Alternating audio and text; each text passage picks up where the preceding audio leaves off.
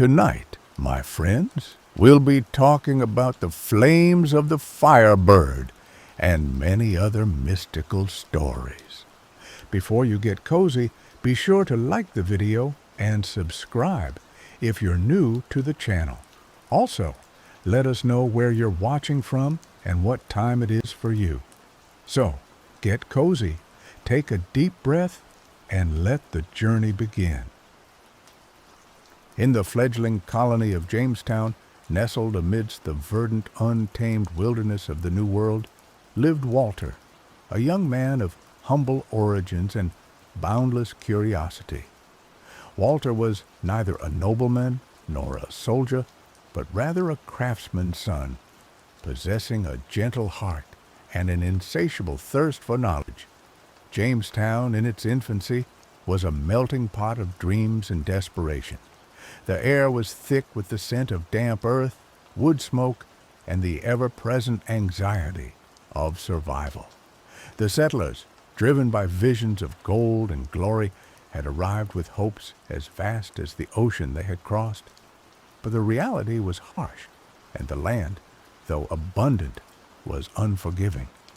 One fateful eve, as the sun dipped below the horizon, painting the sky in hues of fiery orange and deep violet, a commotion erupted near the colony's edge.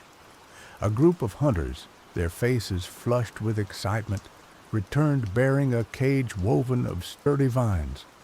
Inside, a creature of unimaginable beauty pulsed with an ethereal glow, a firebird, its feathers shimmering like molten gold and its eyes burning with the intensity of 1,000 suns.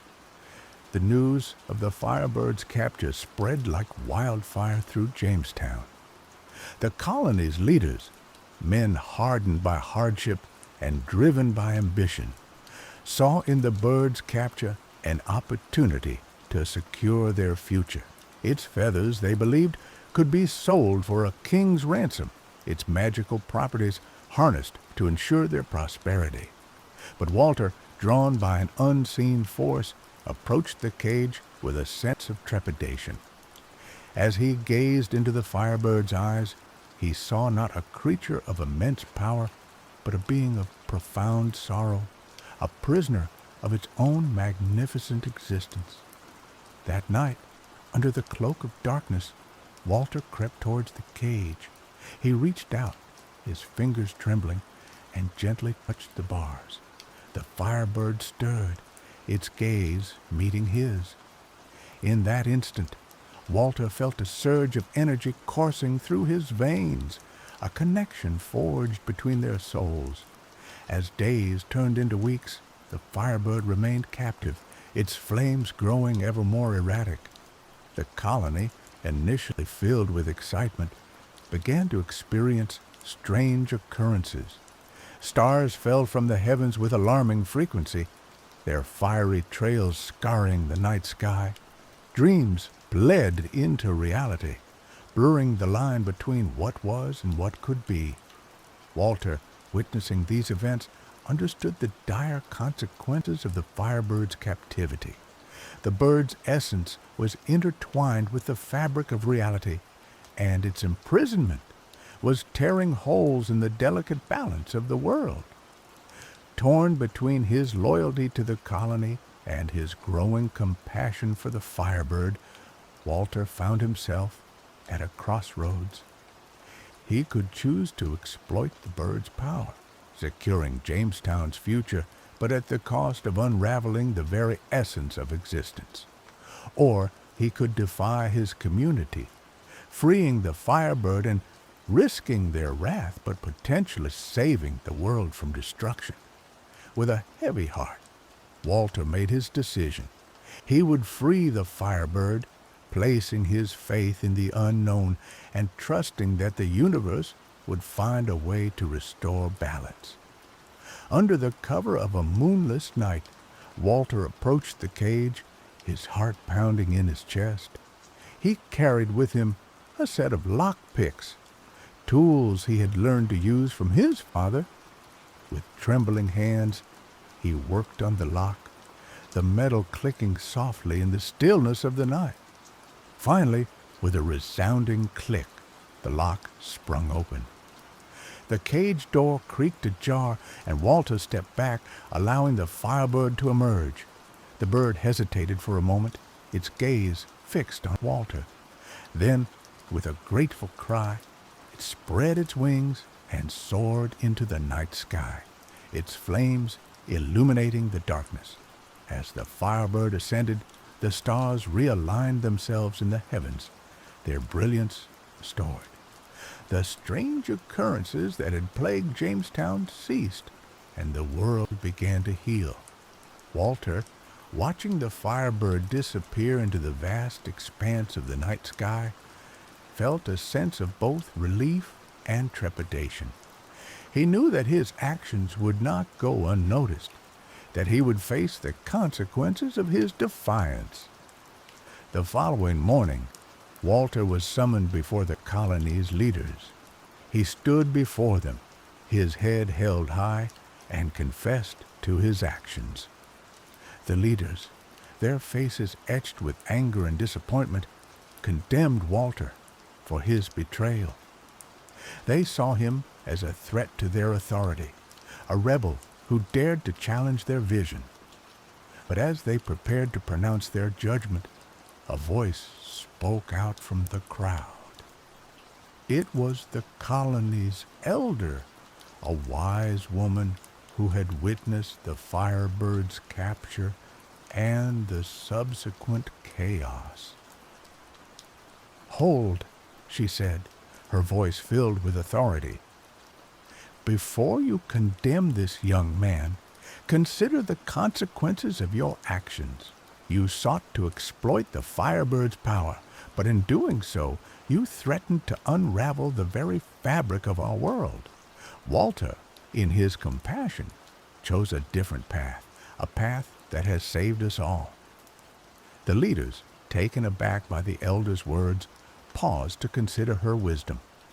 They looked at Walter not with anger, but with a newfound respect.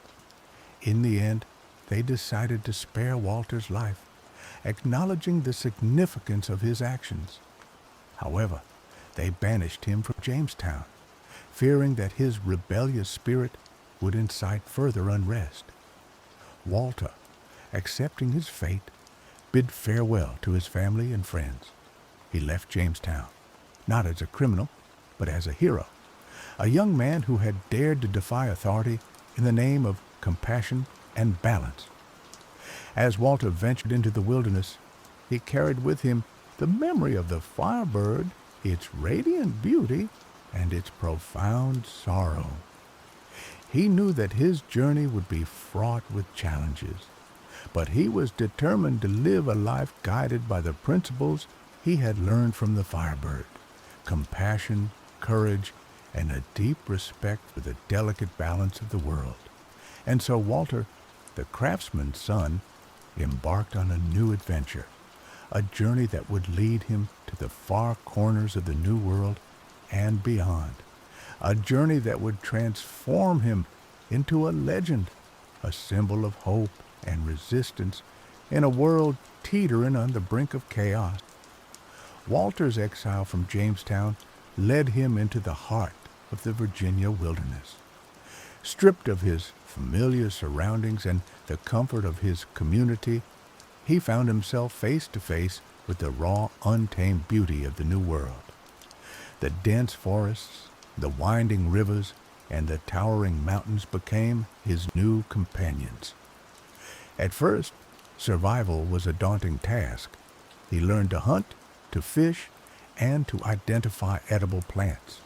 He built a small shelter, a haven from the elements, and gradually adapted to the rhythm of the wilderness. But Walter's journey was not merely about physical survival. It was also a journey of self-discovery. As he spent time alone in the wilderness, he began to hear the whispers of the land, the voices of the ancient spirits that dwelled within the trees, the rocks, and the rivers. He learned that the wilderness was not just a collection of resources to be exploited, but a living, breathing entity, deserving of respect and reverence. He discovered that the native tribes, the indigenous peoples of the land, possessed a deep understanding of this intricate ecosystem, a knowledge that had been passed down through generations. Driven by a desire to learn more, Walter sought out these tribes, seeking their wisdom and guidance. He approached them with humility and respect, eager to bridge the gap between their cultures. Initially, the native tribes were wary of Walter, viewing him as a representative of the colonists who had encroached upon their land and disrupted their way of life. But Walter's sincerity and genuine interest in their traditions gradually won them over. He learned their language, their customs, and their spiritual beliefs. He participated in their ceremonies, listened to their stories, and shared his own experiences. He discovered that they possessed a profound understanding of the interconnectedness of all things, a wisdom that resonated deeply with his own beliefs. Through his interactions with the native tribes, Walter began to see the world through a different lens. He realized that the colonists' pursuit of wealth and power had blinded them to the true value of the land and its inhabitants. He understood that their arrogance and greed were not only harming the environment, but also destroying the delicate balance of human relationships. Walter became an advocate for the native tribes, speaking out against the injustices they faced and working to bridge the divide between the colonists and the indigenous peoples. He used his knowledge of both cultures to negotiate treaties, to mediate disputes, and to promote understanding and cooperation. His efforts were not always successful.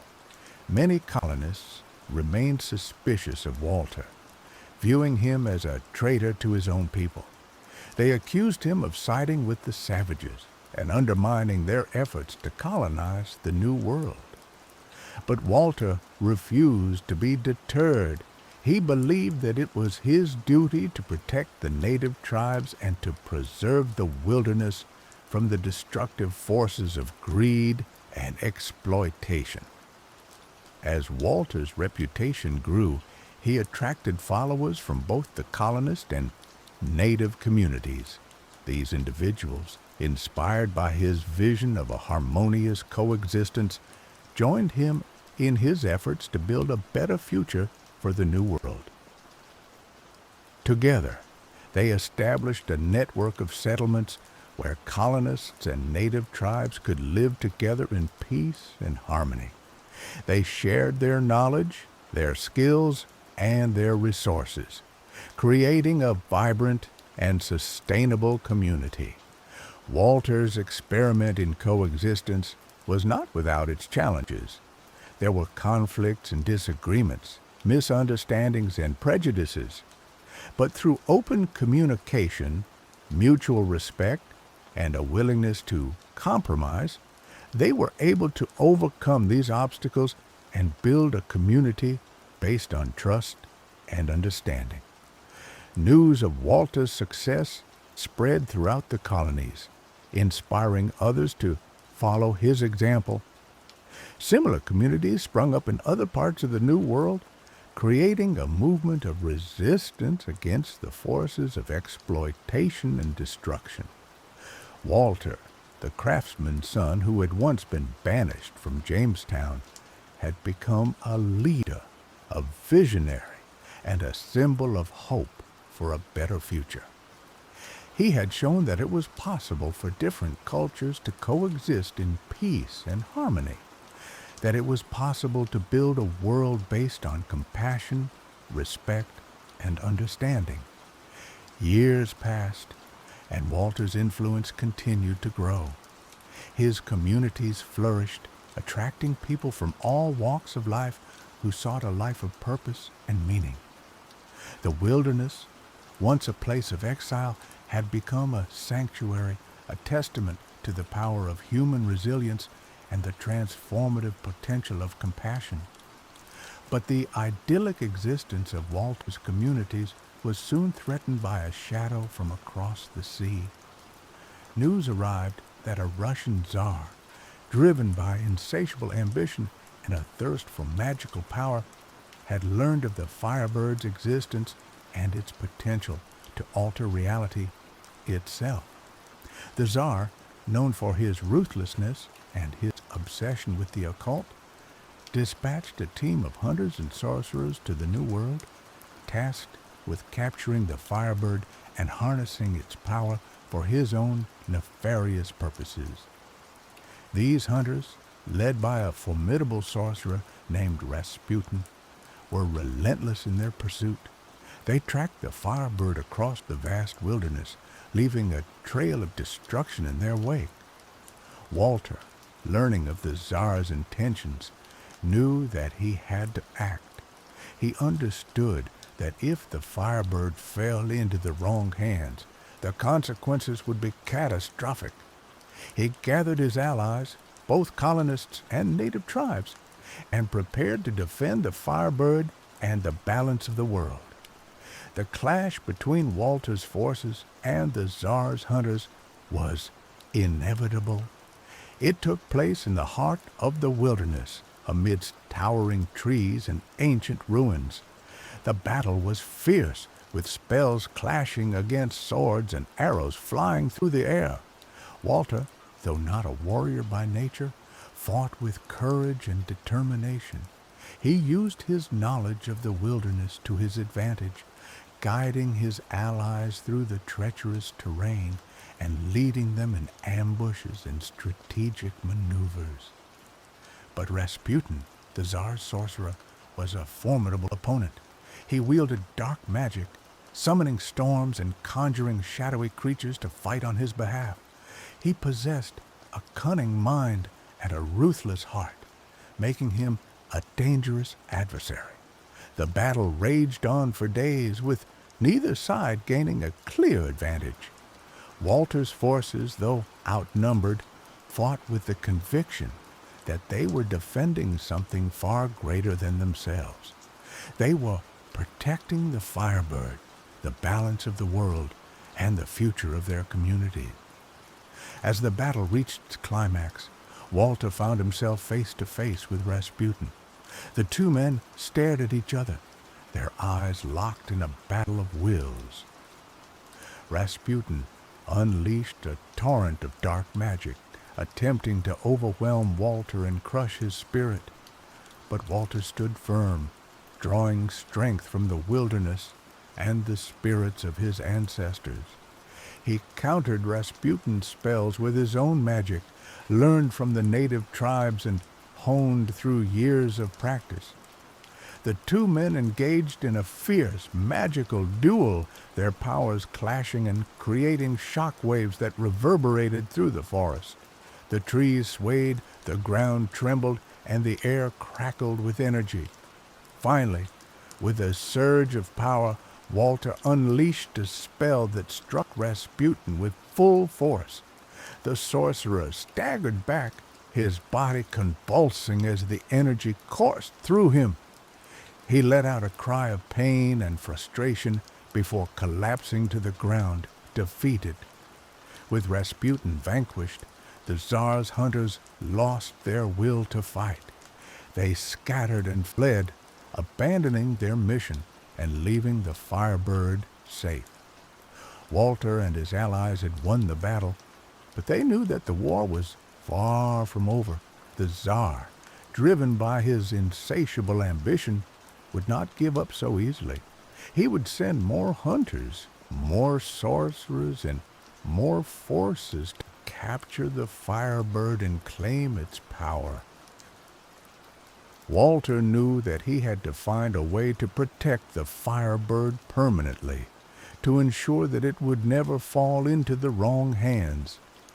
He sought the advice of the native elders, who revealed an ancient prophecy that spoke of a hidden sanctuary, a place where the Firebird could be safe from harm.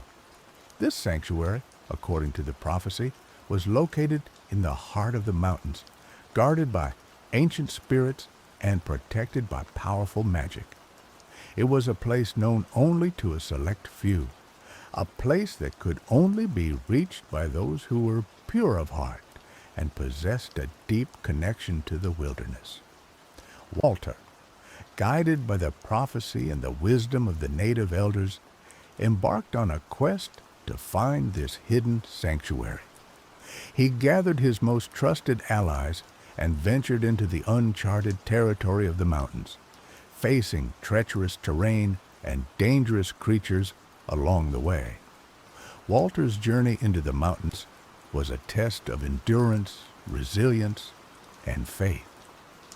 The terrain was unforgiving, the weather unpredictable, and the dangers lurking in the shadows were ever present. But Walter and his allies pressed on, driven by their determination to protect the Firebird and ensure its safety. They faced challenges that tested their limits, both physically and mentally. They climbed treacherous cliffs, navigated through dense forests, and crossed raging rivers.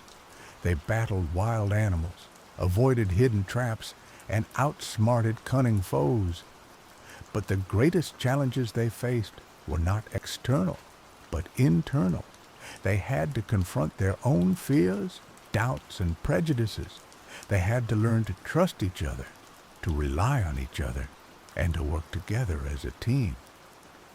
As they journeyed deeper into the mountains, they began to experience strange occurrences. They saw visions, heard voices, and felt the presence of ancient spirits. They realized that they were entering a sacred place, a realm where the veil between the physical and spiritual worlds was thin. The native elders had warned them that the path to the sanctuary would not be easy. They had told them that they would have to prove their worthiness, that they would have to demonstrate their purity of heart and their deep connection to the wilderness. Walter and his allies understood that they were being tested, that they were being judged by the ancient spirits who guarded the sanctuary. They resolved to remain true to their values, to act with compassion and integrity, and to respect the sacredness of the land. After weeks of arduous travel, they finally reached the entrance to the sanctuary.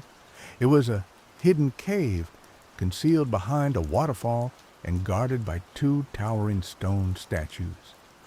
The statues, animated by ancient magic, challenged Walter and his allies, demanding to know their intentions and their worthiness to enter the sanctuary. Walter stepped forward, his voice filled with sincerity and humility. He explained his quest, his desire to protect the Firebird, and his commitment to preserving the balance of the world. The statues listened intently, their eyes glowing with an ethereal light. After a long moment of silence, they nodded their heads in approval. "You have proven yourselves worthy," one of the statues said. "You may enter the sanctuary." The statue stepped aside, allowing Walter and his allies to pass through the entrance. They entered the cave, their hearts filled with anticipation and awe. The cave led into a vast underground chamber, illuminated by crystals that glowed with a soft, otherworldly light. In the center of the chamber, perched on a pedestal of pure white stone, was the Firebird. The bird, sensing their presence, turned its gaze towards them. Its eyes glowed with warmth and welcome. It spread its wings and let out a melodic cry, as if greeting old friends. Walter and his allies approached the Firebird with reverence and respect. They knelt before it, offering their gratitude and their commitment to protecting it. The Firebird responded by showering them with its radiant energy, filling them with a sense of peace and well-being. It communicated with them telepathically, sharing its wisdom and its knowledge of the universe. It revealed that the sanctuary was a place of healing and renewal, a place where the Firebird could rest and rejuvenate itself. It explained that the sanctuary was protected by ancient magic, making it impossible for anyone with malicious intent to enter. Walter and his allies understood that they had found the perfect place to protect the Firebird from the Tsar and his forces. They resolved to remain in the sanctuary, guarding the Firebird and ensuring its safety for generations to come. They established a community within the sanctuary, living in harmony with the Firebird and the ancient spirits who guarded it. They learned to cultivate the land, to heal the sick, and to harness the power of the crystals for their own benefit. The sanctuary became a beacon of hope, a testament to the power of compassion, courage, and the interconnectedness of all things. News of its existence spread throughout the world, attracting seekers of truth and wisdom from all walks of life. Walter, the craftsman's son who had once been banished from Jamestown, had become a guardian of the Firebird, a protector of the balance of the world, and a leader of a community dedicated to peace, harmony, and sustainability. Years turned into decades, and the sanctuary of souls flourished under Walter's guidance. The community within grew, attracting individuals who sought refuge from the turmoil of the outside world, individuals who yearned for a life of purpose and connection. But the shadow of the Tsar still loomed large, a constant reminder of the threat that lurked on the horizon. Despite the sanctuary's protective magic, Walter knew that the Tsar would never truly give up his pursuit of the Firebird. And he was right. One day, a scout returned to the sanctuary with alarming news. The Tsar, fueled by years of birth and obsession, had gathered a vast army, the largest and most formidable force he had ever assembled. He was marching towards the mountains, intent on breaching the sanctuary and claiming the Firebird for himself. Walter knew that this was the final stand, the ultimate test of their resolve. He gathered his community, both human and spirit, and prepared to defend the sanctuary against the Tsar's onslaught. He fortified the entrance to the cave, setting traps and reinforcing the stone statues. He trained his community in combat, teaching them the skills he had learned from the native tribes and from his own experiences in the wilderness. He also sought the counsel of the ancient spirits, who revealed that the key to defeating the Tsar lay not in brute force, but in understanding the source of his power. They explained that the Tsar's strength came from his fear, his greed, and his disconnection from the natural world. To defeat him, Walter would have to confront him with his own darkness, to expose his weaknesses, and to sever his connection to the forces that fueled his ambition. As the Tsar's army approached the mountains, Walter led his community out to meet them. They stood before the entrance to the sanctuary, a small but determined force facing an overwhelming enemy. The Tsar, mounted on a black steed and clad in ornate armor, rode to the front of his army. His eyes burned with a feverish intensity, his face etched with lines of ambition and desperation. "Walter!" he roared, his voice filled with hatred and contempt. "I have come to claim what is rightfully mine. Surrender the Firebird, and I will spare your lives. Resist me, and you will all be crushed." Walter stepped forward, his voice calm and steady. "Tsar," he replied, "you seek to possess the Firebird for your own selfish gain. You believe that its power will make you invincible. But you are wrong. The Firebird's power is not meant to be controlled. It is meant to be shared, to be used for the benefit of all. Silence! The Tsar bellowed. You are a fool, a naive idealist who knows nothing of the true nature of power. The world belongs to those who are strong enough to take it. With that, the Tsar gave the order to attack. His army surged forward, a wave of steel and fire crashing against Walter's defenses. The battle was fierce and brutal.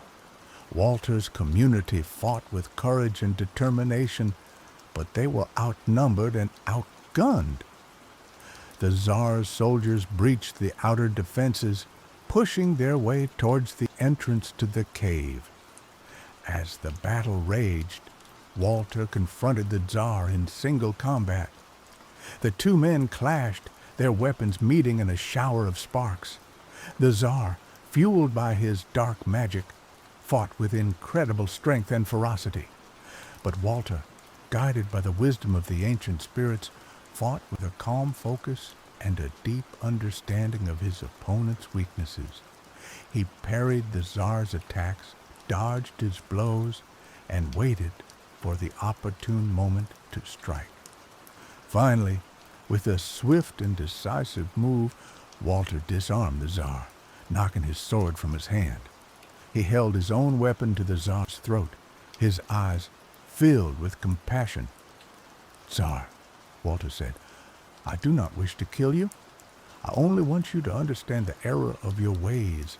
You have been blinded by your ambition, consumed by your desire for power, but it is not too late to change. You can still choose a different path.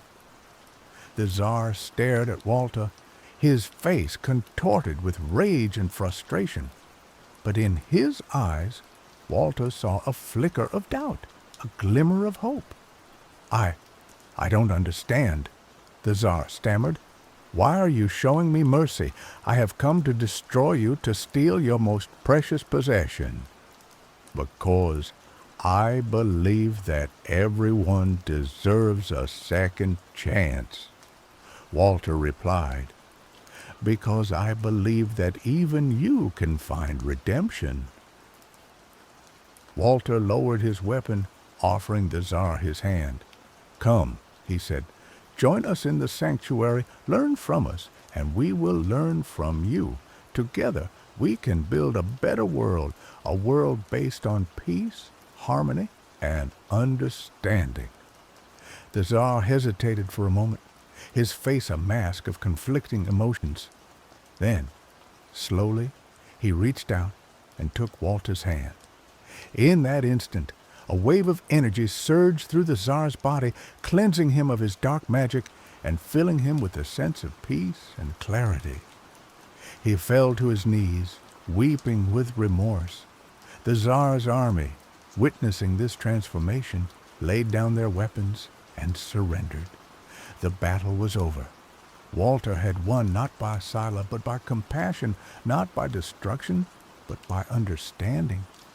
He had shown that even the most hardened heart could be touched by kindness, that even the most ambitious soul could find redemption.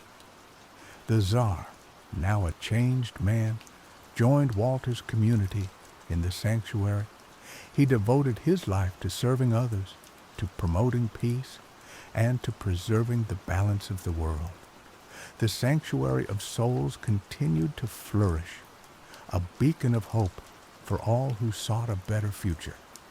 Walter, the craftsman's son, had become a legend, a symbol of the power of compassion, courage, and the interconnectedness of all things.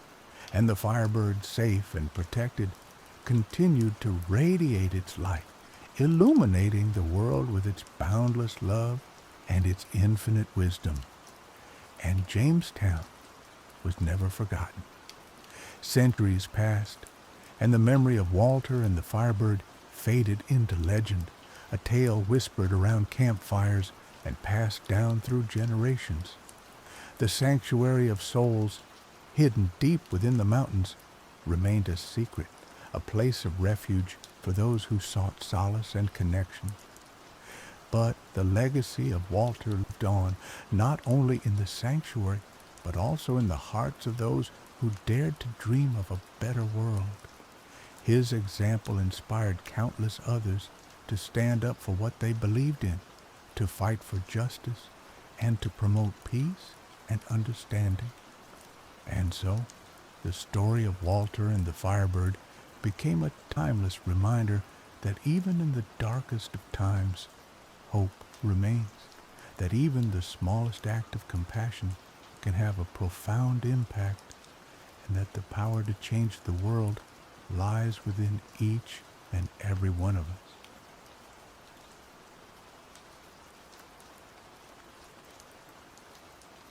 The first sensation was the grit, a constant, abrasive presence coating my tongue, clinging to my skin, filling every crevice. Ash, fine, gray, and seemingly endless. I opened my eyes, but the world offered little relief. The sky was a bruised, perpetual twilight, choked with the same particulate that blanketed the ground. Buildings, or what remained of them, clawed at the dim light like skeletal fingers, their outlines jagged against the oppressive gloom. I sat up, a wave of nausea washing over me. My head throbbed a dull, insistent drumbeat. Memory flickered, fragmented and elusive like moths drawn to a dying flame. Names, faces, they danced just out of reach, leaving me with a profound sense of loss and disorientation. I was alone.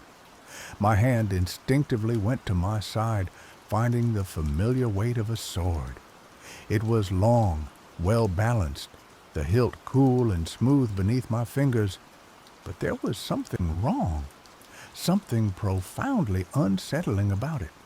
The metal, usually gleaming, was dull and stained, as if it had been quenched in something foul. And then I saw it, the weeping.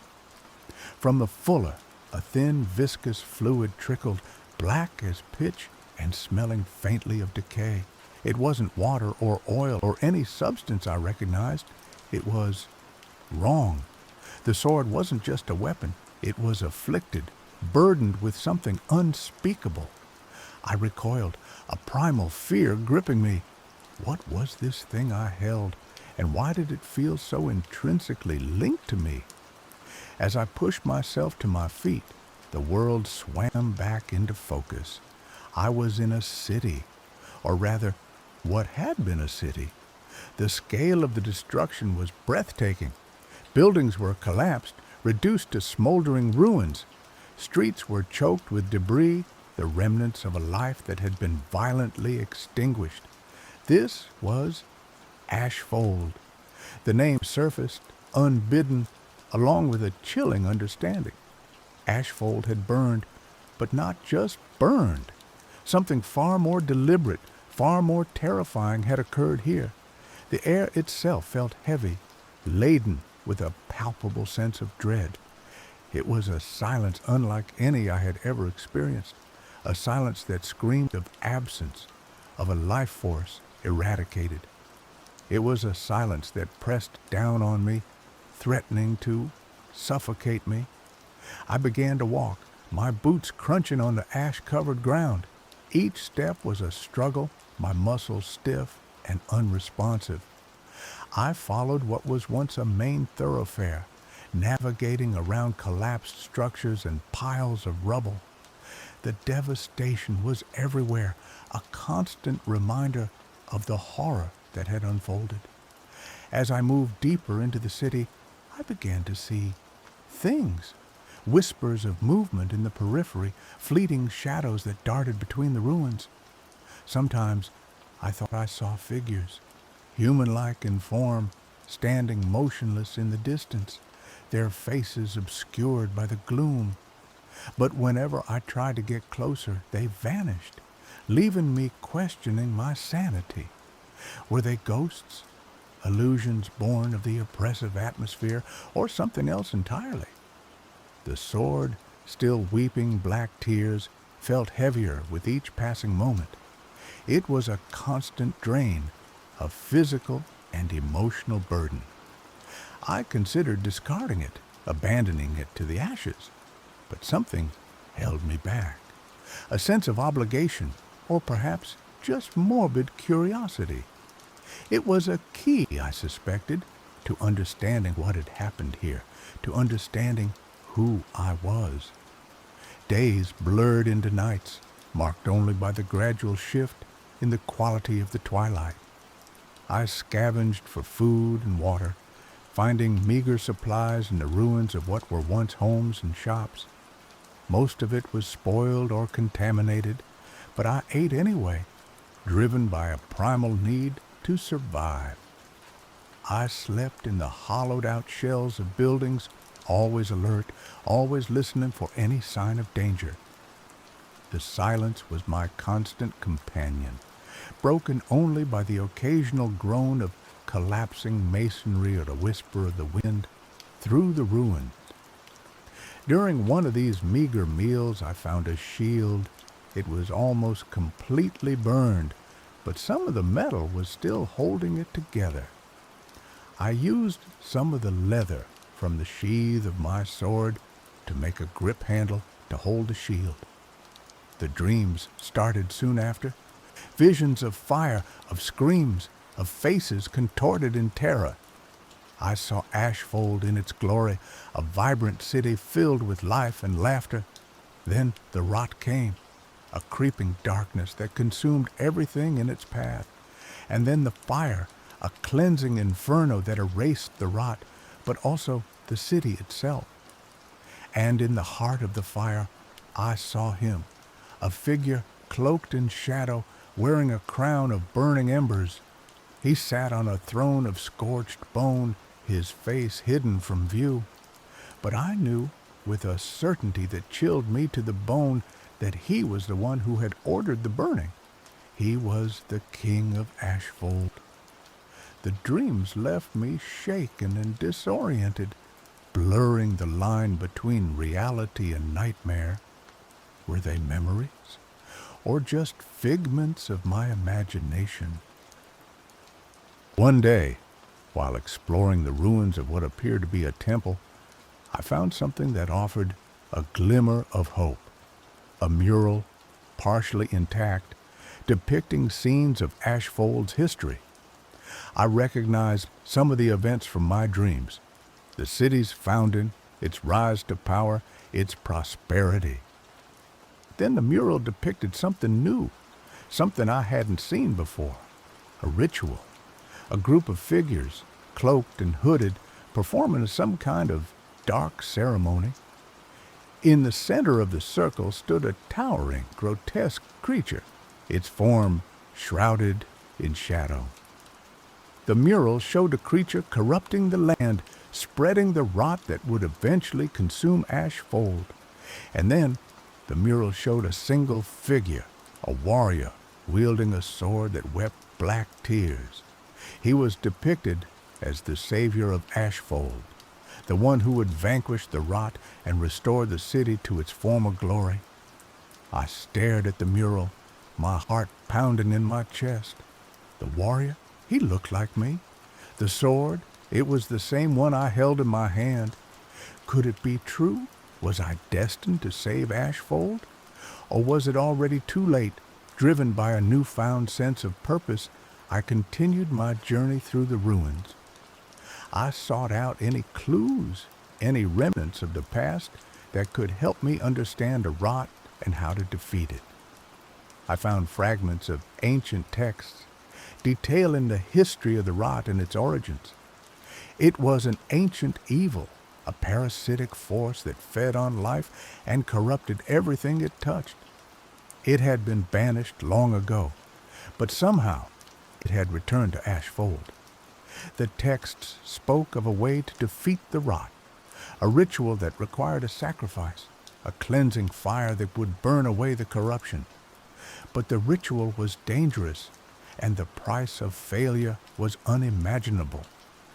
I also learned more about the King of Ashfold, the one who wore the crown of cinders. His name was Arian, and he was said to be a wise and just ruler. But the rot had twisted him, corrupted his mind and body. He had become a tyrant, consumed by a desire to control the rot, to harness its power for his own ends.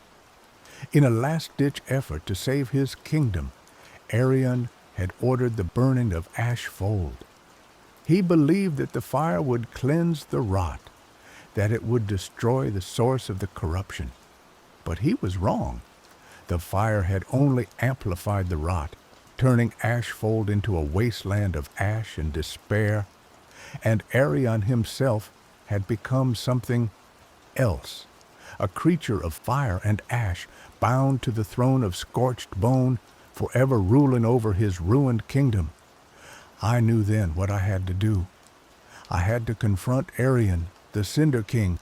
I had to end his reign of terror and find a way to cleanse Ashfold of the rot.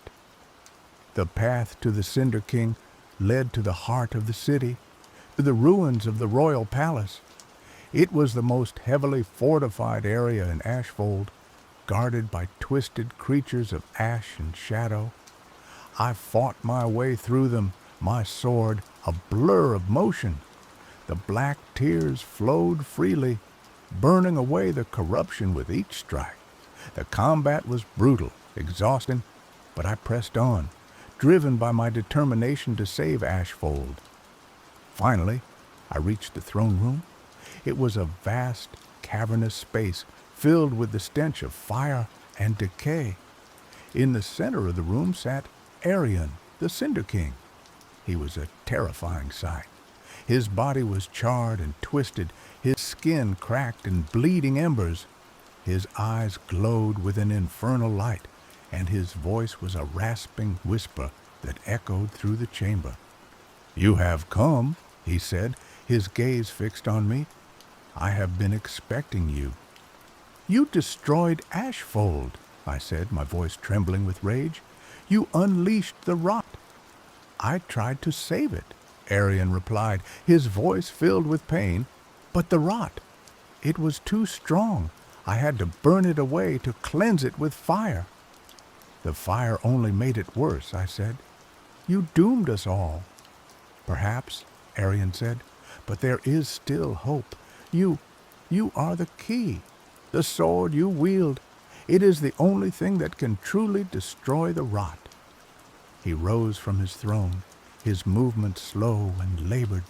"Kill me," he said, "end my suffering, and use the sword to cleanse Ashfold. It is the only way." I hesitated. Could I do it? Could I kill the king, even in his corrupted state? But then I looked at the ruins of Ashfold, at the suffering of its people. I knew what I had to do. I raised my sword, the black tears dripping onto the floor. "I'm sorry," I said, and then I struck. The sword plunged into Arion's heart, and he let out a final agonized scream. His body crumbled into ash, and the crown of cinders fell to the ground. With Arion dead, the rot began to recede, the shadows dissipated, and the air felt lighter, cleaner. But Ashfold was still a wasteland. The task of rebuilding lay ahead. I picked up the crown of cinders, its embers still glowing faintly. It was a symbol of Ashfold's past, of its destruction, and its hope for the future. I placed the crown on my head, feeling the weight of it settle upon me. I was the last of the royal line, the only one who could lead Ashfold back to its former glory. But I knew that I couldn't do it alone. I needed the help of the survivors, the few who had managed to escape the burning. I ventured out into the ruins, searching for any sign of life, and slowly but surely I found them. People who had lost everything, but who still clung to hope. Together, we began to rebuild Ashfold. It was a long and arduous process, but we were determined to succeed. We cleared the rubble, replanted the fields, and rebuilt the homes. And as we worked, the land began to heal. The ash receded, and the first signs of green began to emerge. Hope bloomed in the wasteland. The sword continued to weep. But the tears were no longer black. They were clear, pure like water. The rot was gone, cleansed by the fire and the sacrifice of the Cinder King. Ashfold would never be the same, but it would rise again. A new city built on the ashes of the old. A city of hope, resilience, and the enduring strength of the human spirit.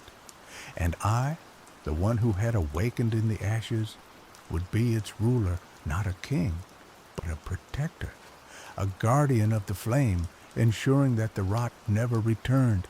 The cinder crown, once a symbol of destruction, had become a symbol of hope. And I would wear it with pride, knowing that I had played my part in saving Ashfold. The weeping sword, no longer a burden, was now a symbol of sacrifice and cleansing. But the story doesn't end there. Years passed. Ashfold slowly healed, the scars of the burning fading with each passing season. The city was rebuilt, stronger and more resilient than before. The people prospered and the land flourished. I ruled wisely and justly, guiding Ashfold towards a new era of peace and prosperity. The Cinder Crown, once a symbol of destruction, had become a symbol of hope and renewal. But the memories of the burning never faded. The faces of those who had perished haunted my dreams. The fear of the rot returning lingered in the back of my mind. I knew that I could never truly rest, that I had to remain vigilant, always ready to defend Ashfold from any threat. One day, a traveler arrived in Ashfold, bearing news of a growing darkness in the east. A new form of rot was spreading, consuming everything in its path. It was more powerful, more insidious than the rot that had destroyed Ashfold. The traveler warned that this new rot was heading towards Ashfold and that the city would be defenseless against it. Fear gripped the hearts of the people. The memories of the burning were still fresh in their minds. They knew what the rot was capable of, and they were terrified. I gathered my advisors and discussed the situation. Some argued that we should flee, abandon Ashfold, and seek refuge elsewhere. Others argued that we should fight, defend our city to the last man. I listened to their arguments, but I knew what I had to do. I couldn't run. I couldn't abandon Ashfold. I had a duty to protect my people, to defend them from the rot. I ordered the city to be fortified. The walls were reinforced, and the defenses were strengthened. The people were armed and trained, ready to fight for their lives. And then I set out to find the source of the new rot. I knew that if I could destroy it at its source, I could save Ashfold from destruction. I traveled east, following the trail of the rot. I passed through ruined villages and desolate landscapes, witnessing the devastation it had wrought. The rot was unlike anything I'd ever seen before. It was a living, breathing entity, a parasitic force that consumed everything in its path. It twisted and corrupted the land, turning it into a grotesque mockery of life. I encountered creatures that had been infected by the rot. They were twisted and deformed, their minds consumed by madness. They attacked me without mercy, driven by a primal hunger. I fought them off, my sword weeping the black tears. The tears burned away the rot, but they were no match for the sheer number of creatures. I pressed on, determined to reach the source of the rot. I knew that time was running out and that Ashfold was in grave danger. Finally, I reached my destination, a dark and forbidding forest, shrouded in mist and choked with the stench of decay. This was the heart of the rot, the place where it had originated. I entered the forest, my sword drawn. The air was thick with the stench of corruption, and the trees were twisted and grotesque. The ground was covered in a thick layer of slime, and the silence was broken only by the sound of dripping water. I moved deeper into the forest, my senses on high alert. I knew that I was not alone, that the rot was watching me, waiting for me to make a mistake. And then I saw it, a towering, grotesque creature, its form shrouded in shadow. It was the source of the rot, the embodiment of all that was evil and corrupt. The creature turned its gaze upon me, its eyes glowing with an infernal light. It let out a deafening roar, and the ground began to tremble. I knew that this was it, the final battle. The fate of Ashfold rested on my shoulders. I charged towards the creature, my sword raised high. The black tears flowed freely, burning away the rot that surrounded it. The creature attacked, its claws tearing through the air. I dodged its attacks, my movements swift and precise. I struck back, my sword plunging into the creature's flesh. It roared in pain, and the rot began to recede. But the creature was too powerful. It shrugged off my attacks and retaliated with a vengeance. I was knocked to the ground, my body bruised and battered. The creature loomed over me, its claws dripping with rot. I knew that I was beaten, that I couldn't win, but I refused to give up. I had to protect Ashfold, even if it meant sacrificing my life. I closed my eyes and prepared for the end, but then something unexpected happened. A blinding light filled the forest, and a wave of energy washed over me. The creature screamed in agony, and its body began to disintegrate.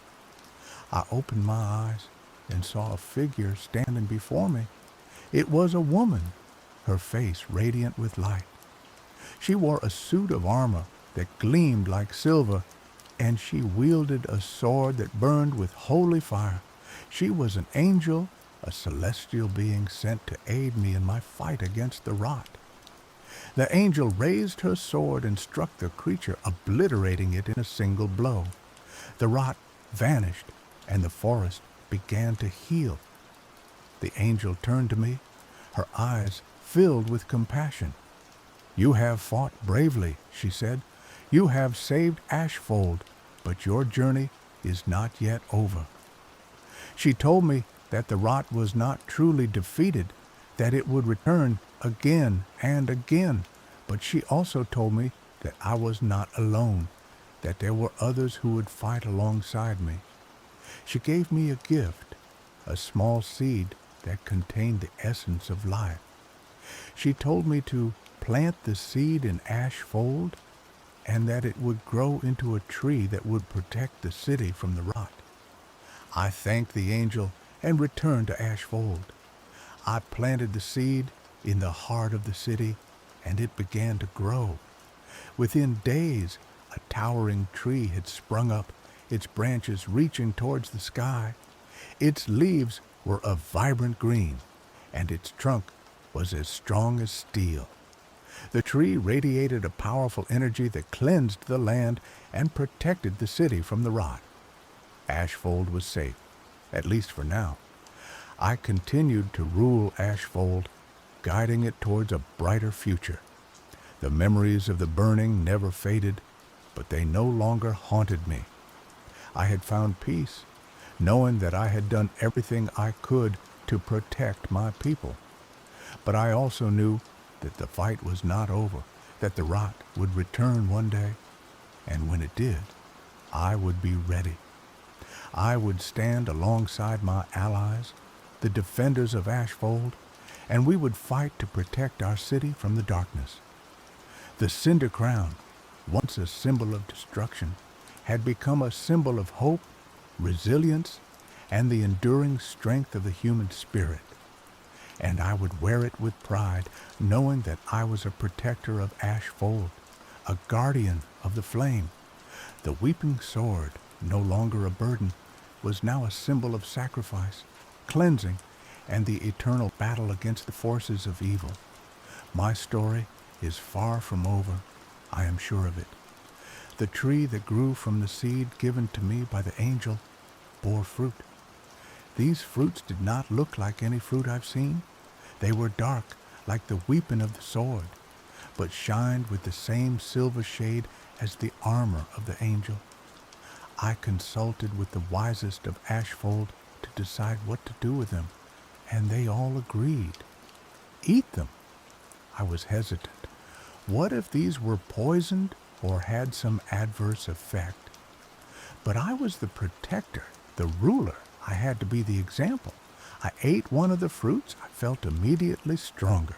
I felt like I could run for days and not get tired, so I began doing so. I gathered a group of our best people, gave them the fruits, and ran. We kept going until we reached other towns, other settlements. We gave all of them fruits and told them to keep going, to find more people. We had to build an army. The rot would return, I knew it. But this time, we would be ready. We traveled far and wide, recruiting anyone we could find and getting them to eat the fruits that we started calling angel tears. We needed a fortress, a place to plan, a place to retreat to in case something went wrong. So we began looking. We looked for many months, consulting maps, charts, reading old stories, following rumors, until we found it. An old dwarven fortress built into the side of a mountain. It was abandoned for hundreds of years because of a mining accident. But it was perfect. We cleared it out, reinforced the tunnels, and set up shop. I had a vision. I knew what we needed to do. We needed to find the people who could wield the angel tear fruit in the most effective way. I knew who they were. They were the descendants of the people who had originally sealed the rot. They had the blood of angels in their veins. We sent out scouts, and they found them. They were spread out all over the world, living in hiding, afraid of their own power. We brought them to the fortress, and I taught them how to use their powers. We forged weapons of silver, blessed by the angels. We trained for years, preparing for the inevitable return of the rot. And then one day, it came.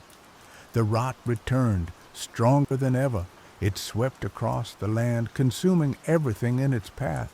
But this time, we were ready. We met the rot head-on, our silver weapons gleaming in the sunlight. The battle was fierce, but we were not afraid. We fought with the courage of angels, and we drove the rot back. We pushed it back to the forest where it had originated, and we sealed it away once more. But we knew that it would return, and we would be ready.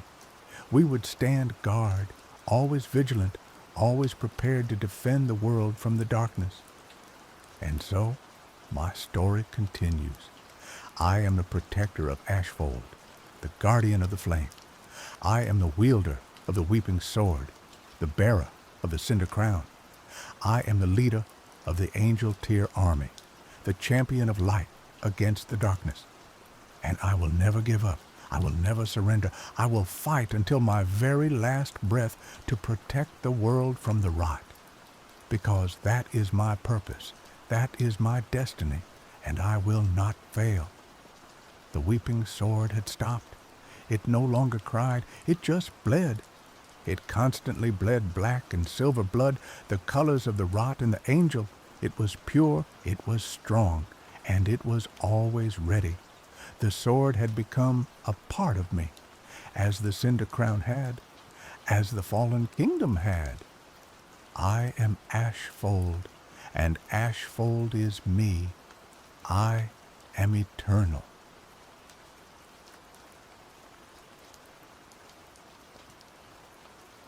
The Skyden realm, a tapestry woven from shimmering aurora skies and floating islands, tethered to a luminescent core, was choking.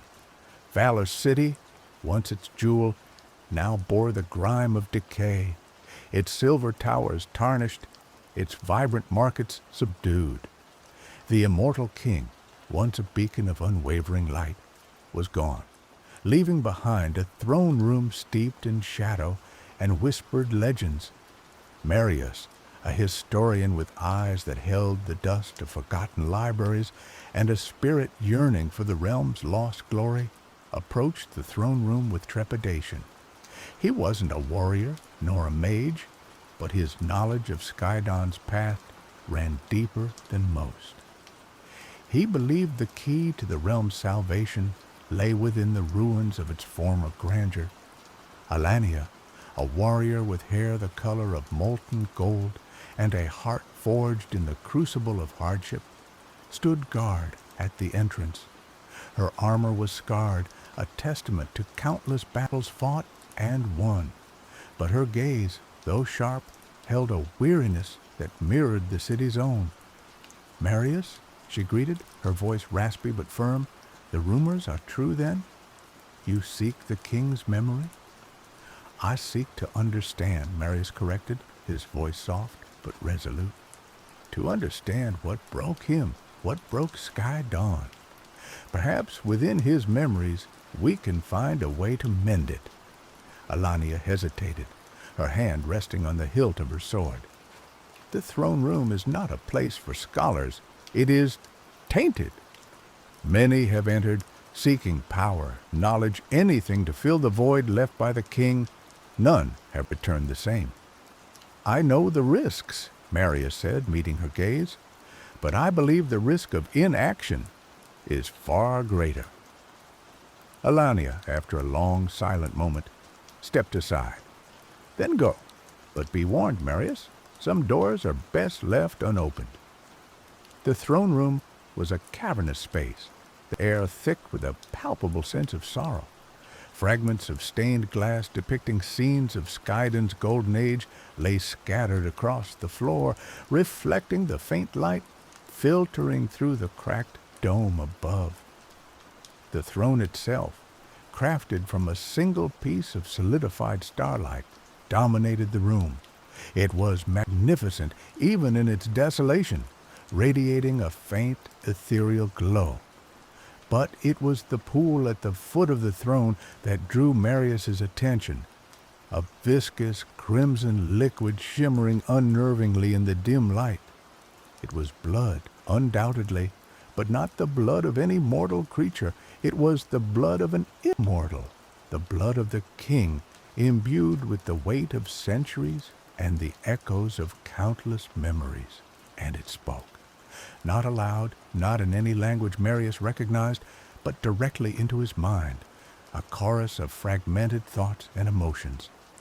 Triumph, betrayal, loss, despair, the price of immortality, the burden of the crown. The voice was alluring, seductive, promising answers to the questions that plagued Marius's mind. All he had to do was drink. He took a step closer, drawn in by the hypnotic allure of the crimson pool. He knew the legends, the stories whispered in hushed tones about the throne's memory. Those who drank from it gained access to the king's past, to his knowledge and experiences, but at a terrible cost. They lost pieces of themselves, their own memories, their own identities, becoming mere echoes of the king. Marius wavered, the desire for knowledge warring with the fear of oblivion. He looked back at Alania, who stood silhouetted in the doorway, her expression unreadable. He knew she wouldn't stop him, that she trusted him to make the right choice. He closed his eyes, took a deep breath, and made his decision. He would not drink, not yet. He needed to understand more, to find a way to access the king's memories without sacrificing his own self. He spent hours in the throne room, studying the pool, examining the throne, searching for any clue, any hint of an alternative. He ran his fingers along the cold, smooth surface of the starlight, feeling the faint thrum of energy that still pulsed within it. He tried to decipher the fragmented whispers he heard in his mind, piecing together the puzzle of the king's downfall. As the first rays of dawn pierced through the cracked dome, painting the throne room in hues of rose and gold, Marius noticed something he had missed before, a faint inscription etched into the base of the throne, almost invisible to the naked eye. He squinted, tracing the symbols with his fingers. They were ancient, a dialect of the Skydon language he had only encountered in the most obscure texts. He spent hours translating, poring over his mental lexicon, until finally the meaning dawned on him. The inscription was a warning, a safeguard, a key. It spoke of a ritual, a way to access the king's memories through a conduit, a vessel capable of holding the immense weight of his past. The inscription mentioned a name, Astasia. Astasia was a legend, a myth whispered among the scholars of Valor City. Said to be a weaver of echoes, she possessed the rare ability to touch the threads of memory, to unravel the past and weave it anew. She was also said to be long dead, lost to the ravages of time. But Marius, driven by his unwavering belief, refused to accept that Astasia was gone. He scoured the ancient texts, the hidden archives, the forgotten libraries, searching for any trace of her existence. He followed rumors, chased whispers, braving the dangers that lurked in the shadows of the decaying city. His search led him to the Undercity, a labyrinthine network of tunnels and ruins beneath Valor City, where the downtrodden and forgotten eked out a meager existence. It was a dangerous place, ruled by gangs and shrouded in darkness, but it was also a place where secrets thrived. After weeks of searching, Marius finally found someone who knew of Astasia, an old woman, her face etched with the hardships of a long life, her eyes clouded with age, but still holding a spark of intelligence.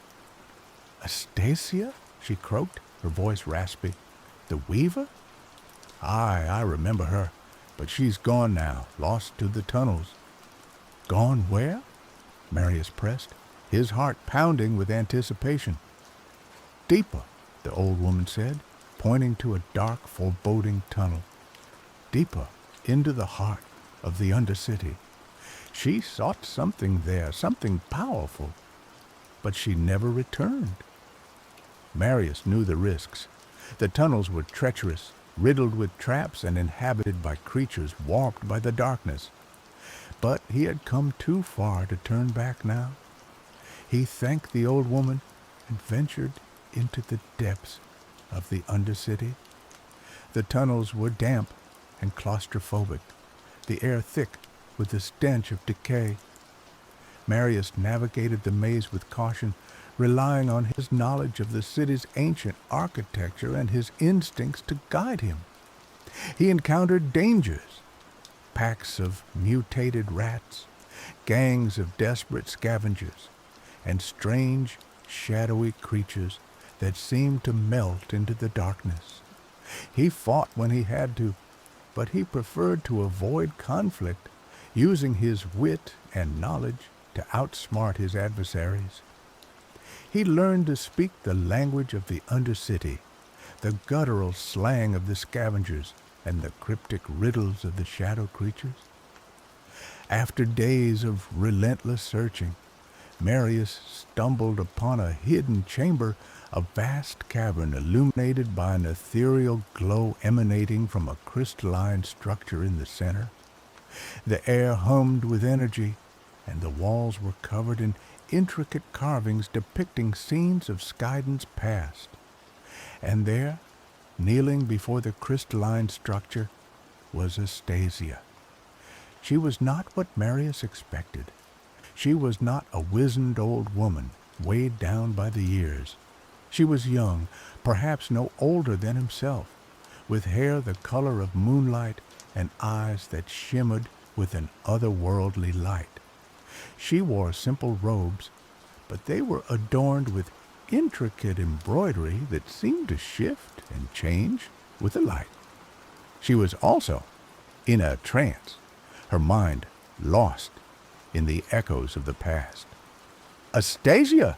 Marius called out, his voice echoing in the cavern. She didn't respond. He approached her cautiously, reaching out to touch her shoulder. As his fingers brushed against her robe, a jolt of energy surged through him, throwing him back against the wall. "Do not disturb her," a voice echoed in his mind. "She is listening to the echoes." Marius looked around, searching for the source of the voice. He saw no one. "Who's there?" he demanded. The voice chuckled. "I am Tenji, guardian of the echoes. I have watched you, Marius, and I know why you have come." A figure materialized from the shadows, a being of pure energy, shimmering and translucent. He was tall and slender, with long flowing hair and eyes that burned with ancient wisdom. "You seek to access the king's memories," Tenji said, "but you do not understand the price. The memories are not merely data. They are living entities, capable of consuming those who delve too deep." "I know the risks," Marius said, his voice firm, "but I believe the knowledge within those memories is crucial to saving Skydon." Tenji studied him for a long moment, his eyes piercing into his soul. "You are brave, Marius, and resourceful, but you are also naive. The past is a dangerous place, and some things are best left buried." "I cannot accept that," Marius said. "I believe the king's downfall holds the key to Skydon's salvation, and I am willing to risk everything to find it." Tenji sighed. "Very well, I will help you. But you must understand, I cannot protect you from the consequences of your actions. The memories will test you, challenge you, try to break you. If you fail, you will be lost forever." Marius nodded, his heart pounding with a mixture of excitement and trepidation. He was ready. Tenji turned to Astasia, placing his hand on her forehead. "Awaken, Weaver. The time has come." Astasia stirred, her eyes fluttering open. She looked at Marius, her gaze distant and unfocused. "Who are you?" she asked, her voice barely a whisper. "I am Marius," he said. "I need your help." Tenji explained the situation to Astasia, telling her of the king's blood pool, the throne's memory, and Marius's quest to save Skydon. Astasia listened intently, her eyes slowly regaining their focus. "I have sensed the echoes of the king's despair," she said. "They are strong, overwhelming. It will be dangerous to delve into his memories." "I know," Marius said, "but I have no choice." Astasia nodded. "Then I will help you. But be warned, Marius, the path to the past is fraught with peril, and the truth you seek may be more than you can bear." Astasia explained that accessing the king's memories through her weaving required a specific ritual. They would need to create a link between her consciousness and the blood pool, allowing her to enter the labyrinth of his past. The process was delicate and dangerous, requiring precise control and unwavering focus. Tenji would act as a guide, protecting them from the more malevolent echoes that lurked within the king's mind. But ultimately, it would be up to Marius to navigate the labyrinth, to find the answers he sought without losing himself in the process. They returned to the throne room, the weight of their task pressing down on them. Alania was waiting for them, her expression a mixture of concern and curiosity. "What have you found?" she asked. Marius explained about Astasia, Tenji, and the plan to access the king's memories. Alania listened in silence, her gaze shifting between Marius and Astasia. "This is madness," she said finally. "You are playing with forces you do not understand. You could destroy yourselves and Skydon along with you." "We have to try," Marius said. "We cannot stand by and watch our realm crumble." Alania sighed. "I know. That is why I will help you." She agreed to stand guard during the ritual, protecting them from any external threats. Her presence was a comfort, a reminder that they were not alone in this perilous endeavor. Astasia began the ritual, chanting in an ancient tongue, her voice echoing through the throne room. She drew sigils on the floor with a shimmering powder, creating a circle of protection. She instructed Marius to lie down in the center of the circle, to close his eyes and clear his mind. As she continued her chanting, Marius felt a strange sensation, a tingling in his body, as if his consciousness was being pulled in different directions. He saw flashes of images, fragments of memories, not his own, but belonging to someone else. The throne room began to fade away, replaced by a swirling vortex of colors and sounds. He felt himself being pulled forward, hurtling through time and space, until finally he arrived in a past. He found himself standing in a lush garden filled with exotic flowers and shimmering fountains. The air was warm and fragrant, and the sky was a vibrant shade of blue he had never seen before. He was in Skydon's golden age, at the height of the king's reign. He saw the king not as a broken, despairing figure, but as a young, vibrant ruler full of hope and promise. He was surrounded by courtiers and advisors, all eager to bask in his radiant light. Marius wandered through the garden, observing the scene, trying to understand the king's state of mind. He saw his kindness, his generosity, his unwavering belief in the potential of his people. He also saw his pride, his arrogance, his growing isolation. As he delved deeper into the king's memories, the idyllic garden began to transform. The flowers withered, the fountains dried up, and the sky turned a menacing shade of gray. He saw the first signs of decay, the cracks in the facade of Skydon's perfection. He witnessed the king's growing obsession with immortality, his desperate attempts to cling to his power and his youth. He saw him consulting with dark sorcerers, making dangerous pacts, sacrificing everything to maintain his reign. The memories became more fragmented, more chaotic, as Marius delved deeper into the king's descent into madness. He saw betrayal, loss, and despair, the events that had shattered his spirit and led to Skydon's downfall. He saw the moment when the king discovered the truth, that immortality came at a price, that it required the sacrifice of his own humanity, the erosion of his own identity. He saw him make the decision to create the blood pool, to trap his memories within it, to distance himself from the pain and the guilt. The labyrinth of memory was closing in on Marius, the echoes of the king's despair threatening to overwhelm him. He felt himself losing his grip on his own identity, becoming an extension of the king's tormented soul. He knew he had to escape, to find the key to saving Skydon before he was lost forever. He focused his mind, reaching out to Astasia and Tenji, calling for their help.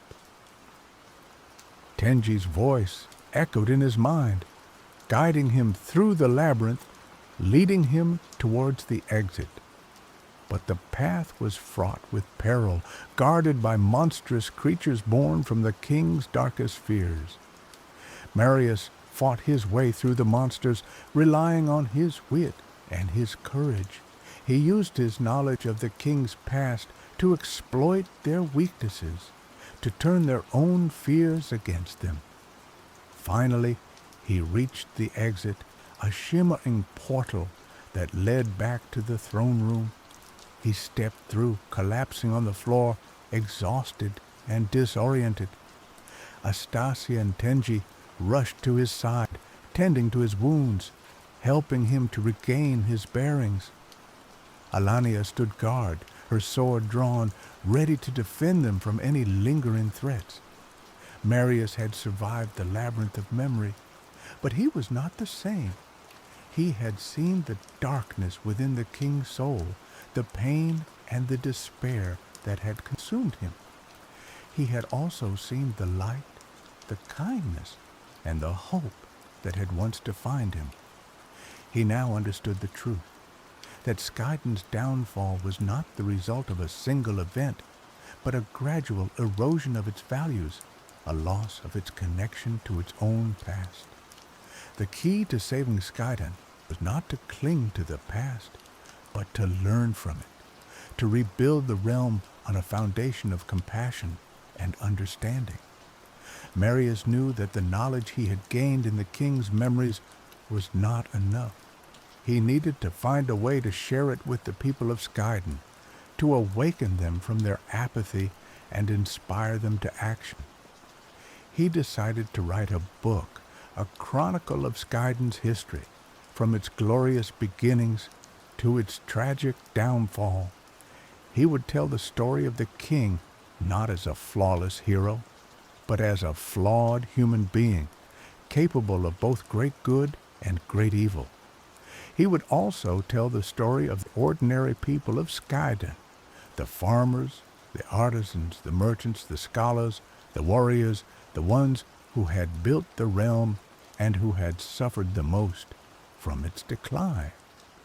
He would tell their stories of resilience, of courage, of hope, reminding them of their own strength and their own potential. He worked tirelessly on his book, pouring all his energy and his knowledge into it. He consulted with Astasia, who helped him to weave the memories together, to create a coherent narrative. He sought the advice of Tenji, who guided him in the interpretation of the king's more cryptic pronouncements. Alania supported him in every way she could, providing him with food, shelter, and protection. She also acted as his sounding board, listening to his ideas, challenging his assumptions, and keeping him grounded in reality. As Marius wrote, he began to feel the effects of his journey into the king's memories. He found himself losing his own memories, his own experiences, his own sense of self. He would forget where he was, what he was doing, who he was talking to. He would have moments of clarity, followed by periods of confusion and disorientation. He was paying the price for accessing the king's memories, sacrificing pieces of himself to preserve the truth. He knew that he was becoming less and less of himself, but he believed that it was worth it if it meant saving Skaiden. Astasia and Tenji grew increasingly concerned about Marius's condition. They tried to dissuade him from continuing his work, but he refused to listen. He was determined to finish his book, no matter the cost. "You are destroying yourself, Marius," Astasia said, her voice filled with sorrow. "You are becoming a mere echo of the king." "I know," Marius said, his voice weak, "but I have to finish this. Skaiden needs this." Tenji warned him that if he continued, he would eventually lose himself completely, becoming a mindless vessel for the king's memories. But Marius was deaf to his warnings. He finished his book, a massive tome filled with the history, the legends, and the secrets of Skaiden. He presented it to Alania, entrusting her with its safekeeping. "Take this," he said, his voice barely audible. "Share it with the people. Let them know the truth." Alania took the book, her eyes filled with tears. She knew that this was the end, that Marius was about to lose himself completely. "Thank you, Marius," she said. "You have given us a gift beyond measure." Marius smiled, a faint, flickering smile. "It was my honor," he whispered. He closed his eyes and his mind faded away, replaced by the echoes of the king's memories. He was gone, lost forever in the labyrinth of the past. Alania, heartbroken but resolute, took Marius's book and set out to share it with the people of Skydon. She traveled from city to city, from village to village, reading excerpts from the book, telling the stories of the king and the people, reminding them of their past, and inspiring them to build a better future. At first, the people were skeptical, resistant to the truth. They had been living in apathy for too long, and they were afraid to change. But Alania persisted, speaking with passion and conviction, never giving up on her belief in the potential of her people. Slowly, gradually, the people began to listen. They were moved by the stories of the king's rise and fall, by the tales of courage and resilience, by the hope for a better future. They began to question their apathy, to challenge their assumptions, to demand change. A movement began to spread across Skydon, a movement of hope and renewal. The people began to rebuild their cities, to restore their lands, to revive their culture. They elected new leaders, leaders who were committed to justice, compassion, and sustainability. Skydon began to heal, to recover from its wounds, to rise from the ashes of its past. The realm was not the same as it had been in its golden age, but it was stronger, wiser, and more resilient. The people remembered Marius, the historian who had sacrificed everything to save them. They honored him as a hero, a martyr, a symbol of their own resilience and their own hope. They kept his book as a sacred text, a reminder of their past and a guide to their future. Astasia and Tenji watched from afar, their hearts filled with a mixture of sadness and pride. They mourned the loss of Marius, but they rejoiced in the rebirth of Skydon. They knew that the realm would never forget the price that had been paid for its salvation, the sacrifice that had been made to awaken its spirit. And they knew that as long as the people remembered, Skydon would never truly fall. Years passed. Valor City, though still bearing scars of the past, began to gleam again. The silver towers were polished, the markets bustled, and the aurora skies seemed brighter than ever. The Crimson Echo, as Marius's book came to be known, was taught in schools, debated in academies, and cherished in homes. Alania, now an elder, watched the city from the highest tower, a quiet satisfaction in her eyes. The lessons of the past, etched in blood and sacrifice, had not been forgotten. She knew that vigilance was eternal, that the seeds of decay could sprout anew if left untended. But Skydon was awake now, its people conscious of their responsibility, their power. One day, a young scholar approached Alania, holding a worn copy of the Crimson Echo. His name was Lyra, and she possessed the same fiery spirit that Alania had known in Marius. "Elder Alania," Lyra said, "I have been studying the chapter on the king's descent. There are passages, riddles really, that I cannot decipher. They speak of a hidden chamber and a source of corruption within the throne room itself." Alania's brow furrowed. She had read the book countless times, but had never fully understood those enigmatic passages. Marius, even as his mind fragmented, seemed to hint at something more, a deeper layer of truth hidden beneath the surface. "Show me," Alania said, and together they descended to the throne room, now a hallowed space, carefully preserved as a reminder of both Skydon's folly and its redemption. They spent days examining the throne, the blood pool, now contained and neutralized by Astasia's magic, and the surrounding architecture. They found nothing, or so it seemed. But Lyra, with her youthful energy and sharp mind, refused to give up. One evening, as the aurora borealis painted the sky in vibrant hues, Lyra noticed a faint shimmer on one of the stained glass fragments scattered on the floor. It was a reflection, but not of the sky. It was emanating from a hidden seam in the base of the throne. With Alania's help, Lyra managed to trigger a mechanism revealing a small concealed chamber beneath the throne.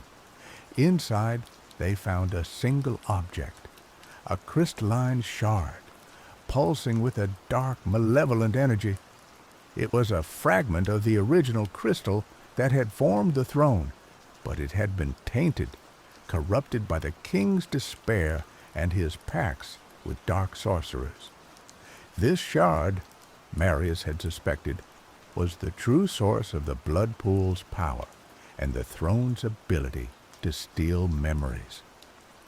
Alania and Lyra knew they had to destroy the shard, but they also knew that doing so would be dangerous. The dark energy it contained could unleash chaos upon Skydon. They sought the guidance of Astasia, who was now living in seclusion, meditating on the echoes of the past. Astasia confirmed their suspicions. The shard was a conduit for a force that could unravel the very fabric of Skydon.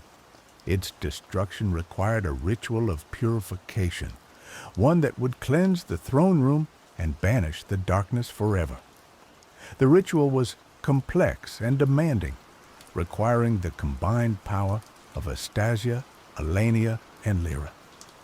They gathered at the throne room, chanting ancient incantations, channeling their energy into a protective shield. As they began the purification, the shard pulsed with increasing intensity, unleashing waves of dark energy that threatened to overwhelm them. The throne room shook, the stained glass windows shattered, and the aurora sky turned a stormy shade of purple. Alania, drawing upon her warrior spirit, stood firm, anchoring the shield with her unwavering will. Lyra, channeling her intellectual prowess, deciphered the complex sigils, ensuring the ritual's accuracy. Astasia, guided by the echoes of the past, focused her energy on purifying the shard, banishing the darkness back to its source. The struggle was long and arduous, but finally, after hours of relentless effort, they succeeded. The shard shattered into dust, the dark energy dissipated, and the throne room was bathed in a soft, ethereal light. The aurora sky returned to its vibrant hues, and a sense of peace settled over Skydon. The source of corruption had been destroyed, the throne room cleansed, and the realm secured. But the victory came at a price. Astasia, weakened by the ritual, faded away, her body dissolving into starlight. She had fulfilled her purpose, guiding Skydon towards its new dawn, and now she could finally rest. Alania and Lyra mourned her loss, but they also celebrated her life. They knew that her spirit would live on in the echoes of the past, guiding future generations towards wisdom and compassion.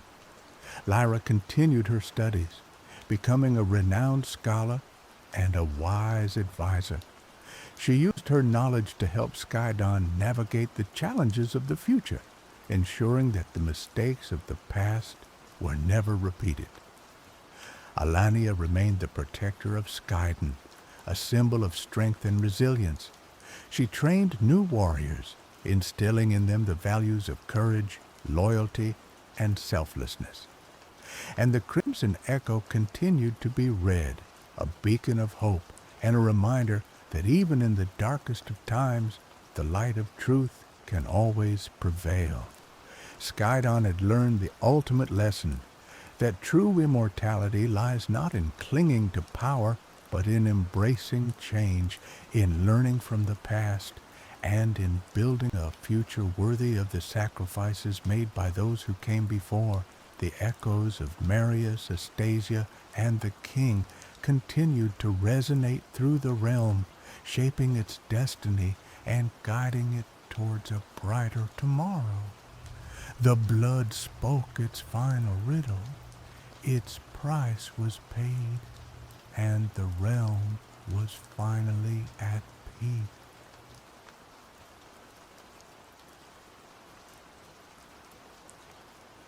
My name is Samantha, though some whisper the salt bride behind gloved hands.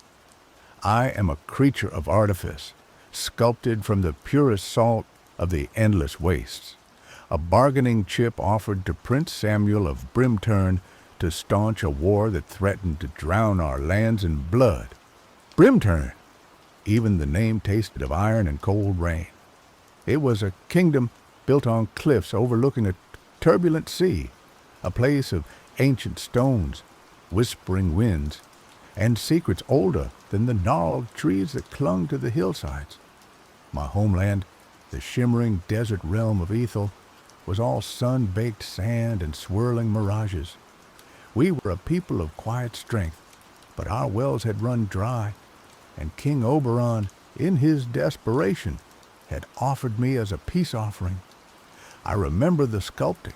Mistress Alara, her hands as dry and cracked as the desert floor, worked for weeks, layering salt upon salt, binding it with ancient magic and whispered incantations. She carved my face, my body, my very essence from the earth. She gave me life of a sort. She gave me beauty, cold and sharp as a winter wind, and she gave me the warning, etched into my being more deeply than any chisel mark.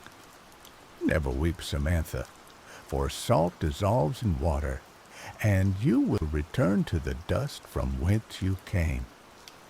The journey to Brimturn was a blur of jostling carriages and wary glances. The Athelian delegation treated me with a mixture of reverence and fear, as if I were a precious artifact that might shatter at any moment. I was forbidden from speaking unless spoken to, from expressing any emotion that might betray my unnatural origins. I was a statue, a symbol, a fragile hope for peace. The first time I saw Prince Samuel, I confess, I felt a flicker of something akin to disappointment. I had expected a warrior, a man forged in the fires of war, a grim figure wielding a sword and a heart of stone. Instead, I found a young man, barely a man at all, with kind eyes, a hesitant smile, and an air of melancholy that seemed to cling to him like the sea mist. He was handsome undeniably with his dark hair and the strong lines of his jaw, but he looked weary. The wedding was a grand affair held in the great hall of Brimturn Castle. The hall was vast, echoing with the murmur of courtiers and the clang of goblets. Banners depicting the crests of Brimturn and Ethel hung side by side, symbols of a fragile alliance. I wore a gown of shimmering white silk, embroidered with silver threads that caught the light like captured stars. It was beautiful, but heavy, constricting. I felt like a doll dressed up for a macabre performance. Samuel took my hand, his touch surprisingly warm. His eyes met mine, and for a fleeting moment I thought I saw a question there, a flicker of understanding. But then the ceremony began. The priest's droning voice filled the hall, and the moment was lost. "Do you, Prince Samuel, take Samantha to be your lawfully wedded wife?" "I do," he said, his voice clear and resonant. "Do you, Samantha, take Prince Samuel to be your lawfully wedded husband?" I had been instructed, of course. I had rehearsed the words countless times. But as I looked at Samuel, standing before me, his face etched with a quiet solemnity. The words felt wrong. They tasted like ash in my mouth. I began, then hesitated. A collective gasp rippled through the hall. King Theron, Samuel's father, a man with a face like granite and eyes like chips of ice, fixed me with a withering stare. The Athelian delegation shifted nervously. The fate of two kingdoms hung in the balance. "I do," I forced out, the words a hollow echo. The ceremony continued. The rings were exchanged, and the marriage was sealed. I was now the Princess of Brimturn, bound to a man I barely knew, trapped in a kingdom of stone and shadows. That night, in the royal chambers, the reality of my situation crashed down upon me like a tidal wave. The room was opulent, filled with heavy furniture and tapestries depicting scenes of heroic battles. A fire roared in the hearth, casting dancing shadows on the walls. I stood by the window, staring out at the churning sea, feeling utterly alone. Samuel entered the room, his footsteps soft on the thick carpet. He looked at me, his expression unreadable. "Are you all right, Samantha?" he asked, his voice gentle. "I am as I am sculpted to be, Your Highness," I replied, reciting the phrase I had been taught. He sighed. "Please, call me Samuel, and you needn't speak in riddles. I know why you are here."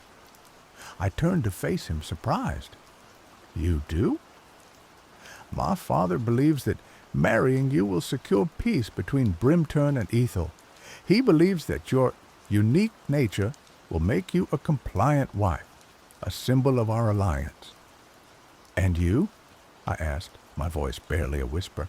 "What do you believe?" He hesitated, then walked to the window, standing beside me. "I believe that peace is worth fighting for. But I also believe that no one should be forced into a life they do not choose." His words struck a chord within me, a flicker of warmth in the cold salt of my heart. "I had no choice," I said, the bitterness creeping into my voice. "I know," he said softly, "and I am sorry." We stood in silence for a long moment, watching the storm rage outside. The wind howled, the waves crashed against the cliffs, and the rain lashed against the windows. I felt a strange kinship with the storm, a shared sense of wild, untamed power. "Tell me about Ethel," Samuel said, breaking the silence. "Tell me about the land where you were born." And so I did. I told him about the endless sands, the shimmering mirages, the scorching sun, and the cool desert nights. I told him about the resilient people of Ethel, their quiet strength, and their deep connection to the land. I told him about Mistress Elara, the sculptor who had given me life. As I spoke, I saw a change in Samuel's eyes. The weariness seemed to lift, replaced by a spark of curiosity, of genuine interest. He listened intently, asking questions, drawing me out. For the first time since arriving in Brimturn, I felt like I was being seen, not as a symbol, not as a bargaining chip, but as a person. The days that followed settled into a strange routine. I attended courtly functions, performed my duties as princess, and smiled politely at the endless stream of dignitaries and nobles. But in the evenings, Samuel and I would retreat to the royal chambers where we would talk for hours. He told me about Brimturn, about its history, its people, its struggles. He told me about his dreams, his fears, his hopes for the future. I learned that he was a scholar at heart, more comfortable with books than with swords. He longed to travel, to explore the world beyond Brimturn, but his duty to his kingdom kept him bound. He was a good man, I realized, a kind, and compassionate man, trapped by the weight of his responsibilities. As we talked, I found myself growing increasingly comfortable in his presence. The cold, brittle shell that Mistress Alara had crafted began to soften, to thaw. I found myself laughing at his jokes, sharing my own thoughts and feelings, expressing emotions that I had been forbidden to feel. It was dangerous, I knew. Every laugh, every shared moment brought me closer to the precipice. But I couldn't help myself. My heart, it seemed, was beginning to awaken. One evening, as we sat by the fire, Samuel reached out and took my hand. His touch sent a jolt of electricity through me. I looked at him, my heart pounding in my chest. "Samantha," he said, his voice husky. He hesitated, then leaned closer, his eyes searching mine. I knew what was coming. I knew I should pull away, should remind him of who I was, of the danger I represented. But I couldn't. I was drawn to him like a moth to a flame. His lips met mine, and the world dissolved. It was a gentle kiss, tentative at first, then growing bolder, more insistent. I closed my eyes, surrendering to the moment. It was the most alive I had ever felt. But then a single tear escaped my eye. I gasped, pulling away from Samuel. My hand flew to my cheek, touching the wetness. Panic seized me. I stumbled back, away from him, away from the fire, away from everything. "Samantha, what's wrong?" Samuel cried, his face etched with concern. I couldn't speak. I could only stare at him, my eyes wide with terror. I felt it then, the first twinge of disintegration, a slight blurring of my vision, a sense of dissolving. "Stay away from me," I managed to choke out. "Please, just stay away." I turned and fled, running blindly through the castle, my bare feet pounding on the cold stone floors. I didn't know where I was going, only that I had to escape, to get away from Samuel, away from the love that threatened to destroy me. I found myself in the castle gardens, a wild, overgrown space filled with thorny bushes and ancient trees. The moon was hidden behind thick clouds, casting the gardens in an eerie darkness. I collapsed onto a stone bench, gasping for breath, my body trembling. The tears continued to flow, unstoppable now. I felt myself dissolving bit by bit, my body becoming less solid, less real. My fingers were blurring, my skin was becoming grainy. I was fading away. I closed my eyes, accepting my fate. I had known this was inevitable. I was a creature of salt, and salt cannot withstand water. I had dared to feel, to love, and now I was paying the price. But then I heard a voice. "Samantha!" It was Samuel, his voice filled with urgency. I opened my eyes and saw him running towards me, his face pale in the darkness. "Go away," I cried. "You can't help me. Just leave me to die." He ignored me, reaching me in a few strides. He knelt beside me, taking my dissolving hand in his. "I'm not going to let you die," he said, his voice firm. "I love you, Samantha, and I'm not going to lose you." "But I'm dissolving," I cried, my voice choked with sobs. "There's nothing you can do." He looked at me, his eyes filled with a fierce determination. "There has to be. There always is." He stood up, pulling me to my feet. "Come with me," he said. "I know a place." He led me through the gardens, deeper and deeper into the darkness. I stumbled along beside him, my body growing weaker with each step. I didn't understand where he was taking me, but I trusted him. I had no choice. Finally, we reached a hidden grotto, tucked away behind a waterfall. The waterfall cascaded down into a small pool, the water shimmering in the moonlight, that managed to penetrate the clouds. "What is this place?" I asked, my voice barely audible. "This is the source," Samuel said. "It's a natural spring, fed by the heart of the mountain. The water is said to have healing properties." He led me to the edge of the pool. "Get in," he said. I hesitated, "but I'll dissolve even faster." "Trust me," he said. "Please, Samantha, just trust me." I looked at him, into his eyes, and saw nothing but love and hope. I took a deep breath and stepped into the pool. The water was cold, shockingly cold. It stung my dissolving skin, sending shivers through my body. I gasped, my heart pounding in my chest. But then something strange began to happen. Instead of dissolving faster, I felt myself solidifying. The blurring in my vision began to clear. The grainy texture of my skin smoothed out. The pain subsided, replaced by a feeling of renewal. I looked at my hands, and they were whole again. I looked at my body, and it was solid, real. I was no longer dissolving. I was being restored. I looked at Samuel, my eyes filled with wonder. "What's happening?" I whispered. He smiled. "The water is drawing out the salt," he said. "It's purifying you." I stayed in the pool for what felt like hours, the cold water slowly but surely restoring me to my former self. Samuel stayed by my side, offering words of encouragement, holding my hand when the pain became too intense. Finally, when I felt completely whole again, I stepped out of the pool.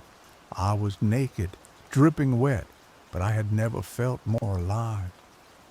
Samuel wrapped me in a warm cloak, his eyes filled with love and relief. He pulled me close, holding me tight. "I thought I was going to lose you," he whispered, his voice choked with emotion. "I was afraid I was going to lose myself," I replied. We sound of the waterfall filling the air. I knew then that I was truly loved, that I was no longer just a symbol, a bargaining chip, a creature of artifice. I was Samantha, and I was loved for who I was, salt and all. But our troubles were not over. The next morning, King Theron summoned us to the great hall. He had learned of my near dissolution, and he was furious. "You have jeopardized the alliance between Brimturn and Ethel," he roared, his face red with anger. "Your weakness, your unnatural nature has put our kingdom at risk." He turned to Samuel. "I should have known. You have always been too soft, too sentimental. You have chosen a creature of salt over the good of your people." Samuel stood tall, his eyes blazing with defiance. "Samantha is my wife," he said, his voice clear and strong, "and I will not allow you to speak to her in that manner." "You dare defy me?" King Theron thundered. "I dare to stand up for what I believe in," Samuel replied. "I believe in Samantha. I believe in love, and I believe in peace, a peace that is built on respect and understanding, not on fear and manipulation." He turned to me, taking my hand. "We are leaving, Samantha," he said. "We are leaving Brimturn." "Where will we go?" I asked, my heart pounding. "I don't know," he said, "but we will go together. We will find a place where we can be ourselves, where we can be happy." And so we did. We left Brimturn that very day, riding away on horseback, leaving behind the kingdom of stone and shadows. We traveled for weeks, through forests and mountains, across rivers and plains. We faced hardship and danger, but we faced it together. Along the way, we learned to rely on each other, to trust each other, to love each other even more deeply. I learned to embrace my emotions, to laugh and cry without fear, to be true to myself. Samuel learned to stand up for what he believed in, to be a leader, to be a king in his own right. Finally, we reached a small hidden valley, a place of lush green meadows, sparkling streams, and towering trees. It was a place of peace and tranquility, a place where we could finally build a home. We built a small cottage with our own hands. We planted a garden filled with flowers and herbs. We befriended the local villagers who welcomed us with open arms. And there, in that hidden valley, we lived happily ever after. I never forgot my origins. I was still a creature of salt, still vulnerable to water. But I had learned that love was stronger than any element, that true strength came not from suppressing emotions, but from embracing them. And so, the salt bride of Brimturn found her happily ever after, not in a castle, but in a cottage, not as a symbol, but as a wife, not as a creature of artifice, but as a woman of love. But the whispers of Brimturn followed me, as did the weight of my origins. Years passed in our hidden valley, filled with the simple joys of tending our garden and the quiet comfort of Samuel's love. I learned to bake bread that didn't crumble too easily in the humid air, and Samuel, with his scholarly bent, documented the local flora and fauna, his eyes sparkling with a joy I'd never seen in the shadowed halls of Brimturn. One day, a rider arrived, cloaked and weary, bearing the crest of Ethel. He carried a message from King Oberon, my father. Ethel was in dire straits once more. A sandstorm, unlike any in living memory, had choked the life out of the land, burying wells and leaving the people desperate for water. The king, weakened and ill, pleaded for my return, for my salt magic, as they now called it, to somehow save our dying kingdom. My heart clenched. I hadn't seen my homeland since my wedding, hadn't spoken to my family. A part of me, the salt-carved part, felt a pang of guilt, a duty to return. But the thought of leaving Samuel, of returning to the arid despair of Ethel, filled me with dread. I turned to Samuel, his face etched with worry. "I have to go," I said, my voice barely a whisper. "Ethel needs me." He nodded, his eyes filled with understanding. "Then we will go. We go together to Ethel." The journey back was arduous. The once familiar landscape of Ethel was now alien, choked with swirling sand that stung our eyes and filled our lungs. The vibrant colors I remembered were muted and gray, the air heavy with the scent of dust and despair. The welcome was muted too. My father, withered and weak, greeted me with a mixture of relief and suspicion. The people, once proud and strong, were gaunt and listless, their hope buried beneath the relentless sand. They looked at me, the salt bride, the one who had been sent away to buy peace, with a mixture of awe and resentment. I tried to help. I used the knowledge Mistress Elara had instilled in me, knowledge of the properties of salt, of the way it could draw moisture from the air, of its power to bind the shifting sands. But the storm was too powerful, the land too parched. My salt magic was a mere drop in the ocean of desolation. Days turned into weeks, and the situation grew more desperate. The sandstorm raged on, relentless and unforgiving. The people were starving, their spirits broken. Even Samuel, with his unwavering optimism, began to look defeated. One evening, as we sat huddled in the royal tent, listening to the howling wind, I felt a surge of despair wash over me. I had failed. I had come to save my people, but I had only brought them false hope.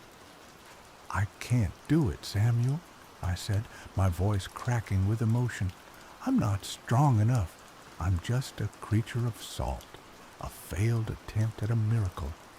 He took my hand, his touch warm and reassuring. "You are not a failure, Samantha. You are strong, stronger than you know. And you are not just a creature of salt. You are a woman, a wife, a princess, and you are loved. His words touched me deeply, but they couldn't erase the despair that gnawed at my heart. I looked at him, his face illuminated by the flickering lamplight, and I saw the love in his eyes, the unwavering faith he had in me. And then I understood. It wasn't about salt magic, about grand gestures or miraculous solutions. It was about love, about hope, about the simple act of caring for one another in the face of adversity. I stood up, my heart filled with a newfound resolve. "Come with me, Samuel," I said. "I have an idea." I led him to the heart of the village, to the ancient well that had once been the lifeblood of Ethel, now choked with sand and despair.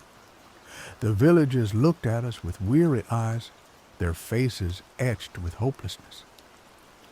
"We are going to clear this well," I announced, my voice clear and strong. "We are going to dig until we find water, and we are going to do it together." At first, there was silence. Then a murmur of dissent rippled through the crowd. "It's useless," someone cried. "The well is buried too deep. We'll never find water." "We have to try," I said. "We have to have hope. We have to believe that we can save ourselves." I picked up a shovel and began to dig. Samuel joined me, his strong arms working tirelessly beside me. And then, one by one, the villagers began to join us. Old and young, men and women, they picked up shovels and began to dig, their faces set with a newfound determination. We dug for days, the sandstorm raging around us, the sun beating down on our backs. We were exhausted, hungry, and thirsty, but we didn't give up. We dug with a single-minded purpose, driven by the hope that we could find water, that we could save our land. And then, on the third day, we struck something hard. A collective gasp rippled through the crowd. We dropped our shovels and began to dig with our hands, frantically clearing away the sand, and then we saw it. Stone, the ancient stonework of the well, buried beneath centuries of sand.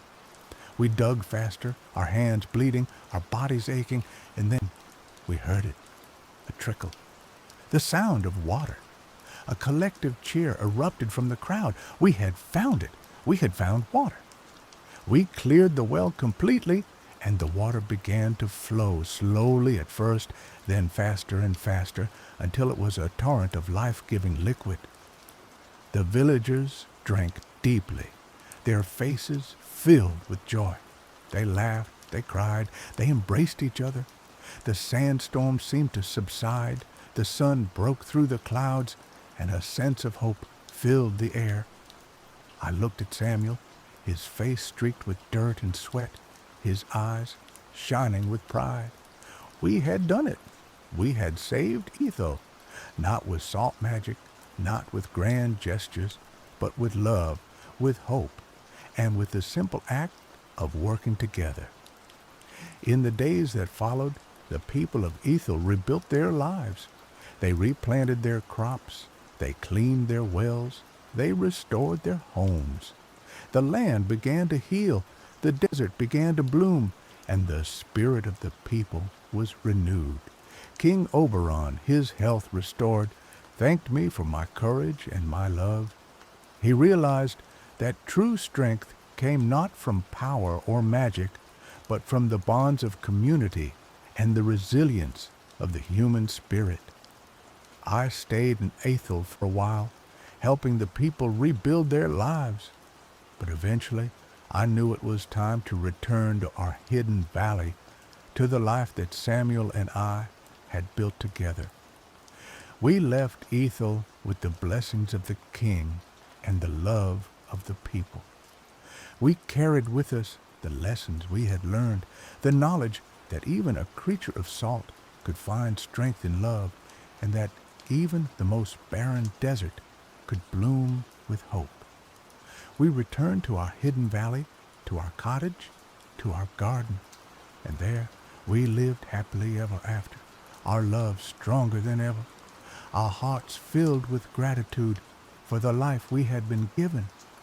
And sometimes, when the wind howled and the rain fell, I would remember my origins, remember the warnings of Mistress Ilara, remember the fear of dissolving, but I would also remember the love of Samuel, the kindness of the Athelian people, and the hope that bloomed in the desert.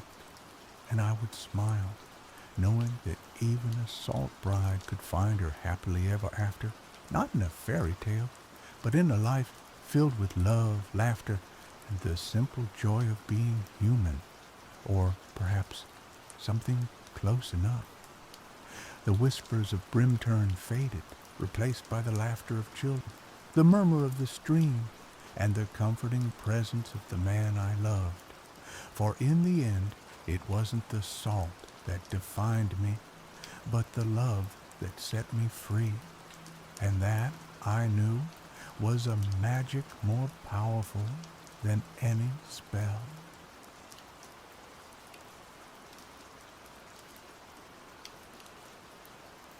In the iridescent realm of Bumblum, where the rivers flowed with liquid starlight and the mountains hummed with ancient magic, the balance of existence rested upon the shoulders of the guardian winds.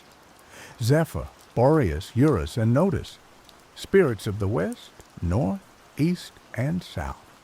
They were the unseen hands that painted the seasons, the breath that stirred life into the fertile lands. For centuries, since the dawn of Bumblum, they had danced their celestial ballet, ensuring the gentle transition from the blossoming of spring to the golden slumber of autumn, the fiery embrace of summer to the crisp serenity of winter. But the harmony was shattered. One starless night, the winds fell silent. Panic rippled through Bumblum like a tremor. The eternal spring, usually kissed by Zephyr's gentle touch, began to stagnate, its blossoms growing grotesque and overripe. The promised summer, heralded by Eurus's warm breath, arrived in a scorching, relentless wave, withering the land and driving creatures mad with thirst. Boreas, who usually ushered in the peaceful slumber of winter, was nowhere to be heard, and the lands prepared for harvest remained vulnerably unfrozen. Notus, the harbinger of autumn, was equally absent, promising to leave the landscape in a perpetual, unchanging state. Chaos reigned as the seasons, unbound and untamed, collided in a terrifying dance of destruction. In the village of Evergreena, nestled at the foot of the Whispering Peaks, lived Summer, a young woman touched by the ancient magic of weather shaping. She could coax rain from stubborn clouds, still a whirlwind with a whispered word, and soothe the most savage storm with a song. But even Summer felt powerless against the unnatural turmoil that gripped Bumblum. The crops withered in her mother Layla's fields, the livestock grew thin, and a chilling fear settled in the hearts of the villagers.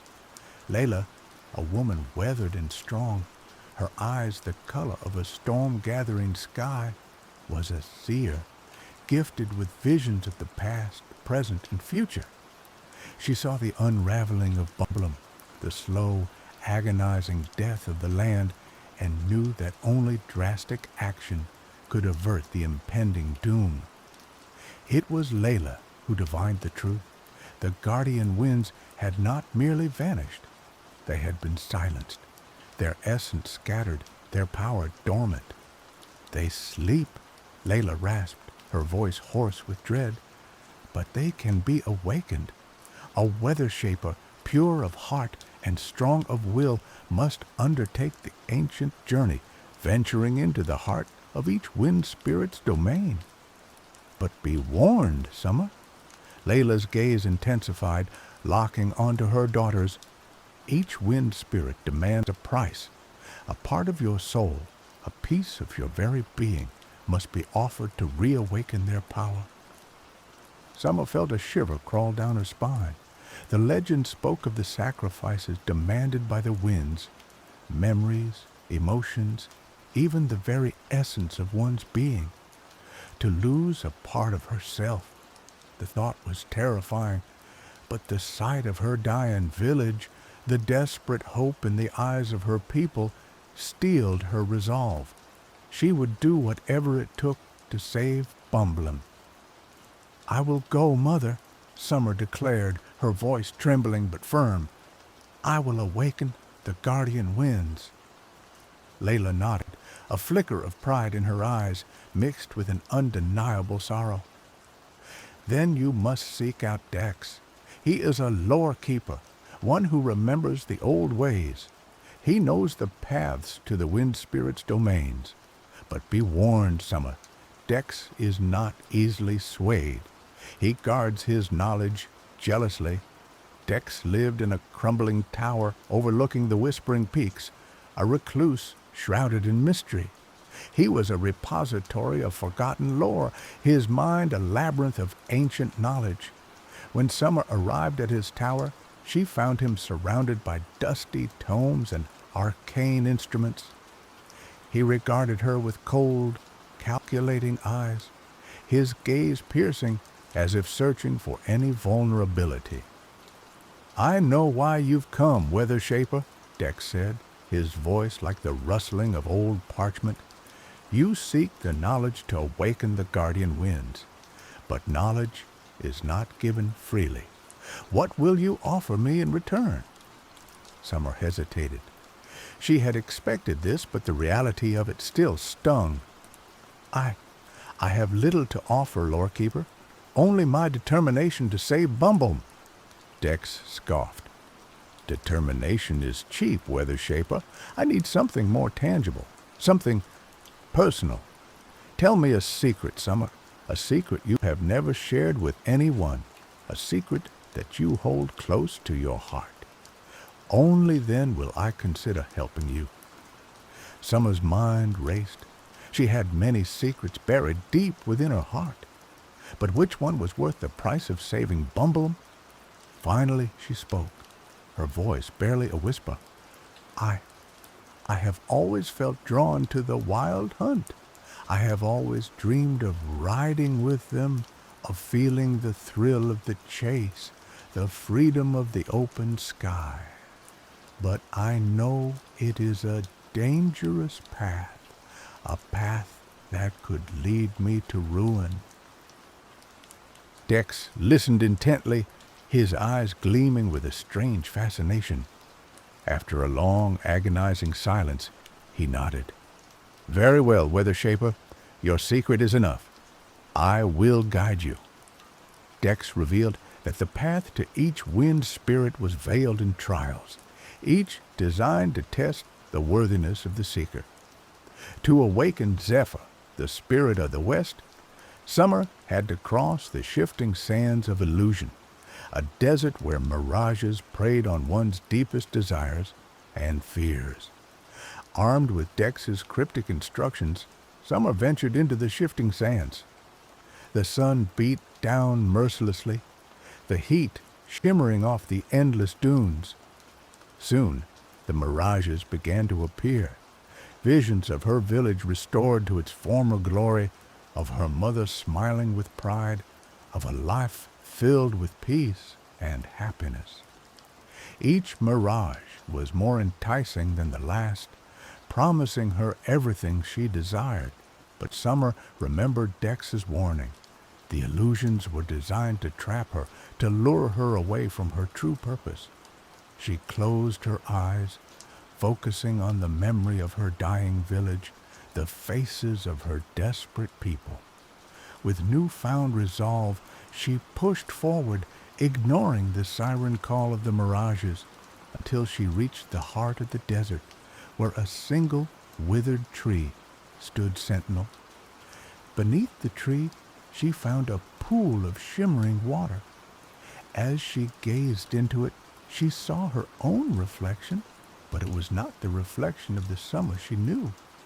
This summer was carefree, reckless, her eyes filled with a wild, untamed spirit. It was the summer she had always kept hidden, the summer who longed to abandon her responsibilities and embrace the wild freedom of the wild hunt. The reflection spoke, its voice a seductive whisper. Why deny yourself any longer, summer? Embrace your true nature, leave behind this burden of responsibility, and join me. We will ride the winds together and never look back. Summer felt a powerful pull, a temptation to surrender to her deepest desires. But she knew that if she did, she would lose herself completely. She would become a shadow of her former self, a creature driven by instinct and devoid of compassion. With a heavy heart, she turned away from the reflection, shattering the illusion. The pool of water vanished, leaving behind a single shimmering feather. As Summer grasped the feather, a wave of sadness washed over her. She realized that she had sacrificed a part of her soul, a piece of her own identity. The feather was a reminder of the summer she could have been, the summer she had chosen to leave behind. But with that sacrifice, she had proven her worthiness to Zephyr. A gentle breeze stirred, the first sign of the west wind's awakening. To awaken Boreas, the spirit of the north, Summer had to climb the Crystal Peaks, a treacherous mountain range where the air was thin and the cold was relentless. Dex warned her that the mountain held a test of resilience, where one had to endure the harshest conditions imaginable. He also told her to seek Austin, a mountain hermit who had spent many years in the frigid north. Austin, a weathered man with eyes as blue as glacial ice, lived in a small cabin carved into the side of the mountain. He welcomed Summer with a gruff demeanor, his voice hardened by years of solitude. "So, you're the weather shaper who seeks to awaken Boreas," Austin said, his gaze piercing. "The mountain will test you, push you to your limits. Are you prepared to endure the cold, the hunger, the loneliness?" Summer nodded, her determination unwavering, even though the thought threatened to unsettle her. Austin led her to the base of the Crystal Peaks, pointing out the path she needed to follow. "The summit is where you will find Boreas," he said, "but the mountain will not make it easy for you. Beware of the whispering blizzards. They carry voices of lost souls, voices that will try to break your spirit." As Summer began her ascent, the cold intensified, biting at her skin and numbing her limbs. The wind howled like a banshee, and the snow swirled around her, obscuring her vision. Soon she heard the whispering blizzards, their voices filled with despair and regret. They spoke of lost loves, failed dreams, and the futility of existence. Summer struggled to block out the voices, but they were relentless, preying on her own doubts and fears. She began to question her purpose, wondering if she was strong enough to endure the hardships ahead. The voices threatened to overwhelm her, to shatter her resolve. During her ascent, Summer faced many challenges. A sudden avalanche nearly swept her off the mountain. She had to navigate treacherous ice bridges and climb sheer cliffs. Hunger gnawed at her stomach, and her body ached with exhaustion. But she pressed on, fueled by her determination to save Bumblum. As she climbed higher, she encountered a frozen lake, and trapped beneath the ice was a wolf. The wolf looked at Summer with pleading eyes, and she knew she had to help it. She spent hours breaking through the ice, using her weather-shaping magic to thaw the frozen water. Finally, she managed to free the wolf. The wolf, now free, licked Summer's hand in gratitude before disappearing into the wilderness. Summer continued her ascent, feeling a newfound sense of purpose. She had shown compassion and kindness even in the face of adversity, and she knew that this act had pleased Boreas. Finally, after days of arduous climbing, Summer reached the summit. The air was frigid, and the wind howled with unrestrained fury. In the center of the summit stood a towering ice statue, sculpted in the likeness of a majestic stag. As she approached the statue, the whispering blizzards intensified, their voices threatening to shatter her mind. Summoning all her strength, Summer focused on the image of her village, the faces of her loved ones, the beauty of Bumblum. She closed her eyes and began to sing, her voice rising above the howling wind, a song of hope, resilience, and unwavering determination. As she sang, the ice statue began to glow, its surface cracking and breaking apart. From within the statue emerged Boreas, the spirit of the north, his eyes as cold and bright as the winter stars. "You have proven your resilience, Weather Shaper," Boreas said, his voice like the rumble of an avalanche. "You have endured the harshest conditions and overcome the voices of despair. You have shown compassion and kindness even in the face of adversity. You are worthy to reawaken my power." Boreas extended his hand, and Summer grasped it. A surge of icy energy coursed through her veins, filling her with the raw power of the north wind.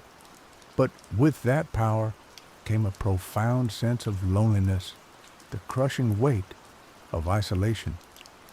Summer realized that she had sacrificed her ability to connect with others, to form deep and meaningful relationships.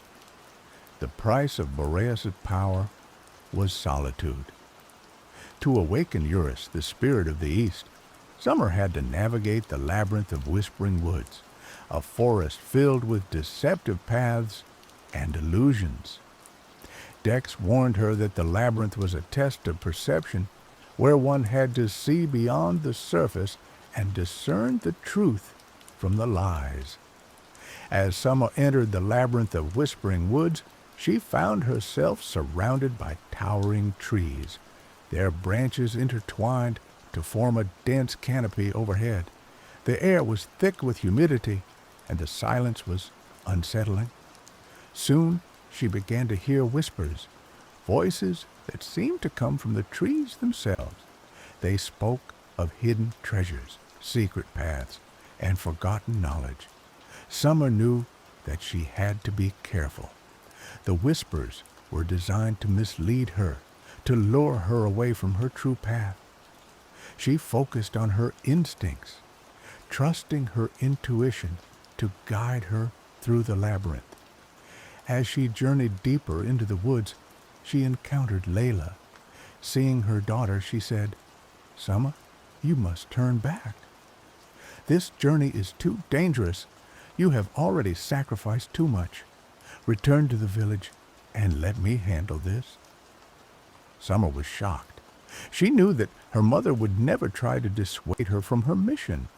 This Layla was an illusion, a figment of the labyrinth's magic. She steeled her resolve and continued forward, and soon the image of her mother vanished. Summer faced many other challenges. She had to cross a bottomless chasm using a rope bridge made of vines. She had to solve riddles left by ancient tree spirits. She had to outsmart cunning woodland creatures who tried to lead her astray. After what felt like an eternity, Summer finally reached the heart of the labyrinth. In the center of a clearing stood a giant ancient tree. The tree glowed with a warm golden light. As she approached the tree, she heard a voice, melodious and enchanting.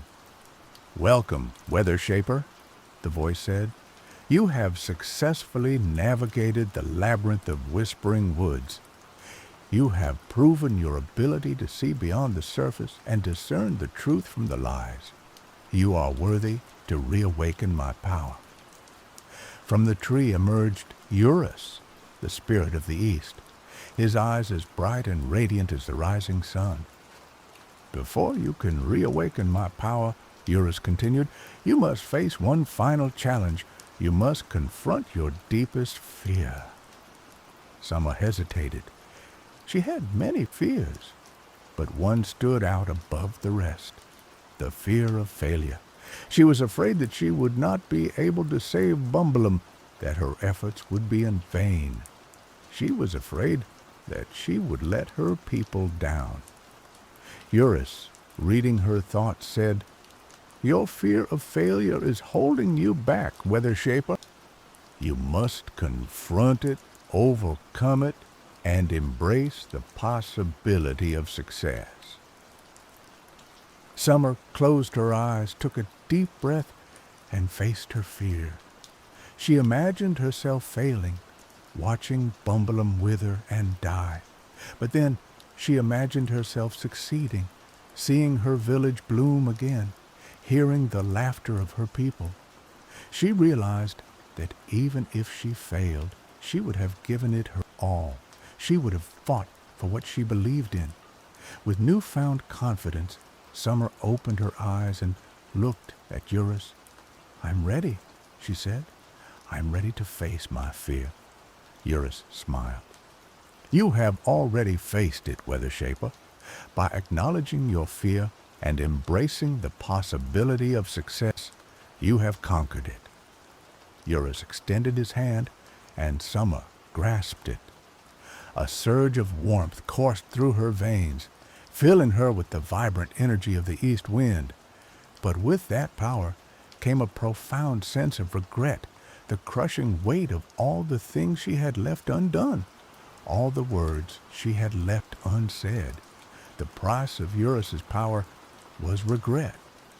Finally, to awaken notice, the spirit of the South, Summer had to descend into the sunken city of memories, a place where the past was ever present and the lines between reality and illusion were blurred.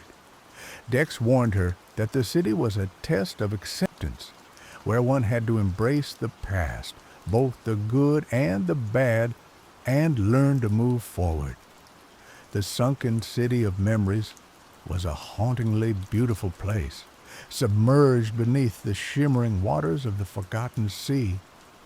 As Summer descended into the city, she found herself surrounded by crumbling buildings overgrown with coral and seaweed. The air was thick with the scent of salt and decay. Memories swirled around her like ghosts, images of her childhood, her friends, her loved ones. She saw moments of joy, moments of sadness, moments of triumph, moments of failure. She relived her past, feeling the emotions as if they were happening all over again. As she navigated the city, she encountered figures from her past, her deceased father, her childhood friends, her former lovers. They spoke to her, reminding her of the choices she had made, the paths she had taken, the people she had hurt. Summer struggled to stay focused. The memories threatened to overwhelm her, to trap her in the past. She knew that she had to let go of the past, to accept it for what it was, and to move forward. As she journeyed deeper into the city, she came across a grand palace, its walls adorned with intricate carvings. In the center of the palace stood a throne, and on the throne sat Notus, the spirit of the South, his eyes filled with a deep sense of sorrow. "Welcome, Weather Shaper," Notus said, his voice like the gentle lapping of waves. "You have descended into the sunken city of memories. You have relived your past, faced your regrets, and confronted your demons. You are worthy to reawaken my power."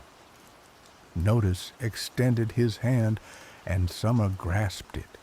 A surge of melancholy coursed through her veins, filling her with the bittersweet energy of the south wind.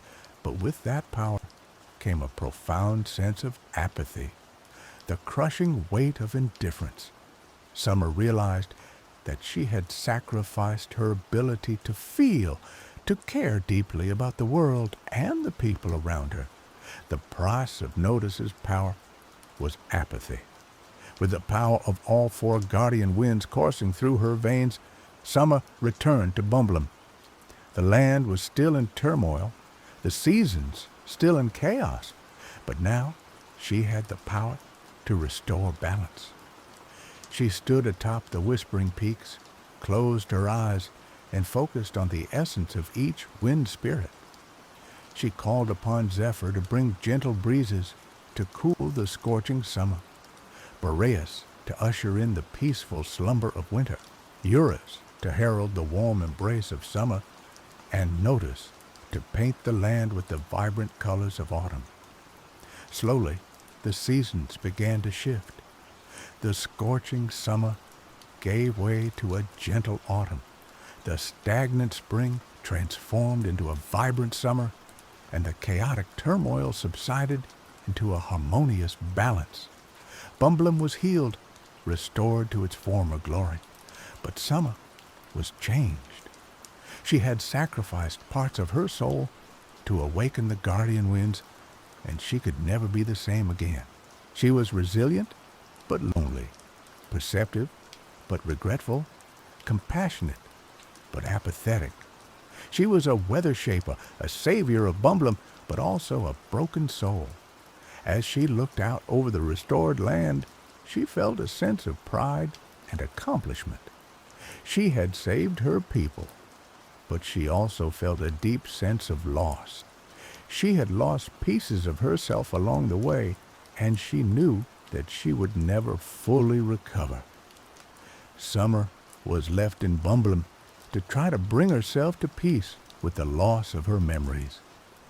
She would always be a hero, but she would always feel incomplete. When she passed, the remaining people of Bumblum told stories of Summer and how she saved their land, and the legend was sung among the people for generations to come. Summer's tale serves as a cautionary myth, a reminder that even the noblest of intentions can come with a terrible price. It highlights the sacrifices we make for the greater good, the parts of ourselves we lose along the way, and the enduring power of hope in the face of despair. And the most important thing is to remember the winds, both in summer and winter, in Bumblum.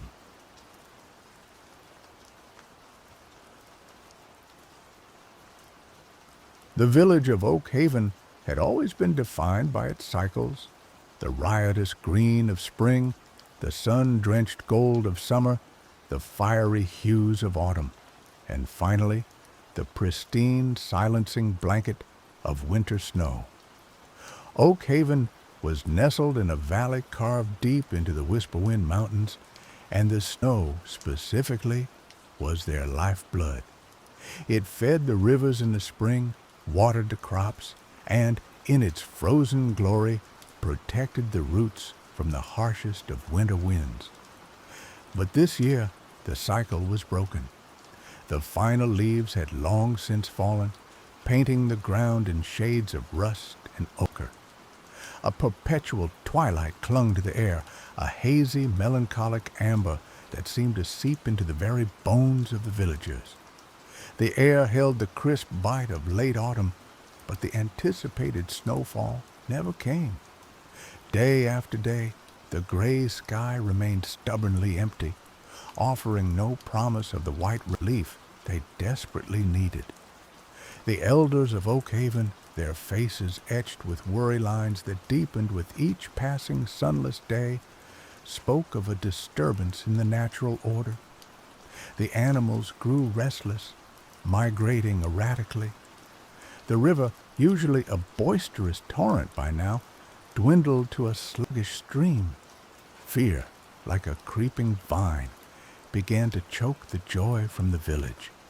One crisp morning, Astesius, the village's self-proclaimed historian and keeper of lore, stumbled into the town square, his usually meticulous robes rumpled and his eyes wide with a blend of fear and excitement. Astesius was a man of eccentric charm, given to long-winded explanations and a penchant for dramatic pronouncements. He was also, despite his quirks, the repository of Oak Haven's history. "It's him," he declared, his voice cracking slightly. "It's Hemlock, the autumn thief." A murmur rippled through the small crowd that had gathered. Hemlock was a name whispered only in hushed tones, a mischievous spirit of the wild hunt, said to delight in disrupting the seasons. Legends painted him as a creature of autumnal beauty and chaotic energy, with eyes like amber and laughter like the rustling of leaves.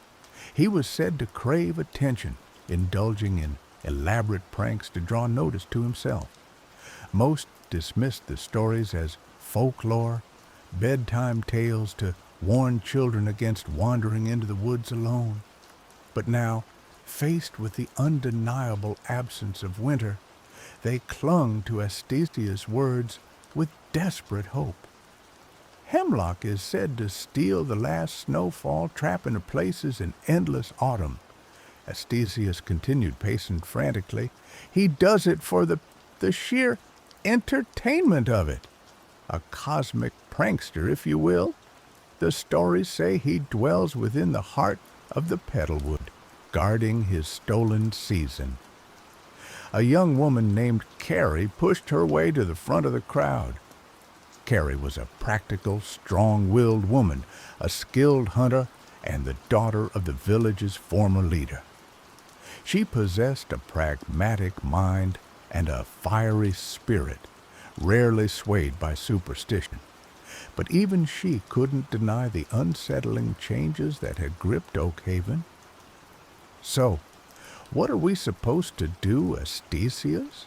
she asked, her voice laced with a mixture of skepticism and desperation. "Offer him tea and crumpets in exchange for our snow?" Astesius wrung his hands. No, it's not that simple. Hemlock is capricious. Bribes won't work. Force is out of the question. He is a spirit. The only way to retrieve the snow is to trick him. A collective groan arose from the crowd. Tricking a spirit sounded like a fool's errand, a recipe for disaster. But what other choice did they have? "Trick him how?" Carrie pressed, refusing to back down from the challenge. Astesius paused, his eyes darting around as if searching for inspiration from the very air itself. Hemlock craves attention, yes, but he also has an immense sense of pride. He believes himself to be unmatchable. We need to find a way to appeal to that arrogance, to make him believe he's winning, when in reality, he's being led into a trap. The idea was vague, but it was all they had. Carrie, despite her doubts, knew that inaction was not an option. "All right," she said, squaring her shoulders. "I'll go to the Petalwood." A gasp rippled through the crowd. The Petalwood was a place of ancient, gnarled trees and perpetual twilight, a place where reality seemed to thin and the veil between worlds grew fragile. Few dared to venture into its depths. "Carrie, no!" An older woman cried out, her voice filled with concern. "It's too dangerous. The Petalwood is unpredictable." "Someone has to go," Carrie retorted, her gaze unwavering. "We can't just sit here and watch our village wither away." She looked at Astesius. "You'll come with me. You know the lore. You know what we're up against." Astesius paled visibly. "Me? But I'm a scholar, not a—" He trailed off, unable to articulate his fear. "You're our only hope, Astesius," Carrie said. her voice firm but gentle. "We need you." He swallowed hard, his gaze flickering between Carrie's determined face and the anxious faces of the villagers. With a sigh, he relented. "All right," he said, his voice barely a whisper. "I'll go, but I'm warning you, I'm terrible in a fight." Carrie offered a small, reassuring smile. "We're not planning on fighting. We're planning on tricking." As Carrie prepared for her journey, gathering supplies and sharpening her hunting knives, she couldn't shake the feeling that they were embarking on a fool's errand. The legends of Hemlock were unsettling, and the Petalwood was a place steeped in mystery and danger.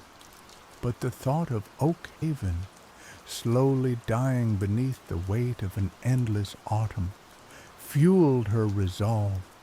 She would do whatever it took to restore the balance, even if it meant facing a mischievous spirit in his own enchanted domain.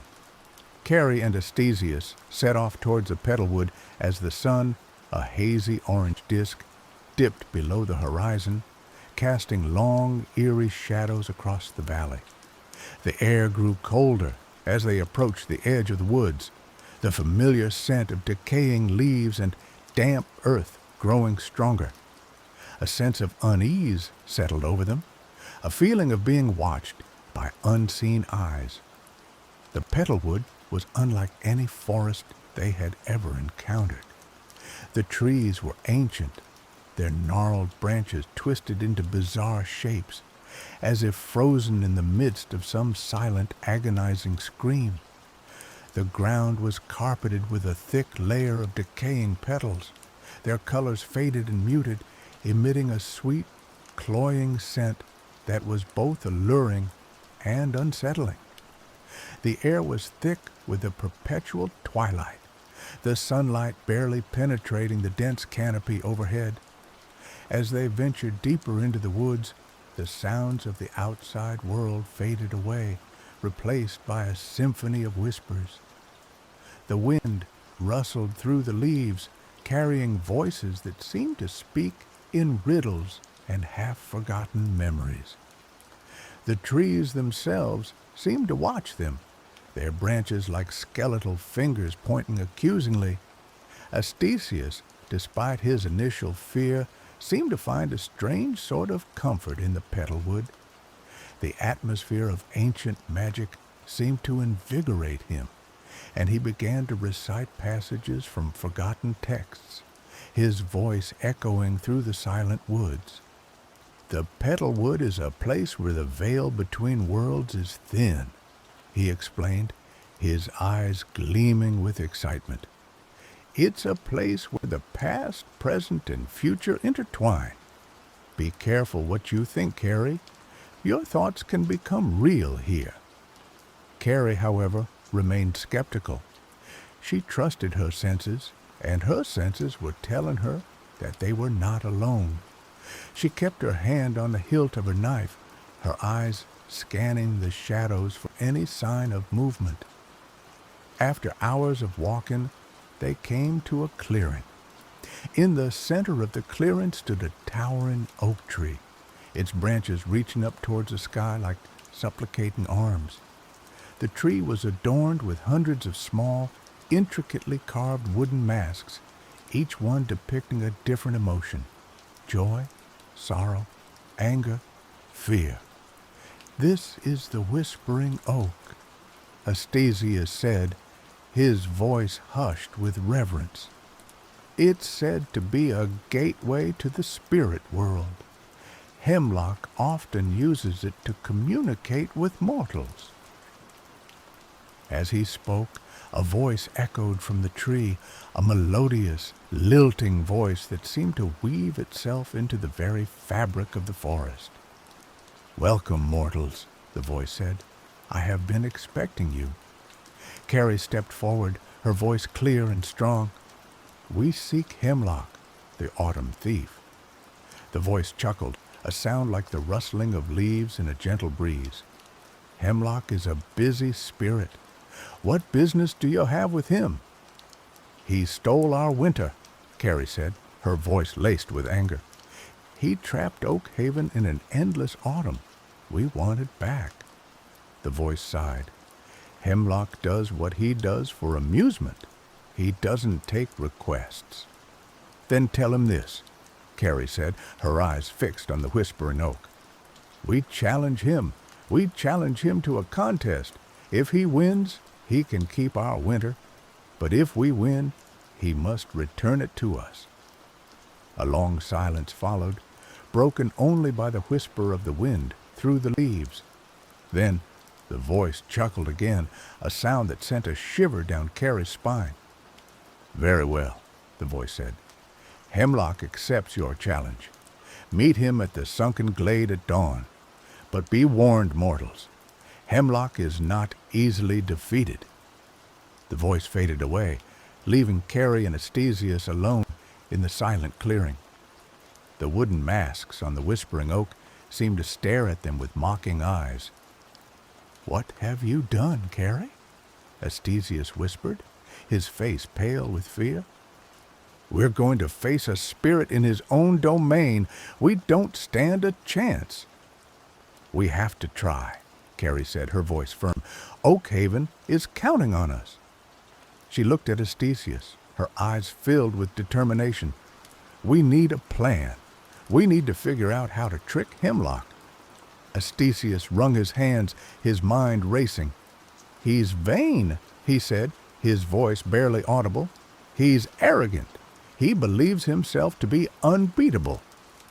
Then we need to exploit that, Carrie said, a spark of hope igniting in her eyes. We need to make him believe he's winning until it's too late. As the night wore on, Carrie and Astesius huddled beneath the whispering oak, devising a plan to outwit the autumn thief. The whispers of the petalwood seemed to mock them, but they refused to give up. They knew that the fate of Oak Haven rested on their shoulders. The sunken glade was a place of ethereal beauty and unsettling stillness. The ground sloped downwards, forming a bowl-shaped depression in the forest floor. A thick mist clung to the ground, obscuring the edges of the glade and creating an illusion of endless depth. In the center of the glade stood a pool of water, its surface as smooth and reflective as a mirror. As Carrie and Astesius entered the glade, they saw Hemlock standing by the edge of the pool. He was everything the legends described, a creature of autumnal beauty, with eyes like amber and hair like the rustling of leaves. He wore a cloak woven from fallen leaves, and his presence radiated an aura of chaotic energy. Welcome, mortals, Hemlock said, his voice melodious and mocking. I see you dare to challenge me. I admire your courage, even if it is foolish. We're not afraid of you, Hemlock, Carrie said, her voice clear and strong. We're here to reclaim what you stole. Hemlock laughed, a sound like the rustling of leaves in a whirlwind. You think you can defeat me? I am a spirit of the wild hunt. I have existed since the dawn of time. We're not trying to defeat you, Carrie said, a sly smile playing on her lips. We're simply proposing a contest, a game, a test of skill. Hemlock raised an eyebrow, intrigued. A game? What kind of game? A storytelling contest, Carrie said. We each tell a story. The best story wins. If your story is better, you can keep our winter, but if our story is better, you must return it to us. Hemlock considered the proposition, his amber eyes gleaming with amusement. A storytelling contest? How quaint. Very well, mortal. I accept your challenge. But be warned, I am a master storyteller. My tales have captivated gods and mortals alike. We're not intimidated, Carrie said. Let the contest begin. Hemlock gestured toward the pool of water. The rules are simple. Each story must be inspired by the reflection in the pool. The reflection will change with each telling, offering a new source of inspiration. I shall go first. Hemlock gazed into the pool, his eyes widening as the reflection shifted and swirled. A vision of a lone wolf howling at the moon appeared on the water's surface. Hemlock smiled, his eyes gleaming with inspiration. He began to speak, his voice weaving a tale of loneliness, survival, and the primal call of the wild. He spoke of the wolf's struggles against the harsh elements, its desperate search for companionship, and its ultimate triumph over adversity. His words were lyrical and evocative, painting a vivid picture in the minds of Carrie and Astesius. When Hemlock finished his story, a silence fell over the sunken glade.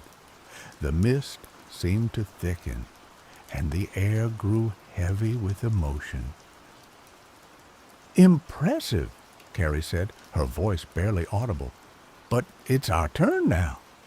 She looked at Astesius, her eyes pleading for inspiration. Astesius swallowed hard, his mind racing. He knew that they had to tell a story that was not only captivating, but also strategically crafted to exploit Hemlock's arrogance. He gazed into the pool, his eyes widening as the reflection shifted again. This time, a vision of a withered flower struggling to bloom in the harsh autumn frost appeared on the water's surface. Astesius began to speak, his voice trembling slightly at first, but growing stronger with each word. He told a story of perseverance, hope, and the enduring power of beauty. He spoke of the flower's defiance against the dying season, its unwavering determination to bloom despite the odds. He told of the bee that found the flower and carried its pollen across the land. He spoke of its vibrant color and sweet smell, a beacon of hope in a world consumed by decay. As Astesius spoke, Carrie realized the brilliance of his strategy. He wasn't just telling a story, he was subtly praising Hemlock, comparing him to the flower that dared to defy the natural order. He was appealing to Hemlock's vanity, making him believe that he was the hero of the story. When Astesius finished his story, Hemlock's expression was unreadable. He stared into the pool, his amber eyes narrowed in thought. "Well told," he said finally, his voice carefully neutral. "But it is my turn again, is it not?" The reflection in the pool shifted once more, this time revealing a vision of a mighty oak tree, its branches laden with golden leaves. Hemlock smiled, his eyes gleaming with confidence. He began to speak, his voice filled with pride. He told a story of strength, resilience, and the unwavering power of tradition. The oak was a king, ruling over the forest, wise and strong, a friend to the animals, and a protector of the weak. But as the story went on, the oak's leaves started to fall, one by one, until the mighty tree was bare and withered, a symbol of decaying pompousness.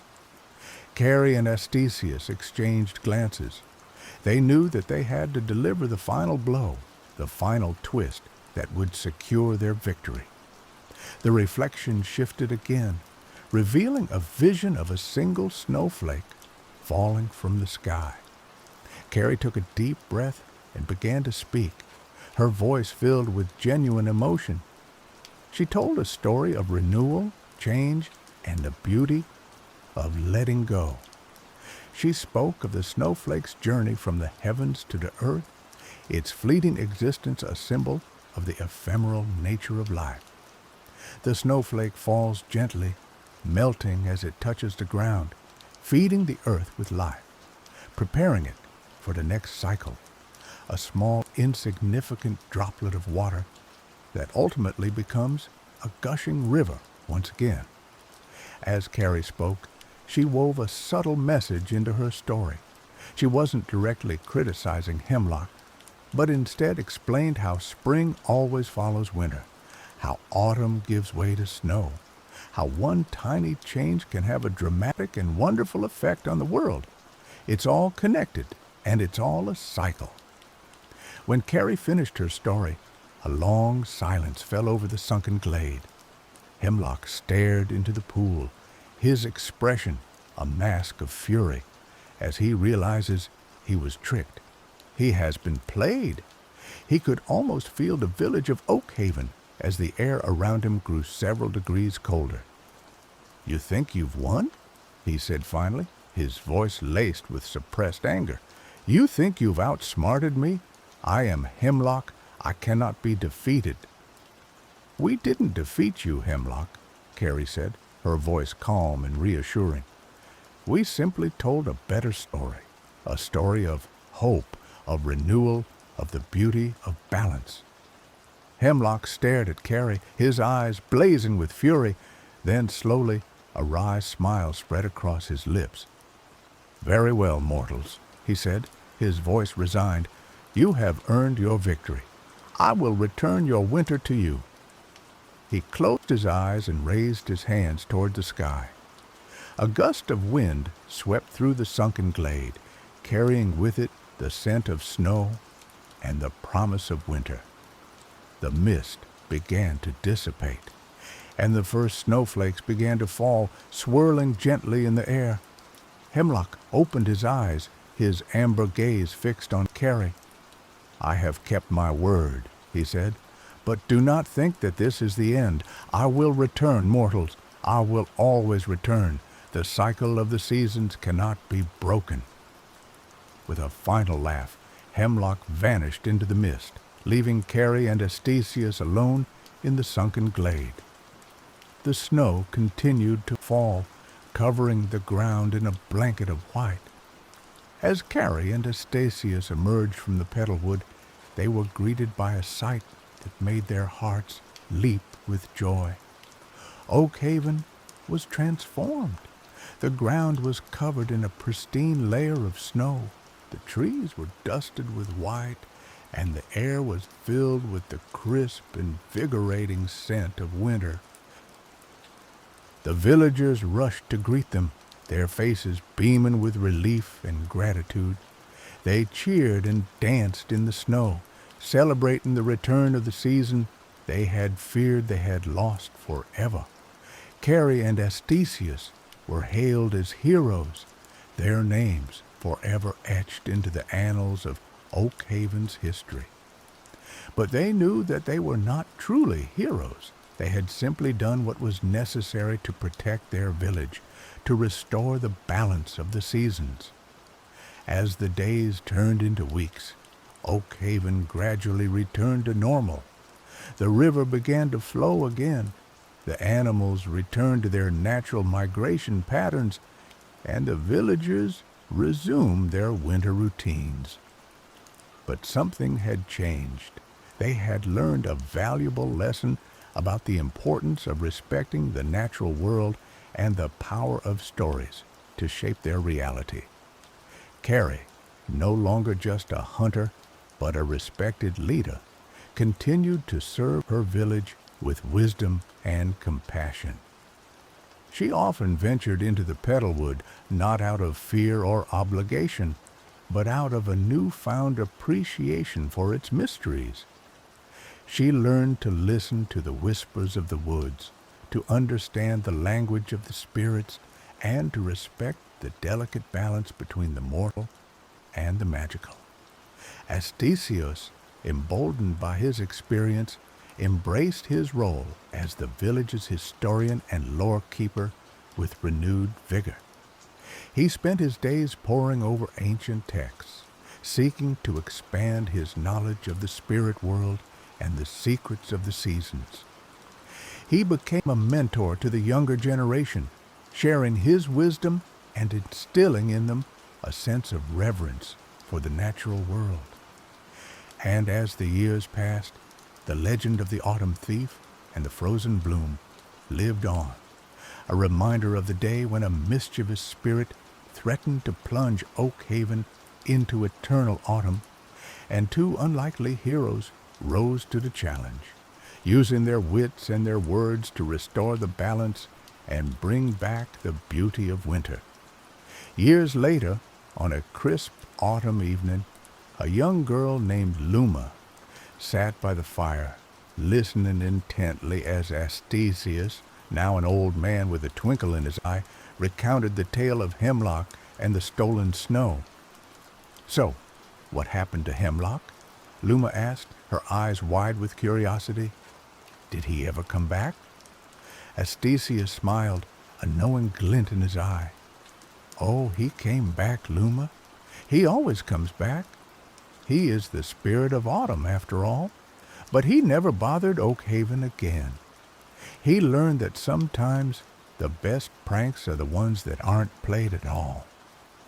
Luma snuggled closer to the fire, her imagination ignited by the tale.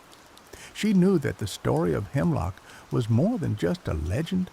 It was a lesson about the importance of respecting the seasons, the power of stories, and the enduring strength of community. And as she drifted off to sleep, she dreamed of a world where the balance of nature was always protected, and the spirit of mischief was kept in check by the wisdom and courage of those who dared to challenge him. Carrie, now the village elder, watched from the doorway, a smile playing on her lips. She knew that the cycle would continue, that the seasons would always change, and that new challenges would always arise. But she also knew that the spirit of Oakhaven would endure, passed down from generation to generation, a beacon of hope and resilience in a world filled with both beauty and peril. And somewhere in the depths of the petalwood, Hemlock stirred, a mischievous glint in his amber eyes. He knew that his game was far from over. The world was full of stories waiting to be told, and he was always ready to play his part, to challenge the status quo, and to remind mortals that even in the darkest of times, there is always room for a little bit of mischief. After all, what is a life without a bit of chaos? He let out a soft chuckle that sounded like the rustling of leaves, and the petalwood whispered in response. The cycle would continue.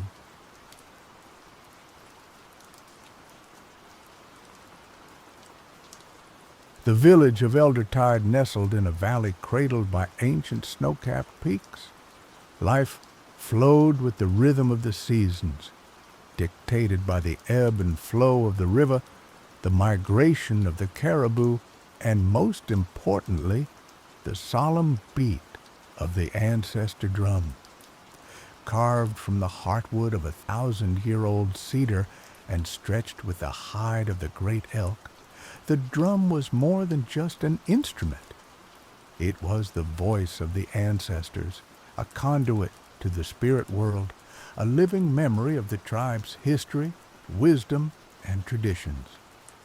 For generations, the Eldertide people had relied on the drum's resonant call. Its beat guided their ceremonies, celebrated their harvests, mourned their losses, and connected them to the spirits of those who came before. The drum's rhythm was the heartbeat of their culture, a constant reminder of their place in the intricate tapestry of existence. But the drum had fallen silent, not a gradual fading, but a sudden, unsettling cessation. One day, its vibrant voice simply ceased, leaving behind an unnerving void in the village's soul. The elders tried everything, reciting ancient chants, offering sacrifices to the forest spirits, even meticulously re-examining the drum itself for any physical flaw. Yet, the drum remained stubbornly mute. Fear began to creep into Eldertide. The crops withered, the hunts grew barren, and a sense of unease settled over the village. The elders whispered of forgotten transgressions, of a disconnect with the spirit world, of a looming darkness that threatened to consume them. They feared the ancestors had abandoned them, that the lifeline connecting them to their past had been severed. Amidst this despair, there was Ayla. Born into the world of sound, Ayla was tragically robbed of it by a childhood illness. The world, for her, was a silent movie, a realm of vibrations and visual cues. Yet Ella possessed a unique gift, a sensitivity to energies beyond the grasp of ordinary hearing. She could feel the vibrations of the earth, sense the emotions of others, and perceive the subtle currents of the spirit world. While the rest of the village heard nothing but silence from the ancestor drum, Ayla experienced something different. In her dreams, she heard it. Not a clear, distinct sound, but a faint, muffled echo, a ghost of a beat resonating deep within her mind. The dream drum possessed a heartbreaking, mournful quality, as though the ancestors were calling out in despair, their voices trapped in a distant realm. Ayla, though young, understood the gravity of the situation. She saw the worry etched on her parents' faces, felt the fear that gripped the village, and knew that the silence of the drum was slowly killing their spirit. Despite her inability to communicate with them through conventional means, she was determined to help. Using a combination of gestures, drawings in the dirt, and the few signs she had learned, Ayla tried to convey her dream to the elders. Initially, they were skeptical. How could a deaf child hear what they, with all their experience and wisdom, could not? But Ayla's persistence, combined with the undeniable desperation of their situation, eventually wore them down. They saw the unwavering conviction in her eyes, the intensity of her purpose, and decided to trust her. The shaman, a wizened old woman named Anya, was particularly intrigued by Ayla's claim. Anya had always believed that Ayla's deafness had opened her to other forms of perception, that she could see and feel things that others could not. She saw in Ayla a potential bridge to the spirit world, a key to unlocking the mystery of the silent drum. Anya consulted the spirits, seeking guidance on Ayla's dream echo. After days of meditation and ritual, Anya emerged with a revelation. The ancestors were indeed trapped, their voices silenced by a malevolent force that had infiltrated the spirit world. The drum's silence was a symptom of this spiritual corruption, a manifestation of the ancestors' imprisonment. To restore the drum's beat and free the ancestors, someone had to journey into the spirit world, confront the malevolent force, and restore balance. It was a perilous task, one that required courage, resilience, and a deep connection to the spirit world. And Anya believed that Ayla, with her unique ability to hear the drum's echo in her dreams, was the only one who could do it. The elders, while hesitant to send a young deaf child on such a dangerous mission, ultimately agreed. They had no other choice. Their people were fading, their culture dying, and Ayla's dream offered the only glimmer of hope. Thus began Ayla's preparations for her journey into the spirit world. Anya guided her, teaching her ancient rituals, sharing stories of the ancestors, and helping her hone her spiritual senses. Ayla learned to meditate, to quiet her mind, and listen to the subtle whispers of the spirit world. She learned to interpret the signs and symbols that surrounded her, to understand the language of nature, and to trust her instincts. Anya also crafted a special amulet for Ayla, made from a piece of the ancestor drum itself and imbued with protective energies. The amulet would serve as a guide and a shield, helping Ayla navigate the treacherous terrain of the spirit world and ward off malevolent entities.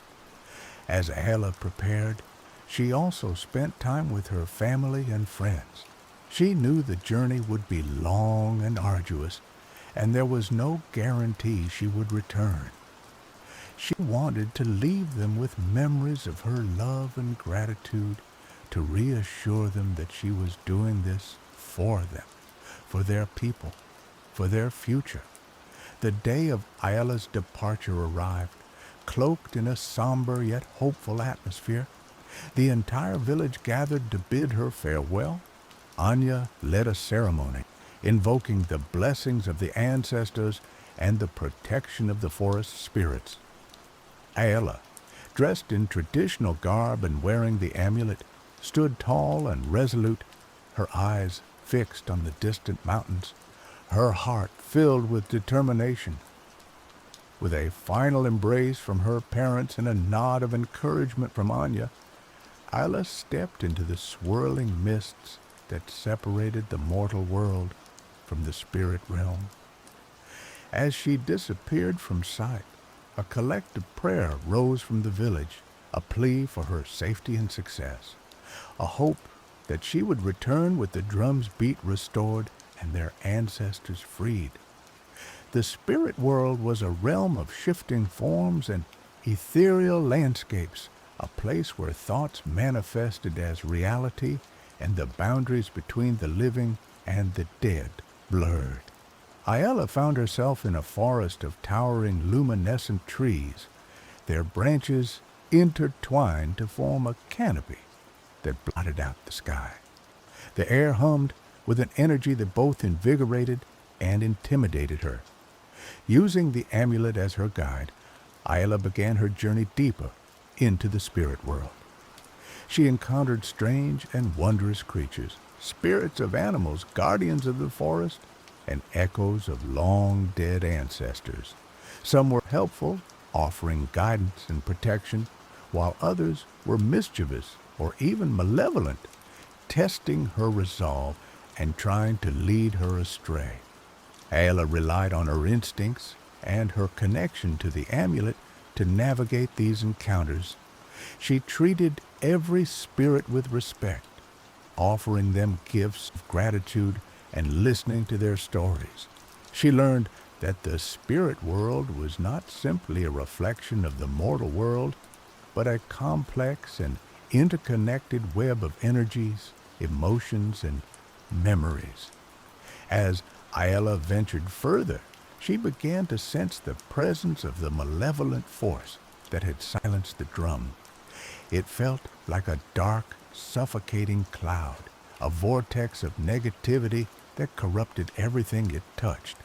The once vibrant landscapes around her began to wither and decay. The spirits grew agitated, fearful, and the air became heavy with a sense of dread. Ayala knew she was getting closer to the source of the corruption. She pressed on, her determination fueled by the echo of the drum that grew stronger in her dreams, by the memory of her people's faces, and by the unwavering belief that she could restore balance to the spirit world. After days of traversing the treacherous terrain, Ayla finally reached the heart of the corruption. It was a desolate wasteland, devoid of life and light. In the center stood a towering obsidian structure, pulsating with a dark, malevolent energy. This was the prison of the ancestors, the source of the drum's silence. Guarding the entrance to the prison was a formidable creature, a hulking shadow figure with glowing red eyes and razor-sharp claws. It was a manifestation of the malevolent force, a guardian of the ancestors' captivity. The creature lunged at Ayala, its claws slashing through the air. Ayala dodged and weaved, relying on her agility and her knowledge of the spirit world to evade its attacks. She knew she couldn't defeat the creature with brute force. She had to find a way to weaken it, to exploit its vulnerabilities. Remembering Anya's teachings, Ayla focused her mind, channeling the energy of the amulet. She visualized the ancestor drum, its vibrant beat filling the spirit world. She imagined the faces of her ancestors, their wisdom and strength flowing through her. As Ella focused, the amulet began to glow with an intense light. The light radiated outwards, pushing back the darkness and weakening the shadow creature. The creature recoiled, hissing in pain as the light burned its shadowy form. Seeing her opportunity, Ayla charged toward the prison. The creature tried to stop her, but Ayla was too quick. She slipped past its defenses and entered the obsidian structure. Inside, Ayla found the ancestors. They were trapped in cages of shadow, their faces gaunt and their spirits broken. The dark energy of the prison was slowly draining their life force, silencing their voices and erasing their memories. Ayla rushed to the cages, touching them with the amulet. The amulet's light burned away the shadows, freeing the ancestors one by one. As each ancestor was freed, their spirit regained its strength and their voice returned. With the ancestors freed, Ayla turned her attention to the source of the prison's power. At the center of the structure was a dark crystal, pulsating with the malevolent energy that corrupted the spirit world. This crystal was the heart of the darkness, the source of the drum's silence. Ayla knew she had to destroy the crystal to restore balance to the spirit world and return the ancestors' voices to the ancestor drum. But the crystal was protected by a powerful barrier of shadow energy, a barrier that seemed impenetrable. Ayla closed her eyes, focusing all her energy and faith. She remembered the echo of the drum in her dreams, the voices of her people, the faces of her family. She drew strength from their love and support, from their belief in her. With a surge of energy, Ayla raised the amulet above her head. The amulet glowed brighter than ever before, its light piercing the darkness and shattering the shadow barrier. Ayla lunged forward, smashing the amulet against the dark crystal. The crystal shattered into 1,000,000 pieces, releasing a wave of pure cleansing energy. The prison began to crumble. The darkness receded, and the spirit world was flooded with light. As the light washed over her, Ayla felt a profound sense of peace and fulfillment. She had done it. She had freed the ancestors, destroyed the malevolent force, and restored balance to the spirit world. With the prison destroyed and the ancestors freed, Ayla began her journey back to the mortal world. The spirit world was transformed. The landscapes were vibrant and alive. The spirits were joyful and at peace, and the air hummed with a harmonious energy. As Ayla approached the boundary between the spirit world and the mortal world, she heard it, the beat of the ancestor drum. It was faint at first, but it grew stronger with each step she took. The drum's rhythm was clear and resonant, filled with the voices of the ancestors, the wisdom of the ages, and the promise of a brighter future. Ayla stepped back into the mortal world, emerging from the swirling mists that separated the two realms. She found herself standing before her village, the faces of her people filled with anticipation and hope. As they saw her, a cheer erupted. They knew from the look in her eyes and the energy that radiated from her that she had succeeded. The drum's beat, now clearly audible to all, confirmed their hopes. Ayla walked towards the ancestor drum, reaching out to touch its weathered surface. As her fingers made contact, the drum resonated with a powerful vibration. The voices of the ancestors filled the air, reciting ancient chants, sharing stories of the past, and offering blessings for the future. The village of Eldertide was revitalized, the crops thrived, the hunts were plentiful, and the people were filled with a renewed sense of purpose and connection. The ancestor drum beat strong, a constant reminder of their heritage, their resilience, and their connection to the spirit world. Ayla became a hero, a legend in her own time.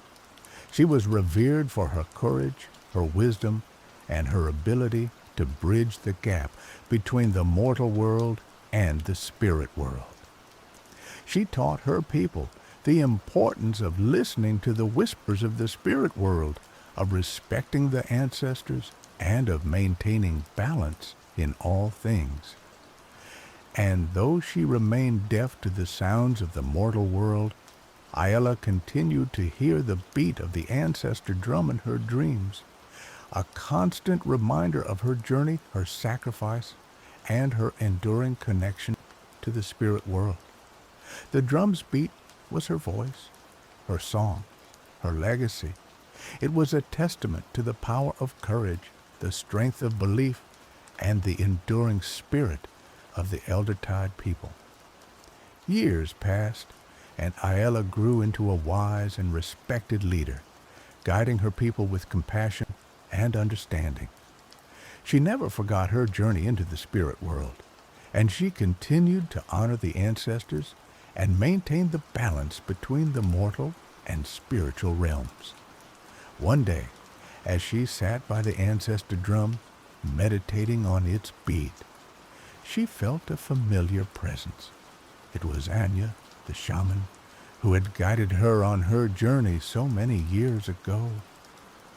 Anya was old and frail, but her eyes still sparkled with wisdom and kindness. "Ayla," Anya said, her voice raspy but strong, "you have done well. You have restored the drum's beat and brought peace to our people." Ayla smiled, gesturing her gratitude to Anya. She knew that she couldn't have done it without Anya's guidance and support. "But," Anya continued, "there is one more thing you must do." Ayla raised an eyebrow, curious. "The spirit world is vast and ever-changing," Anya explained. "The malevolent force you defeated may return, or a new threat may arise. You must train someone to take your place, to be the next bridge between our world and the spirit world." Ayla understood. It was her responsibility to pass on her knowledge and skills to the next generation, to ensure that the Eldertide people would always have a connection to the ancestors and the spirit world. She thought for a moment, considering who would be the best candidate. Then her eyes fell on a young girl playing near the river. The girl was deaf, like Ayla, but she possessed a remarkable sensitivity to the energies around her. Ayla smiled. She knew that she had found her successor. And so Ayla began to train the young girl, teaching her the ancient rituals, sharing the stories of the ancestors, and helping her hone her spiritual senses. She showed her how to listen to the whispers of the spirit world, how to interpret the signs and symbols of nature, and how to trust her instincts. As the girl learned, Ayla felt a sense of peace and fulfillment. She knew that she was leaving the Eldertide people in good hands, that their connection to the spirit world would continue, and that the beat of the ancestor drum would resonate for generations to come. And as Ayla's time in the mortal world drew to a close, she knew that she would soon be joining the ancestors in the spirit world, where she would continue to watch over her people and guide them on their path. Her legacy would live on not only in the beat of the ancestor drum, but also in the hearts of all those who remembered her courage, her wisdom, and her unwavering dedication to the Eldertide people. The cycle continued, the drum beat on, and the memory of Isla, the deaf child who heard the ancestors' call, became a sacred part of the Eldertide story, a testament to the power of spirit and the enduring strength of a people connected to their past.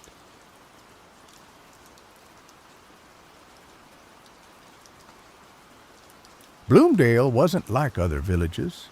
It nestled not beside a babbling brook or a sun-drenched meadow, but against the whispering woods, a place where the ordinary rules of life seemed to bend and break. These weren't your typical trees of oak and ash. No, the whispering woods boasted trees with bark like hammered metal, reflecting the pale, ethereal light that constantly seeped from the soil. Their leaves, a brittle, crystalline green, were laced with veins of shimmering frost, even in the heart of summer. They were beautiful, yes, but beautiful in a way that prickled your skin and sent shivers down your spine. We, the residents of Bloomdale, lived with the woods, not in harmony, but in a wary truce. We knew better than to venture too deep, for legend held that on the border between the living and the not living, resided a crone. They called her Memory Weaver. Her dwelling was said to be a ramshackle cottage, cobbled together from bones and petrified wood, perpetually shrouded in a mist that smelled of dried forget-me-nots and dust. The legend also said she traded warmth for memories. A simple bargain, it seemed, but the cost could be everything. For when Memory Weaver forgot your name, you started to vanish. Not in a dramatic puff of smoke, but slowly, subtly. First, your favorite song would slip from your mind. Then, the taste of your mother's apple pie would fade. And eventually, you'd simply cease to be. Erased from the tapestry of Bloomdale as if you'd never existed at all. I, Jackson Bloom, didn't believe in the legend. Not really. I was a practical man, a carpenter by trade, with calloused hands and a mind that preferred the solid facts of wood and nails to fanciful tales whispered around the hearth. My friends, Clara, Simon, and Kara, however, were less convinced, especially Kyra. She was a dreamer, a weaver of stories herself, with eyes the color of the twilight sky and a spirit that yearned for something beyond the mundane. It was Kyra, of course, who first suggested we visit the Whispering Woods. Just a short walk, she'd insisted, her voice laced with a mischievous excitement. To see the metal trees, it will be an adventure. Simon, ever the cautious one, had protested. Are you mad, Kyra? The Memory Weaver? We can't just wander into her territory. Who knows what she'll do? Clara, pragmatic and level-headed, had tried to mediate. Perhaps a glimpse from the edge of the woods wouldn't hurt. But we stay together, and we don't go near the crone's cottage. I, caught in the middle as always, found myself agreeing with both sides. The lure of the unknown, the chance to see the fabled trees, tugged at my curiosity, but the thought of the Memory Weaver, the chilling tales associated with her, made my blood run cold. In the end, Kyra's enthusiasm won us over, so one crisp autumn afternoon, under a sky the color of bruised plums, we ventured into the Whispering Woods.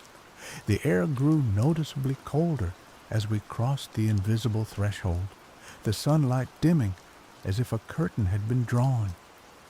The metal trees stood before us, shimmering like ghostly sentinels. Their frost-veined leaves rustled in the breeze, creating a sound like the hushed whispers of forgotten voices. It was undeniably beautiful, a landscape plucked from a dream, but it was also unsettling. The silence was too profound, broken only by the whispering leaves and the crunch of our boots on the forest floor. An unnatural stillness permeated the air, as if the woods themselves were holding their breath. We walked deeper, drawn in by the strange allure. Kyra was in her element, her eyes wide with wonder as she ran her fingers over the metallic bark. Simon kept close to Clara, his gaze darting nervously from shadow to shadow. I tried to remain grounded, focusing on the practical, the texture of the bark, the way the frost sparkled in the dim light. But even I couldn't deny the feeling of unease that was creeping into my bones. "Look!" Kyra exclaimed, pointing towards a break in the trees. "I think I see something." A narrow path, barely visible beneath a carpet of fallen leaves, led towards a clearing shrouded in a swirling mist, a mist that smelled of dried forget-me-nots and dust. The cottage! I grabbed Kyra's arm. "Number, we agreed. We're not going any closer." But the pull was too strong. Kyra shook me off, her eyes fixed on the clearing. "I just want to see, just a peek." Before I could stop her, she was moving down the path, drawn towards the mist, like a moth to a flame. Simon and Clara exchanged worried glances, then followed close behind. I sighed and trailed after them, my heart hammering against my ribs. The clearing was small, barely large enough to hold the cottage.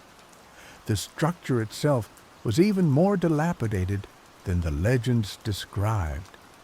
Bones, bleached white by time and weather, formed the foundation, while petrified wood served as the walls.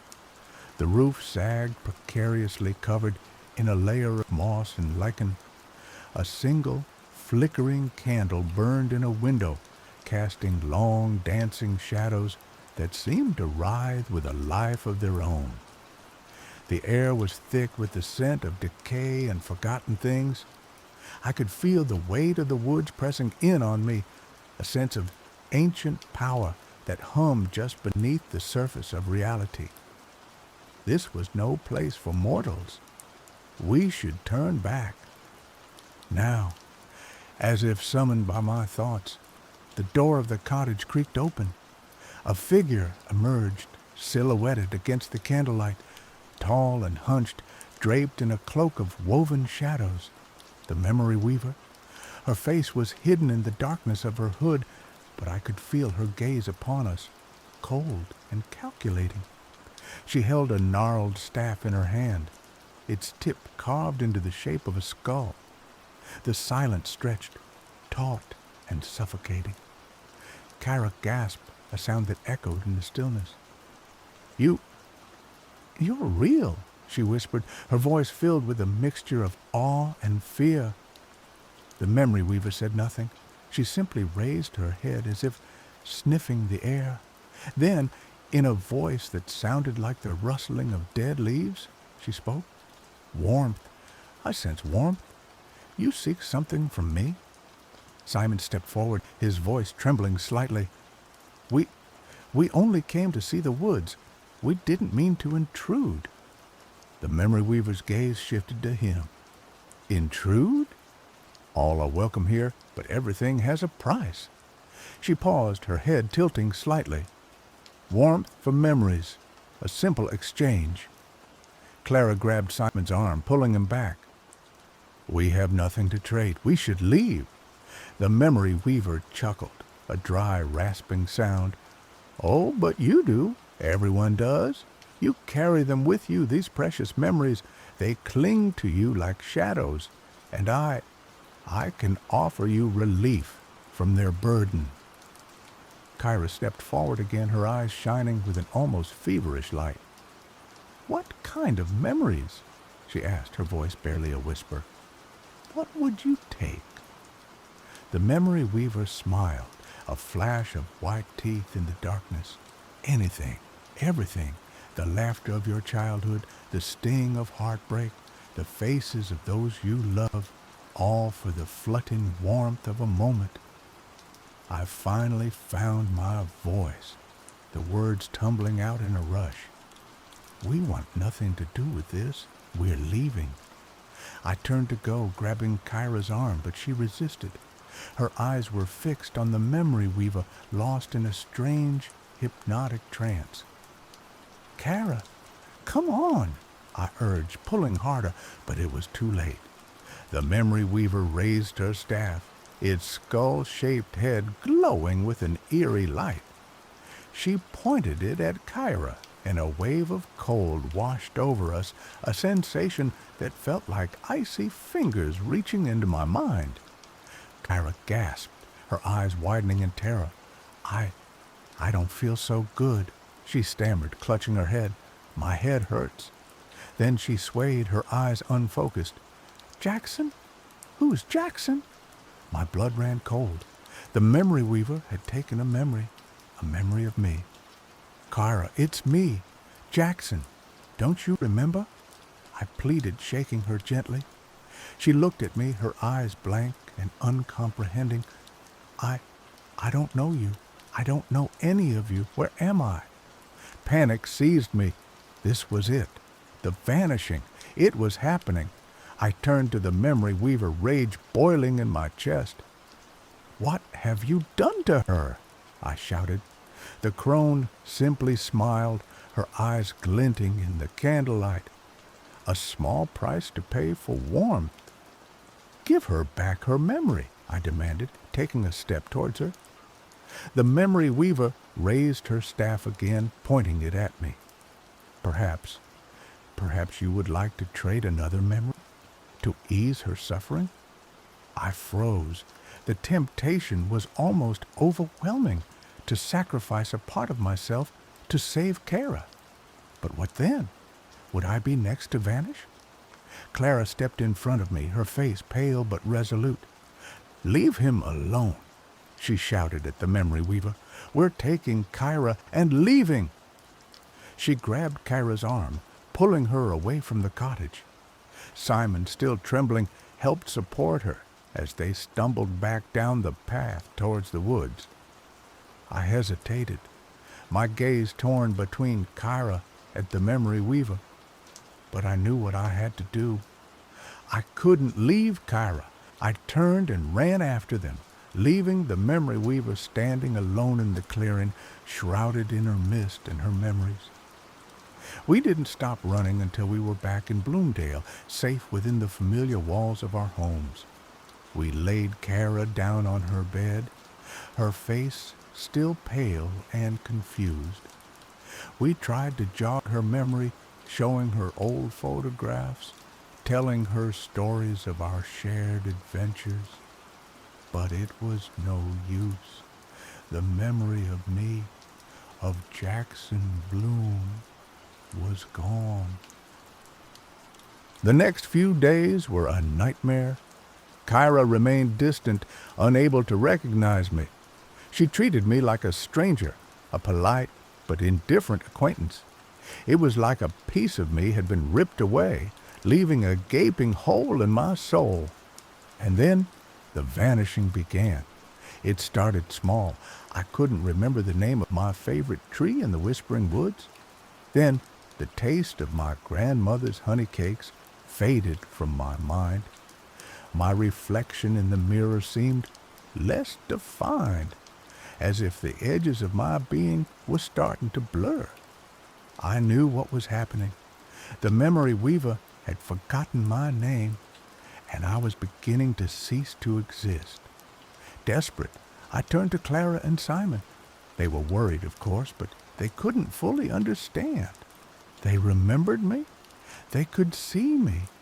But even their memories were starting to fade, tainted by the memory weaver's magic. We have to do something, I said, my voice filled with desperation. We have to find a way to break the curse. Clara wrung her hands. But what can we do? We can't just go back to the memory weaver. She'll take more memories. Then we have to find another way, I insisted. There has to be something we can do. Some way to restore Kyra's memory and to save me from vanishing. Simon, ever the pragmatist, spoke up. Perhaps there's something in the old books. My grandfather had a collection of folklore and legends. Maybe there's something in there about the memory weaver. It was a long shot, but it was all we had. We spent hours poring over the dusty tomes, searching for any mention of the crone and her magic. We found tales of her origins, of her centuries-long existence on the border between worlds.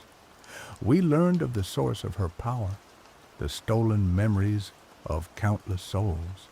But we found no cure, no way to reverse the vanishing. Just as despair began to set in, Kyra wandered into the room. She looked at us, her eyes still distant and confused. "What are you doing?" she asked, her voice flat. "We're trying to help you, Kyra," Clara said gently. "We're trying to bring back your memories." Kyra frowned. "Memories? What memories? I don't understand." Then her gaze fell on me. She stared at me for a long moment, her brow furrowed in concentration. I think I know you," she said slowly. "You seem familiar, but I can't quite place it. It's like a dream."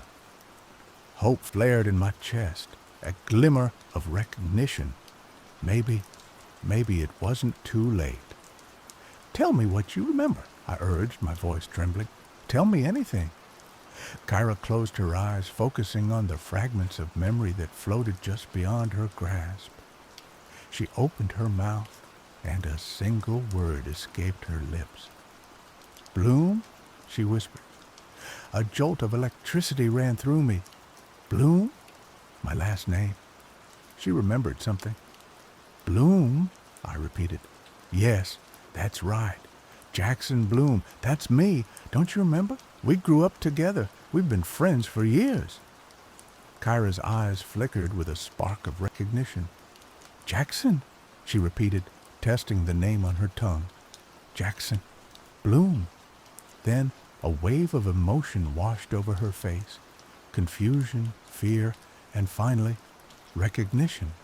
"Jackson!" she cried, her voice filled with relief. "Oh, Jackson! I remember everything." She rushed to me, throwing her arms around me in a tight embrace. I held her close, tears streaming down my face. The curse was broken. Kyra remembered me, but the feeling of relief was short-lived. As Kyra's memory returned, my own began to fade even faster. The edges of my being were dissolving, my thoughts becoming scattered and incoherent. I could feel myself slipping away inch by agonizing inch. "Jackson, what's wrong?" Kyra asked, pulling away from me. "You look faded." I tried to speak, but the words wouldn't come. My tongue felt thick and heavy. I could barely remember my own name. "He's vanishing, Kyra," Clara cried, her voice filled with panic.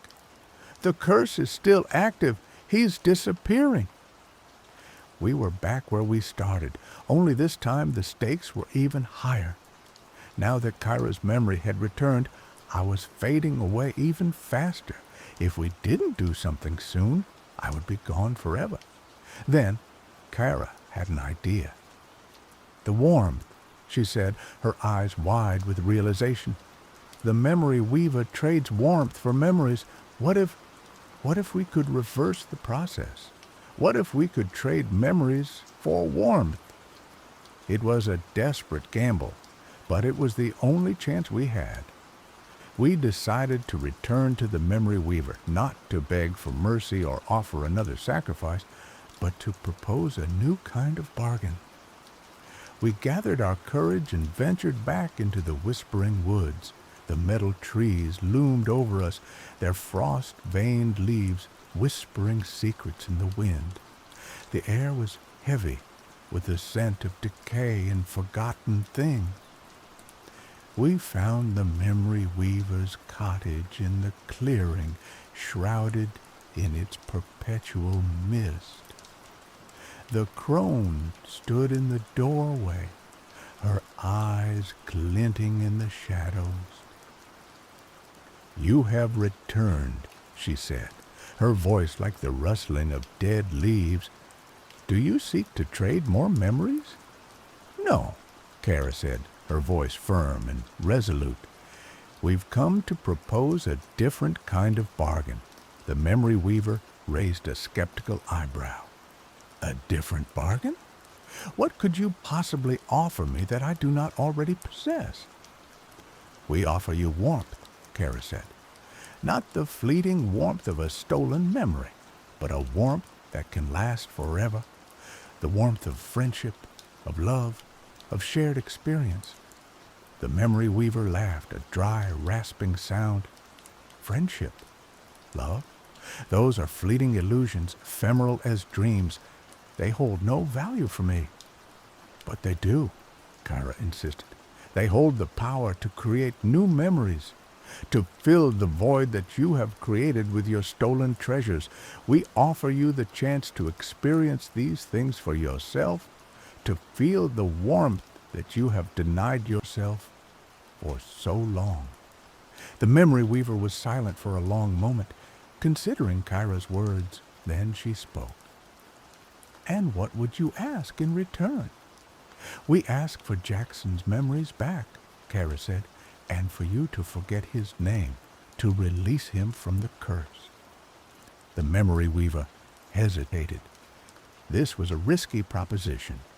To give up her power, to open herself up to the vulnerability of human emotion, it was a terrifying thought. But the loneliness was gnawing at her.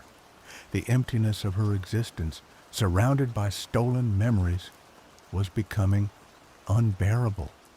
Perhaps there was another way. "Very well," she said finally. "I accept your bargain, but be warned. The path to warmth is not an easy one. It will require sacrifice, devotion, and a willingness to open yourselves up to the pain and joy of human connection." And so, the exchange began. We spent days, weeks, perhaps even months, with the memory weaver, sharing our stories, our laughter, our tears. We told her about our childhoods in Bloomdale, our hopes and dreams, our fears and failures. We taught her about friendship, about love, about the simple joys of life. It wasn't easy. The memory weaver was a creature of darkness and solitude, accustomed to a life of isolation and control. She resisted our attempts to connect with her, clinging to her stolen memories as if they were precious jewels. But we persevered. We showed her kindness, compassion, and unwavering support. We challenged her cynicism, her bitterness, and her fear of intimacy. And slowly, gradually, the ice around her heart began to melt. She started to laugh, to cry, to open herself up to the possibility of human connection. She learned to appreciate the value of shared experiences, the warmth of friendship, and the power of love. As the memory weaver's heart softened, my memories began to return. The fog that had clouded my mind began to lift, revealing the familiar landscape of my own life, the faces of my loved ones, the taste of my favorite foods, the sound of my own laughter. They all came flooding back, filling the void that had threatened to consume me. And finally, the memory weaver forgot my name. The curse was broken. I was free. But the greatest miracle was not my own salvation, but the transformation of the memory weaver. She was no longer a creature of darkness and despair, but a compassionate and loving being, eager to embrace the warmth of human connection. She abandoned her cottage in the woods. Her stolen memories returned to their rightful owners. She came to live in Bloomdale among the people she had once preyed upon. At first, The villagers were wary, mistrustful of her sudden change of heart. But Kara, Simon, Clara, and I stood by her, vouching for her sincerity and urging the community to give her a chance. And gradually, the villagers began to accept her. They saw the genuine remorse in her eyes, the sincere desire to make amends for her past actions. They witnessed her acts of kindness, her unwavering support, and her willingness to embrace the values of their community. The memory weaver, once a symbol of fear and dread, became a beloved member of Bloomdale.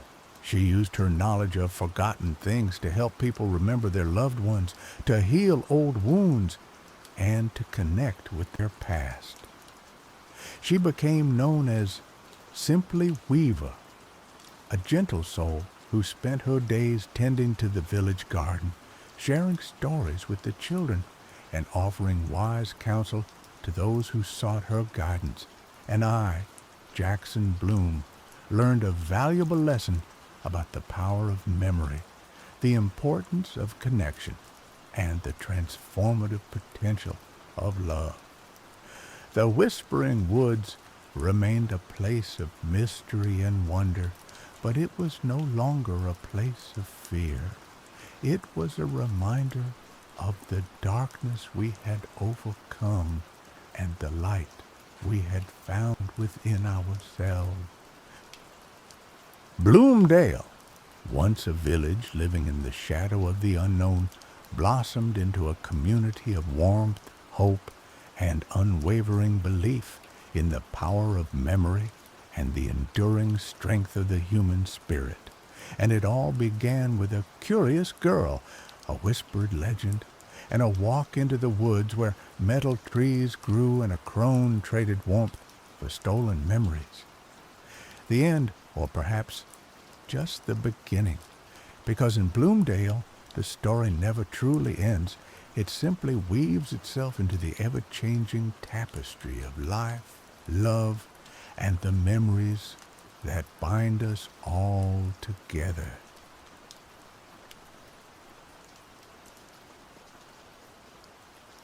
The canyons of the Whispering Cliffs were old, carved by winds that sang secrets only the stones remembered. For generations beyond counting, the cliff dwellers had clung to its face, their homes honeycombed into the rock like the nests of desert swallows. They were a people of quiet resilience, their lives measured by the slow turning of the sun and the patient weaving of intricate tapestries that told the stories of the past. But every 100 years, a different rhythm took hold, the rhythm of the sky serpent. Then the stars would blaze with a fire that wasn't their own. A comet, they called it, though it felt like more. An omen etched into the heavens, a reminder of a long-forgotten pact. It was during such a time, in the year the serpent painted the sky crimson, that a young woman named Anya felt the call in her blood. Anya was not a weaver of tapestries, nor a carver of stone. Her heart belonged to the night. From the highest point of the Whispering Cliffs, she would spend hours tracing the constellations with her fingers, whispering their names like ancient prayers. The elders called her Starseer, a title of respect, but also one laced with a certain unease. For Anya saw things others did not, whispers in the wind, shadows that danced in the moonlight, and the faint echoes of a world beyond the veil of the waking. The year of the serpent, she saw more than ever, not just the celestial fire, but patterns within its blazing tail, visions, fleeting and fragmented, of a world bathed in eternal light, a face wreathed in smoke and flame, and a voice that resonated deep within her soul, a voice that spoke of fire stolen and a promise yet to be fulfilled.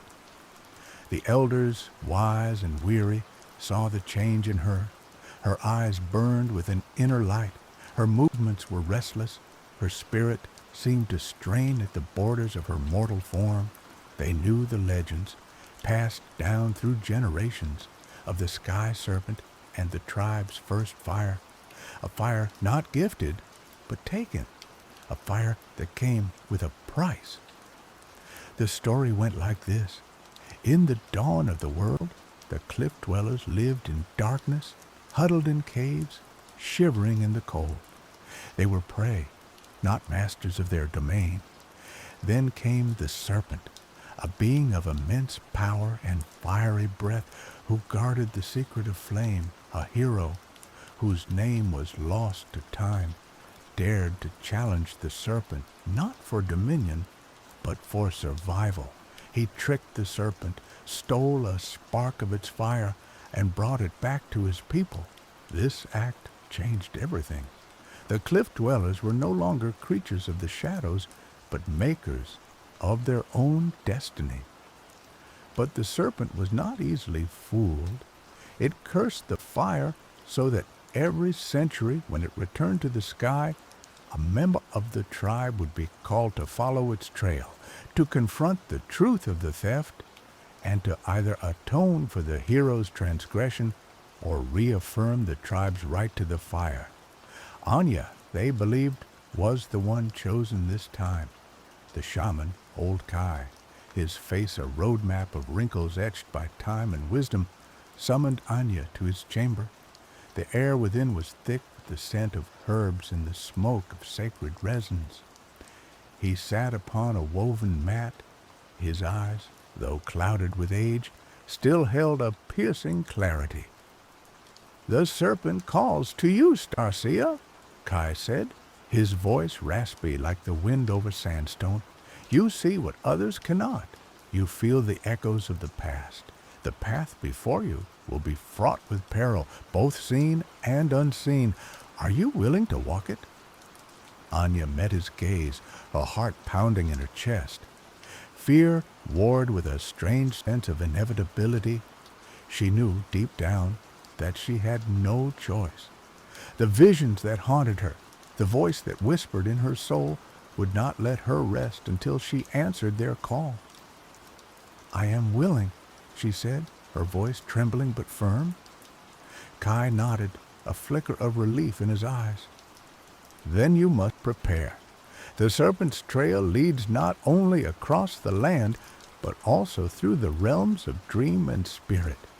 You will need strength of body, clarity of mind, and a pure heart." He then began to instruct her in the ancient ways of the tribe, the rituals of protection, the art of dream walking, and the knowledge of the spirits that inhabited the canyons. He taught her how to read the signs of the desert, how to listen to the whispers of the wind, and how to navigate the treacherous landscapes of the inner world. For weeks, Anya trained, pushing her body and mind to their limits. She learned to run for miles under the scorching sun, to climb sheer cliffs with her bare hands, and to endure the biting cold of the desert nights. She meditated for hours, emptying her mind and opening herself to the flow of the spirit world. She fasted, cleansing her body and sharpening her senses. As the day of her departure drew near, Anya felt a growing sense of anticipation mixed with a profound sadness. She knew that she might never return to the Whispering Cliffs. The serpent's path was unpredictable, and the fate that awaited her was unknown. On the morning of her departure, the entire tribe gathered to bid her farewell. They stood in silence, their faces etched with a mixture of hope and fear. Kai presented her with a staff carved from the heart of the oldest juniper tree, its surface adorned with symbols of protection and guidance. He also gave her a small pouch filled with sacred herbs and a single obsidian blade, sharp as a shard of night. "Remember, Starseer," Kai said, his voice filled with emotion, "you are not alone The spirits of our ancestors walk with you. Trust your instincts, listen to your heart, and never lose sight of the truth. Anya embraced Kai, tears streaming down her face. She then turned to face the tribe, her eyes filled with determination. "I will not fail you," she said, her voice ringing with newfound strength. "I will follow the serpent's trail to the end, and I will bring back the truth." With that, she turned and began to walk toward the rising sun, her silhouette a solitary figure against the vast expanse of the desert.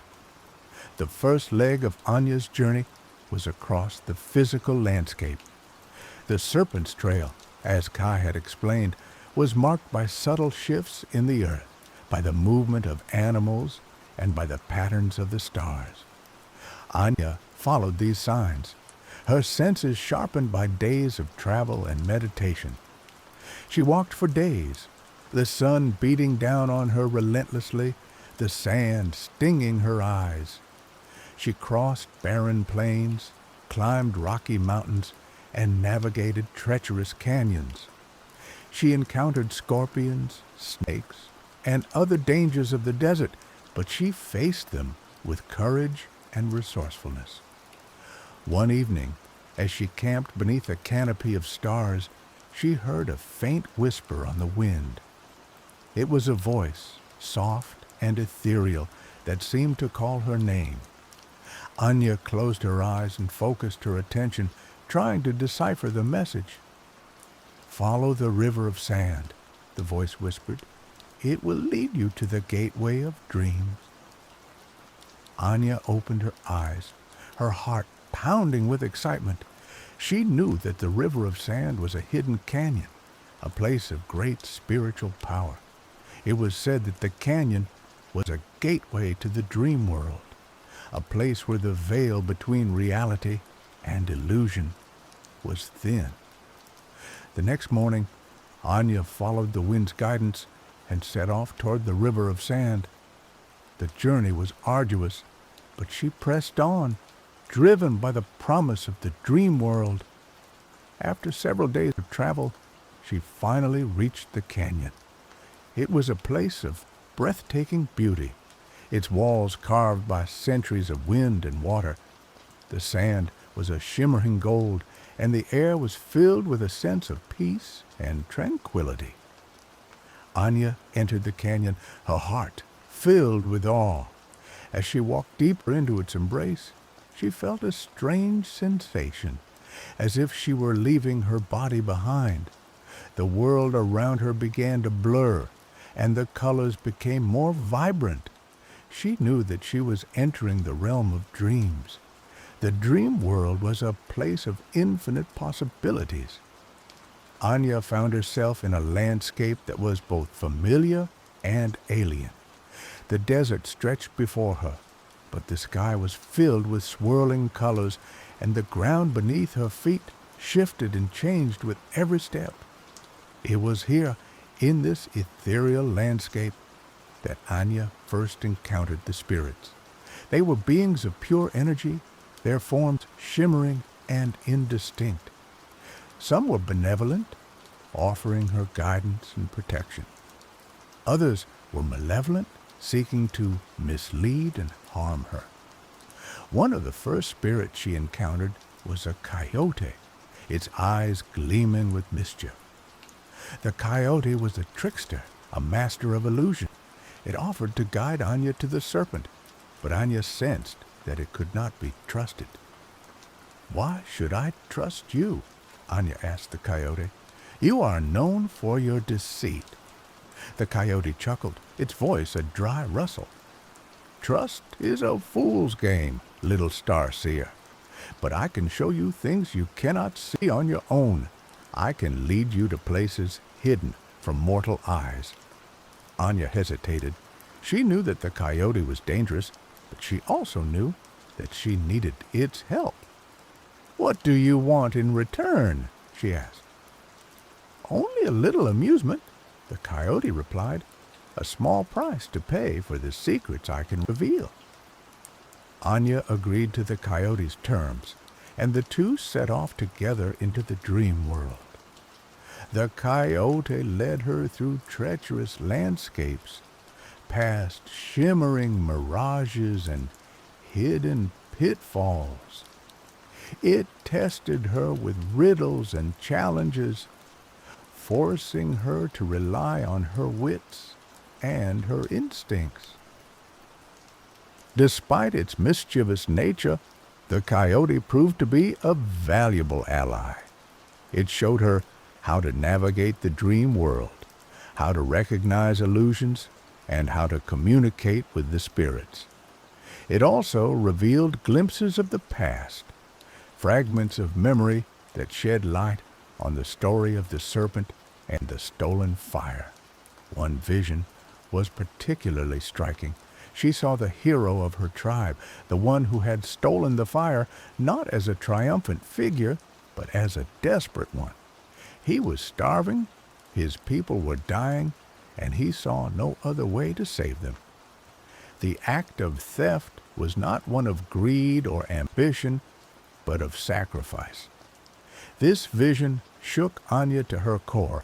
It challenged her understanding of the story, and it made her question the tribe's long-held beliefs. Was the fire truly stolen? Was the serpent truly wronged?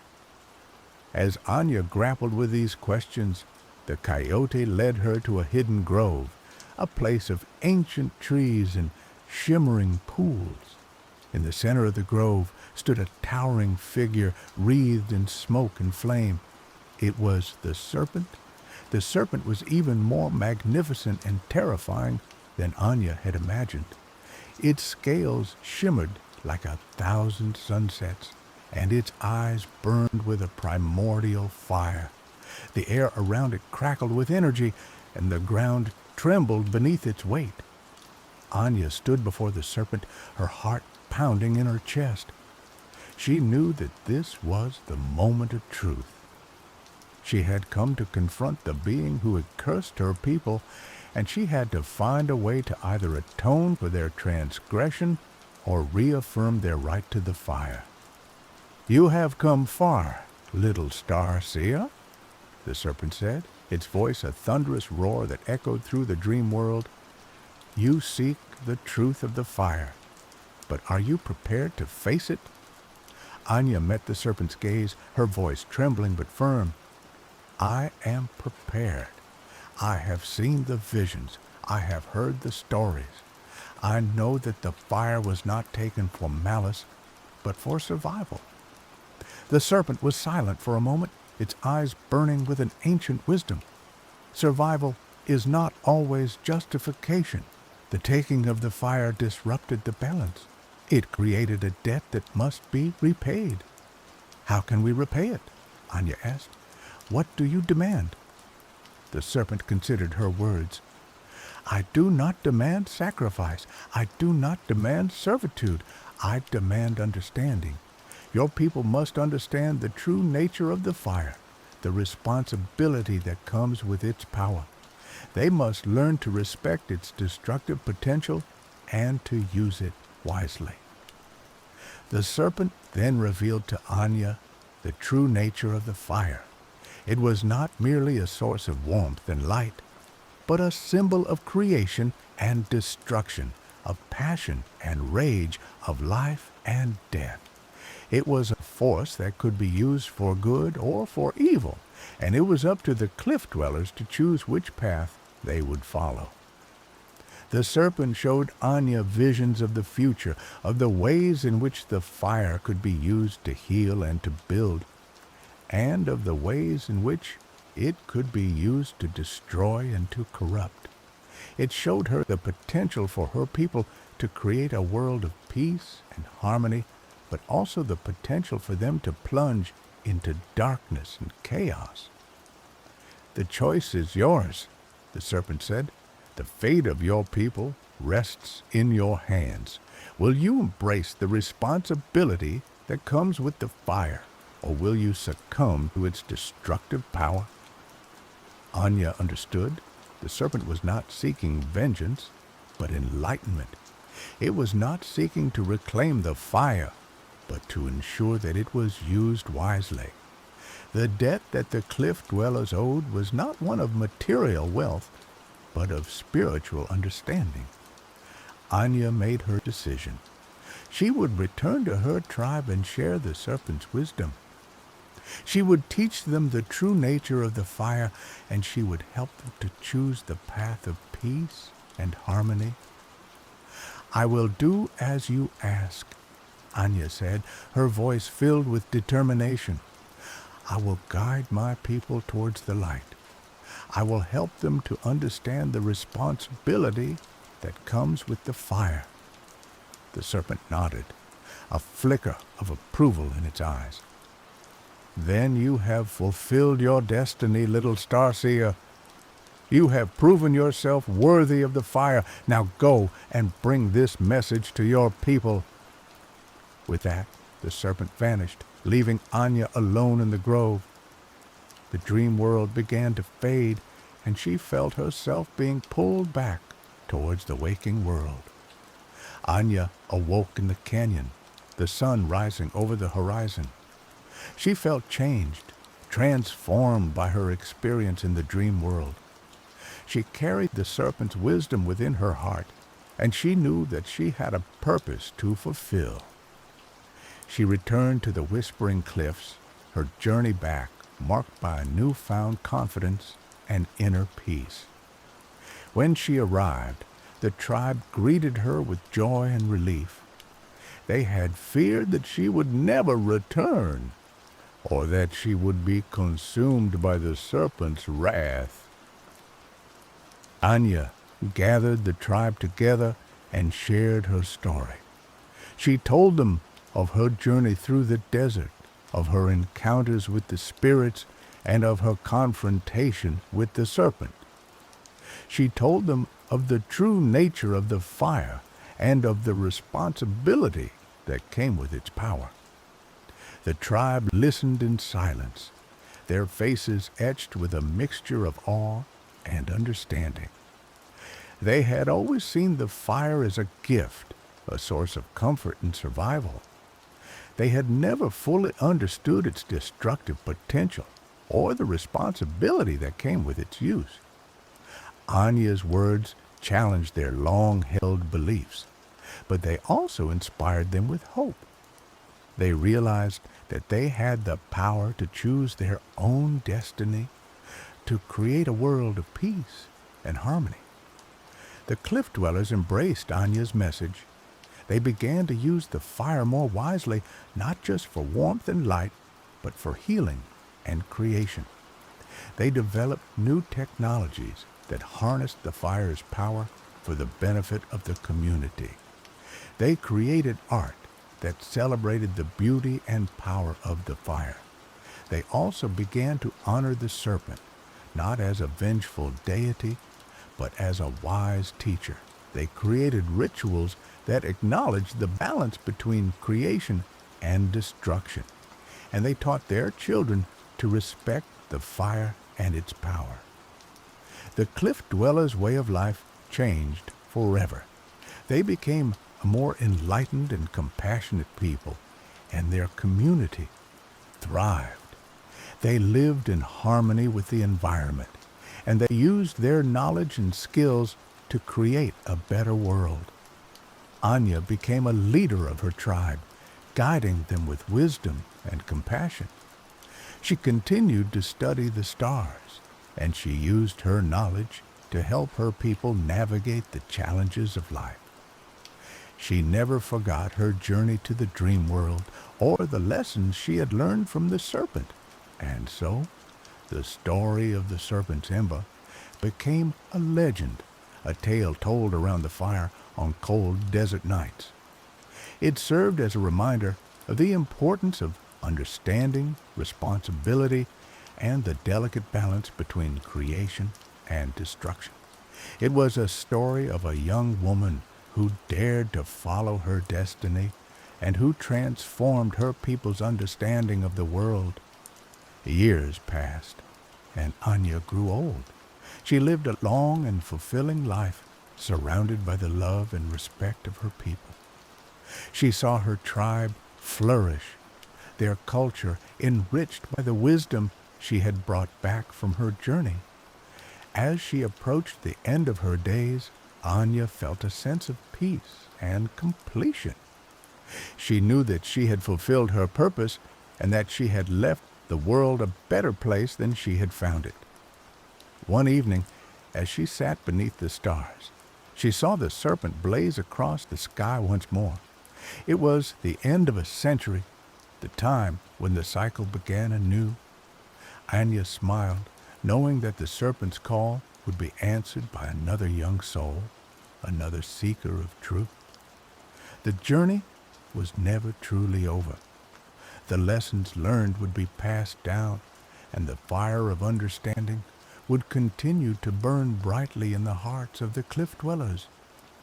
As the serpent faded into the darkness, Anya closed her eyes and breathed her last. Her spirit soared into the heavens, joining the stars and the ancestors who had come before her. The cliff dwellers mourned her passing, but they also celebrated her life. They knew that her legacy would live on, inspiring generations to come. And so the story of Anya, the star seer who followed the serpent's trail, became a timeless myth, a testament to the power of courage, wisdom, and the enduring spirit of humanity. It was a story that reminded them that even in the darkest of times, there was always hope, and that the fire of understanding could always light the way. This is just the beginning of the tale, the nuances of the spirit world, the specific challenges Anya faced from both benevolent and malevolent spirits, and the practical applications of the fire. Technology, art, social structures within the tribe could be further elaborated upon to enrich the narrative.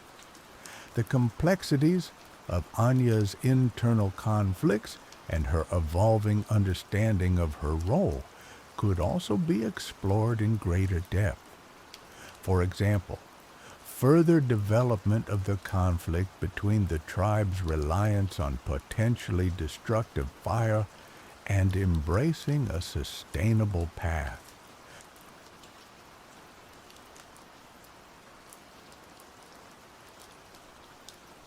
Posterdam clung to the mountainside like a forgotten memory. The wind, a perpetual mourner, whistled through the skeletal remains of abandoned mines, carrying tales of fortune sought and dreams buried. Houses, built from gray stone that seemed to absorb the meager sunlight, huddled together as if seeking warmth from a cold that seeped into the very bones of the town. The air hung heavy, with a stillness that spoke of resignation, a collective sigh held for generations. Brian, a man etched with the harsh lines of the high altitude and the anxieties of his dwindling livelihood, walked the main street. The cobblestones under his worn boots were slick with a perpetual dampness, reflecting the overcast sky like a distorted mirror. Once, Posterdom had throbbed with life, the rhythmic clang of pickaxes and the boisterous laughter of miners echoing through the valley. Now, silence reigned, broken only by the mournful cry of a hawk circling overhead and the creak of dilapidated signs promising long-gone pleasures.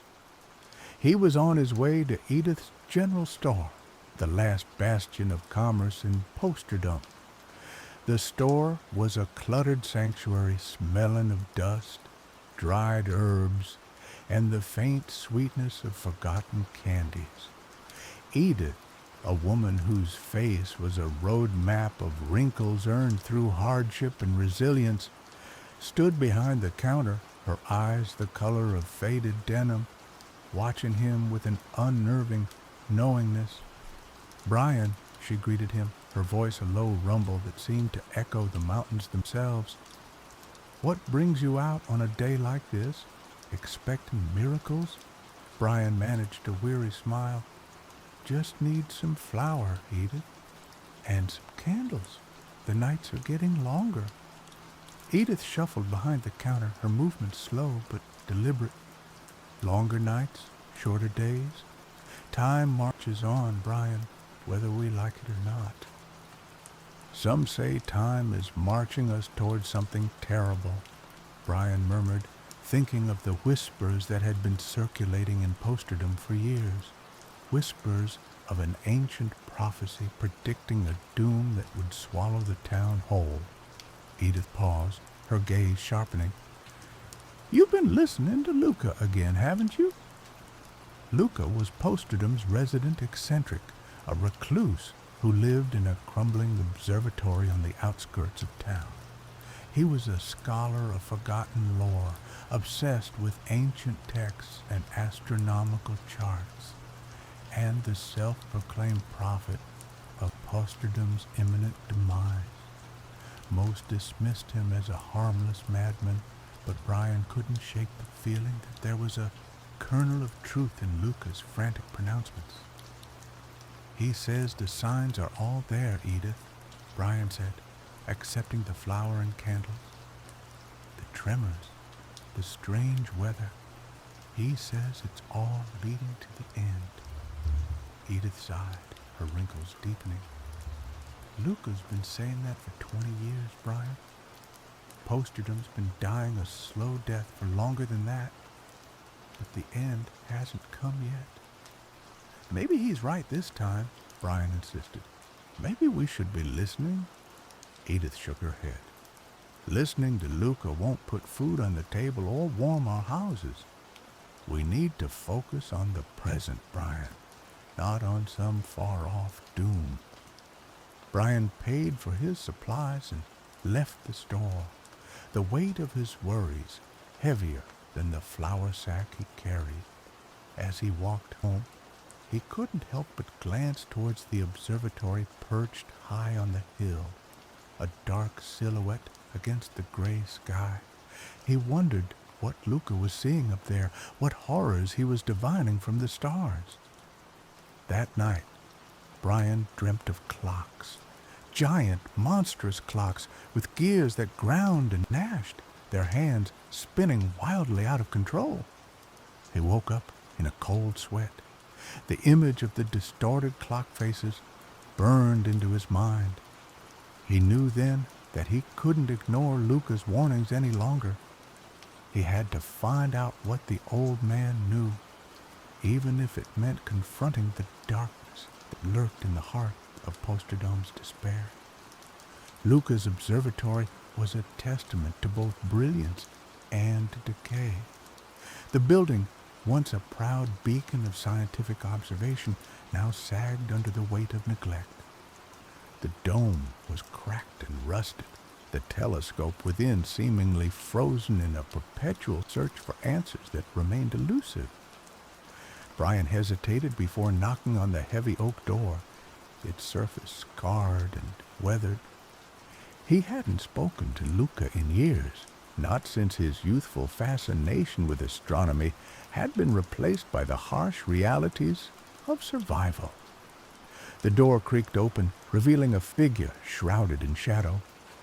Luca stood before him, his eyes magnified by thick spectacles, burning with an unsettling intensity. His white hair, long and unkempt, framed a face etched with 1,000 sleepless nights. "Brian," Luca rasped, his voice like the rustling of ancient parchment. "I knew you would come." Brian swallowed, unnerved by Luca's seemingly prescient greeting. "I need to know what you've seen, Luca. What you've been saying about the end." Luca stepped aside, gesturing for Brian to enter. The air inside the observatory was thick with the scent of dust, old books, and something else. Something metallic and faintly ozone-like. Stacks of books lined the walls, their spines faded and cracked. Charts and diagrams covered every surface, filled with arcane symbols and astronomical calculations. The prophecy, Luca began, his voice gaining strength as he spoke, it speaks of a convergence, a moment when the celestial and terrestrial realms align in a way that will unravel the fabric of time itself. Posterdom, it says, will be the epicenter. What kind of convergence? Brian asked, his heart pounding in his chest.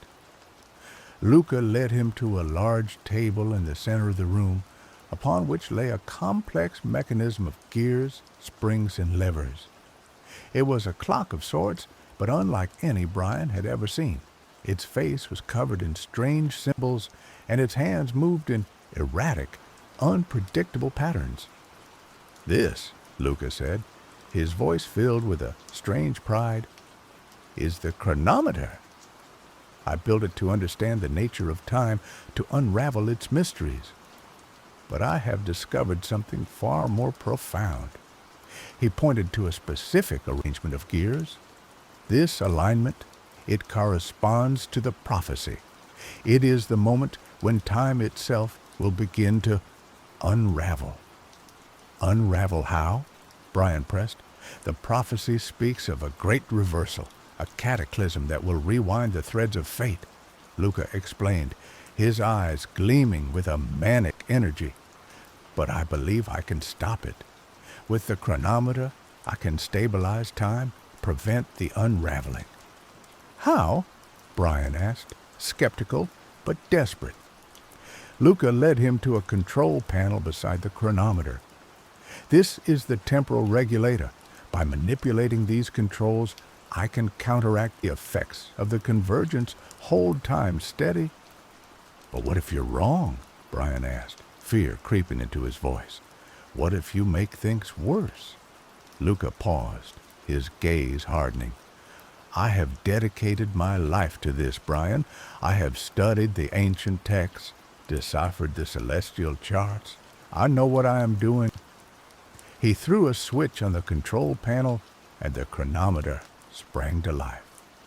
The gears began to spin with increasing speed, the metallic scent in the air growing stronger. The strange symbols on the clock face glowed with an eerie luminescence. The process has begun, Luca announced, his voice trembling with excitement. Time is being stabilized. Brian watched in horrified fascination as the chronometer whirred and clicked, its intricate mechanism humming with power. He couldn't shake the feeling that Luca was playing with forces he didn't understand, that he was about to unleash something terrible upon Posterdom. The first sign was subtle, a flicker in the gaslights that illuminated the town square. Then a tremor, stronger than any that had shaken Posterdom in recent memory. People rushed out of their homes, fear etched on their faces. Brian, standing beside Luca in the observatory, felt a strange tingling sensation run through his body. The air seemed to vibrate, and the colors around him intensified, then faded, then intensified again. "What's happening?" he cried, clutching his head. Luca, his eyes fixed on the chronometer, didn't respond. The gears were spinning faster and faster, the clock face glowing with an almost blinding light. Suddenly, the tremor stopped. The flickering lights steadied. The air became still, almost unnaturally so. Then, things began to change. A delivery wagon, heading towards Edith's general store, began to roll backward, uphill. A flock of birds flew in reverse, their wings beating against the wind as they retreated towards the horizon. A conversation Brian had overheard between two miners earlier that day replayed itself in his mind, word for word, but in reverse order. He looked at Luca, his face a mask of horror. "You didn't stabilize time, Luca. You reversed it." Luca stared at the chronometer in disbelief, his hands trembling. "It can't be. The calculations were precise." "Look around you," Brian shouted. "Everything is going backwards." They rushed outside the observatory. The town was in chaos. People were walking backward, their movements jerky and unnatural. Buildings were crumbling in reverse, stones reassembling themselves in mid-air. The river that flowed through Posterdom was flowing upstream, its waters churning and frothing as they defied gravity. Brian saw Edith standing in front of her store, her face a picture of bewilderment. He ran towards her, dodging people who were moving in reverse. "Edith, get inside," he yelled. "It's not safe." But Edith didn't seem to hear him. She was staring at something behind him, her eyes wide with shock. Brian turned around. He saw a younger version of himself, a boy of 10, walking towards him. The boy was carrying a fishing rod and whistling a carefree tune. Brian staggered backward, his mind reeling. He was seeing his past self walking towards his present. "What have you done, Luca?" he whispered, his voice filled with despair. "What have you unleashed?" The chronometer's influence spread like a virus, infecting every aspect of Posterdom's existence. Time wasn't just flowing backward. It was unraveling, fragmenting, replaying itself in disjointed, chaotic loops. People encountered younger versions of themselves, reliving past traumas and joys, forced to confront the echoes of their former selves. The dead walked again, resurrected from their graves, only to fade back into oblivion as the temporal currents shifted. Brian found himself trapped in a nightmare of his own making. He relived the death of his parents in a mining accident, experiencing the grief and despair of his childhood all over again. He watched his younger self make choices he now regretted, powerless to intervene. Luca, consumed by guilt and terror, retreated into the observatory, desperately trying to recalibrate the chronometer. But the machine was beyond his control, its gears spinning wildly, its power surging unchecked. Brian knew that if he didn't do something, Posterdom would be lost, trapped in an endless loop of temporal chaos. He had to find a way to stop the chronometer, even if it meant sacrificing himself. He sought out Nova, a young woman who had always possessed a sharp intellect and a keen understanding of mechanics. Nova had worked in the mines, tinkering with the machines, and she possessed a natural aptitude for understanding complex systems. He found her in her workshop, surrounded by tools and discarded parts. She was trying to repair a broken clock, her brow furrowed in concentration. "Nova," Brian said, his voice urgent, "I need your help." Nova looked up, her eyes filled with apprehension. "I know what's happening, Brian. Everyone does. It's like something out of a nightmare." "Luca's chronometer is responsible," Brian explained. "It's reversing time, unraveling everything. We have to stop it." Nova hesitated. "The chronometer is incredibly complex, Brian. I don't know if I can fix it." "You're the only one who can," Brian insisted. "You're the only one who understands machines like that. Posterdom is counting on you." Nova looked at him, her expression determined. "All right," she said, "I'll help you, but we need a plan."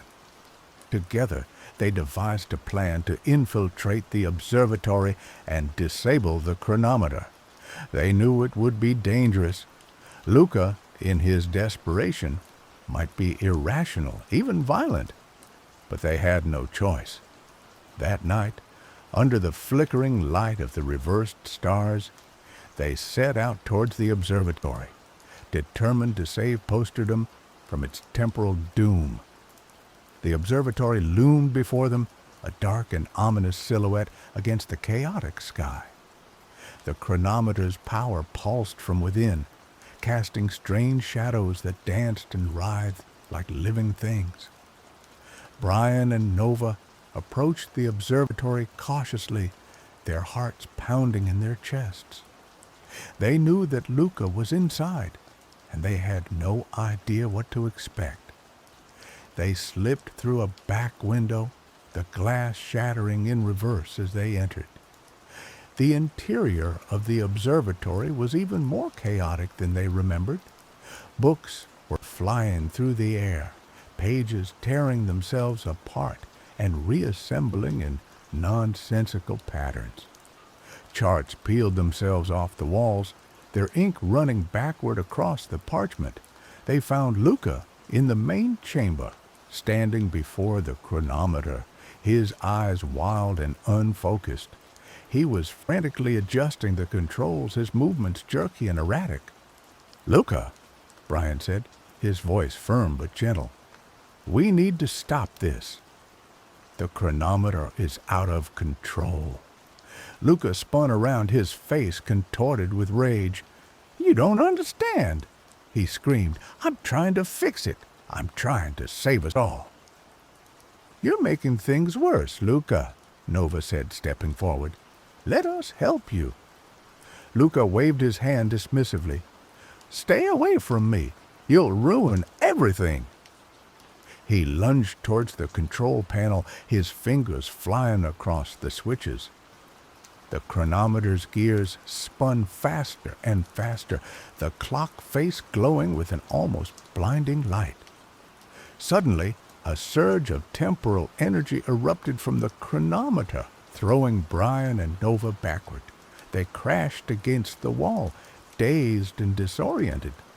Luca, caught in the full force of the blast, screamed in agony. His body flickered and shimmered, his form dissolving and reforming in rapid succession. Brian and Nova scrambled to their feet, horrified by what they were witnessing. Luca was being torn apart by the chronometer's power, his timeline fragmenting into 1,000,000 pieces. "We have to stop it now," Nova cried, rushing towards the chronometer. But as she reached the machine, a younger version of Luca appeared before her, a boy of 10, his eyes filled with innocence and wonder. He was holding a small telescope, gazing up at the stars. Nova froze, her hand hovering over the control panel.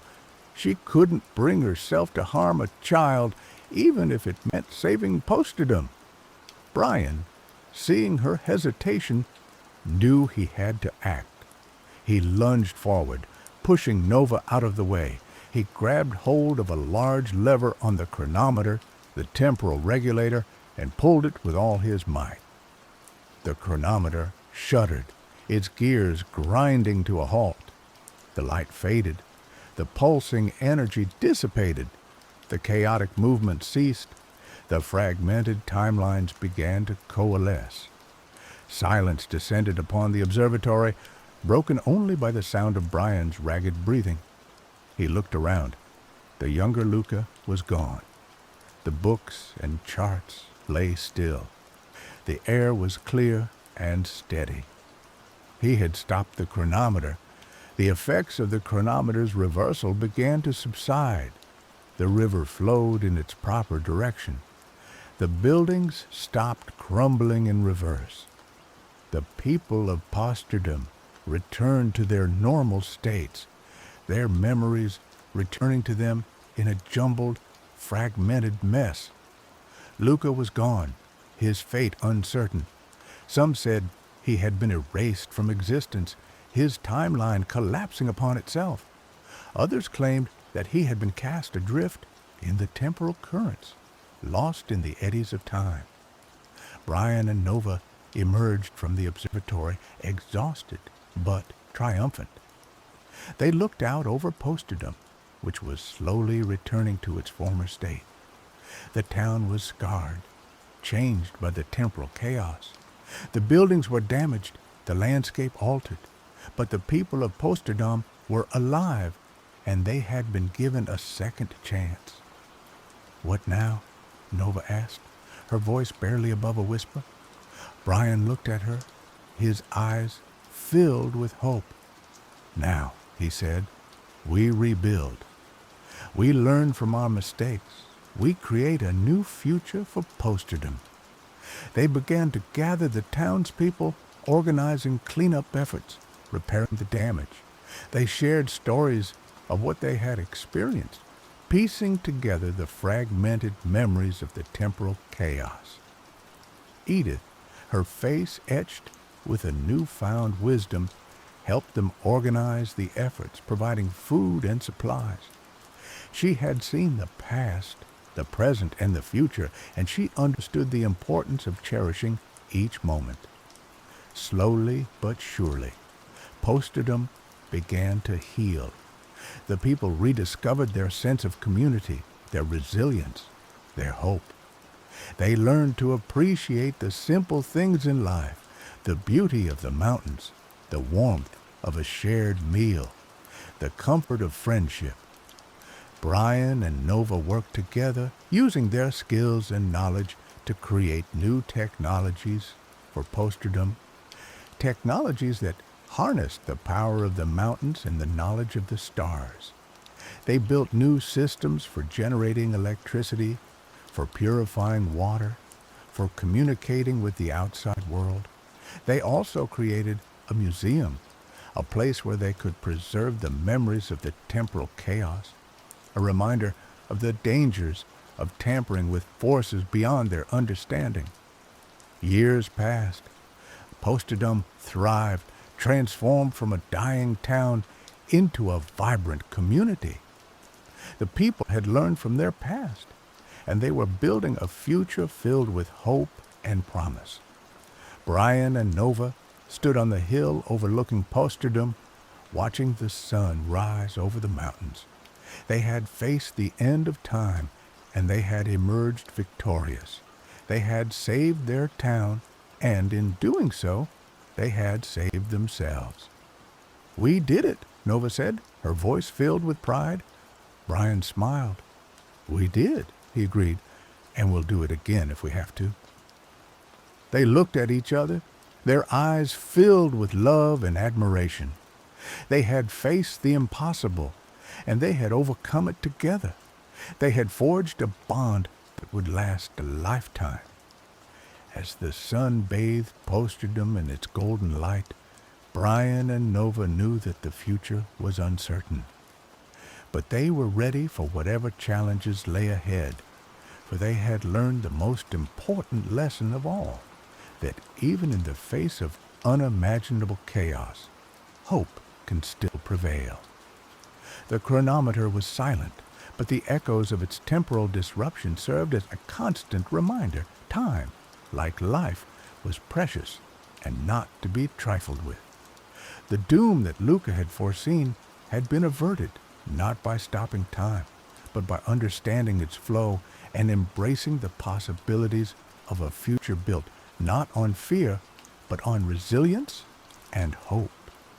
The town of Posterdom, once a desolate echo of the past, was now a testament to the enduring power of the human spirit.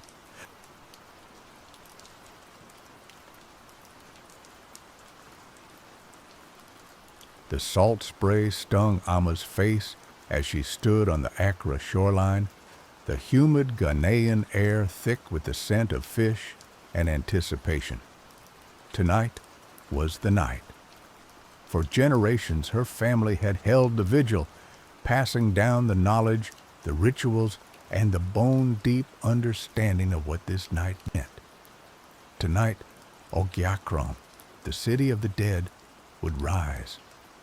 Amma wasn't a traditional priestess or even particularly spiritual in the conventional sense. She was a software engineer, coding by day and chasing server errors. But the blood of her ancestors flowed in her veins, a current stronger than any algorithm. She couldn't deny the pull, the electric hum in the air that grew stronger as the moon climbed higher. Around her, the beach throbbed with life. Fishermen had pulled their canoes ashore, offering libations to the sea gods, their voices a low, reverent murmur. Tourists, drawn by whispered legends and viral TikTok videos, mingled with locals, their cameras poised, eager to capture the spectacle. Amma found their presence jarring, a crass intrusion into something sacred. This wasn't a show, it was a reckoning. Her grandmother, Nana Abena, stood beside her, her face a roadmap of wrinkles etched by time and wisdom. Nana Abena's eyes, though clouded with age, held a sharp, unwavering focus. She clutched a gnarled wooden staff, its surface worn smooth by decades of rituals. "They are here for a spectacle, Amma," Nana Abena said, her voice raspy but firm, cutting through the ambient noise. "They do not understand the weight of what we witness." Amma nodded, her gaze fixed on the horizon. The air crackled with energy, a palpable tension that made the hairs on her arms stand on end. Then it began. A faint, ethereal glow shimmered on the water, barely visible at first. It pulsed, grew brighter, coalescing into a luminous form. The crowd gasped, a collective intake of breath as the impossible unfolded before their eyes. Ogiakrom rose from the depths. It wasn't a city of rotting corpses or grotesque specters as the sensationalist stories often claimed. It was beautiful, hauntingly so. Buildings crafted from shimmering opalescent stone spiraled towards the heavens, their architecture defying earthly physics. Ghostly lights flickered in the windows, and faint music, like the echo of a forgotten song, drifted across the water. It was a city frozen in time, a testament to a civilization lost to the sea, yet somehow preserved in a realm beyond mortal comprehension. Amma felt a wave of awe wash over her, mingled with a primal fear. The city was beautiful, but it was also undeniably wrong. It shouldn't exist. It defied the natural order. This year, though, there was something different. Aside from the normal ghostly lights of Ogiakrom, there was a pulsating golden light. It originated from the highest tower of the floating city, a beacon visible even from the shore. It was a light of immense power, of resistance. Nana Abena gripped Amma's arm, her fingers surprisingly strong. "He is here," she whispered, her voice filled with a mixture of dread and anticipation. "He has returned?" "Who?" Amma asked, her heart pounding in her chest. Before Nana Abena could answer, a figure emerged from the golden light. It was a man, or rather the shape of a man, formed from pure energy. He hovered in the air between Ogiakrom and the shore, his form flickering like a dying flame. He looked at the crowd, and the tourists, even in their morbid fascination, took a step back. The man's gaze swept over the crowd like he was searching for someone or something. When the man's gaze settled on Amma, she forgot how to breathe. The man spoke, his voice resonating in Amma's mind, bypassing her ears altogether. "I am Kwame," he said, "and I will not stay dead." Chaos erupted. The tourists screamed, scrambling back from the shore. The fishermen, hardened by years of facing the unpredictable sea, crossed themselves and chanted ancient prayers. Nana Abena pushed Amma behind her, raising her staff in a defensive posture. "He is a rogue spirit," Nana Abena said, her eyes fixed on Kwame. "A soul who refuses to accept his fate. He seeks to return to the world of the living, a transgression against the balance." Kwame ignored the commotion, his gaze still locked on Amma. "I need your help," he said, his voice pleading. "I cannot do this alone." Amma, despite her fear, felt a strange pull towards Kwame, a flicker of recognition. It was as if she knew him, or perhaps knew of him, from a dream or a forgotten memory. "Why me?" she asked, her voice barely a whisper. "Because you are the key," Kwame replied. You are the link between the world of the living and the world of the dead. Your bloodline carries the power to open the gate. Nana Abena gasped. He speaks of forbidden magic, she said, her voice trembling. The gate of return. It is a dangerous path, Amma. It leads to nothing but suffering. Amma ignored her grandmother. She was drawn to Kwame, to his desperation, to the hope that flickered within his spectral form. He was a ghost fighting against his own demise, a rebel against the natural order, and something inside Amma, something she had always suppressed, resonated with that rebellion. "What do you need me to do?" she asked. Kwame's form flickered brighter, as if fueled by her willingness. "I need you to perform the rite of passage," he said, "a ritual passed down through your family. It is the only way to anchor me to the mortal realm." "But the rite is meant to guide souls into the afterlife," Amma protested. "It can be reversed," Kwame said, "with the right intention, with the right power. You have that power, Amma. You have always had it." Nana Abena stepped forward, her face etched with worry. "Amma, do not listen to him. He is manipulating you. He seeks to disrupt the balance of life and death. He will bring nothing but chaos and destruction." Amma looked at her grandmother, at the fear in her eyes. She loved Nana Abena, respected her wisdom. But she couldn't ignore the pull, the undeniable feeling that this was her destiny, her purpose. "I have to try," she said, her voice firm. "I have to see what happens." Nana Abena shook her head, her eyes filled with sorrow.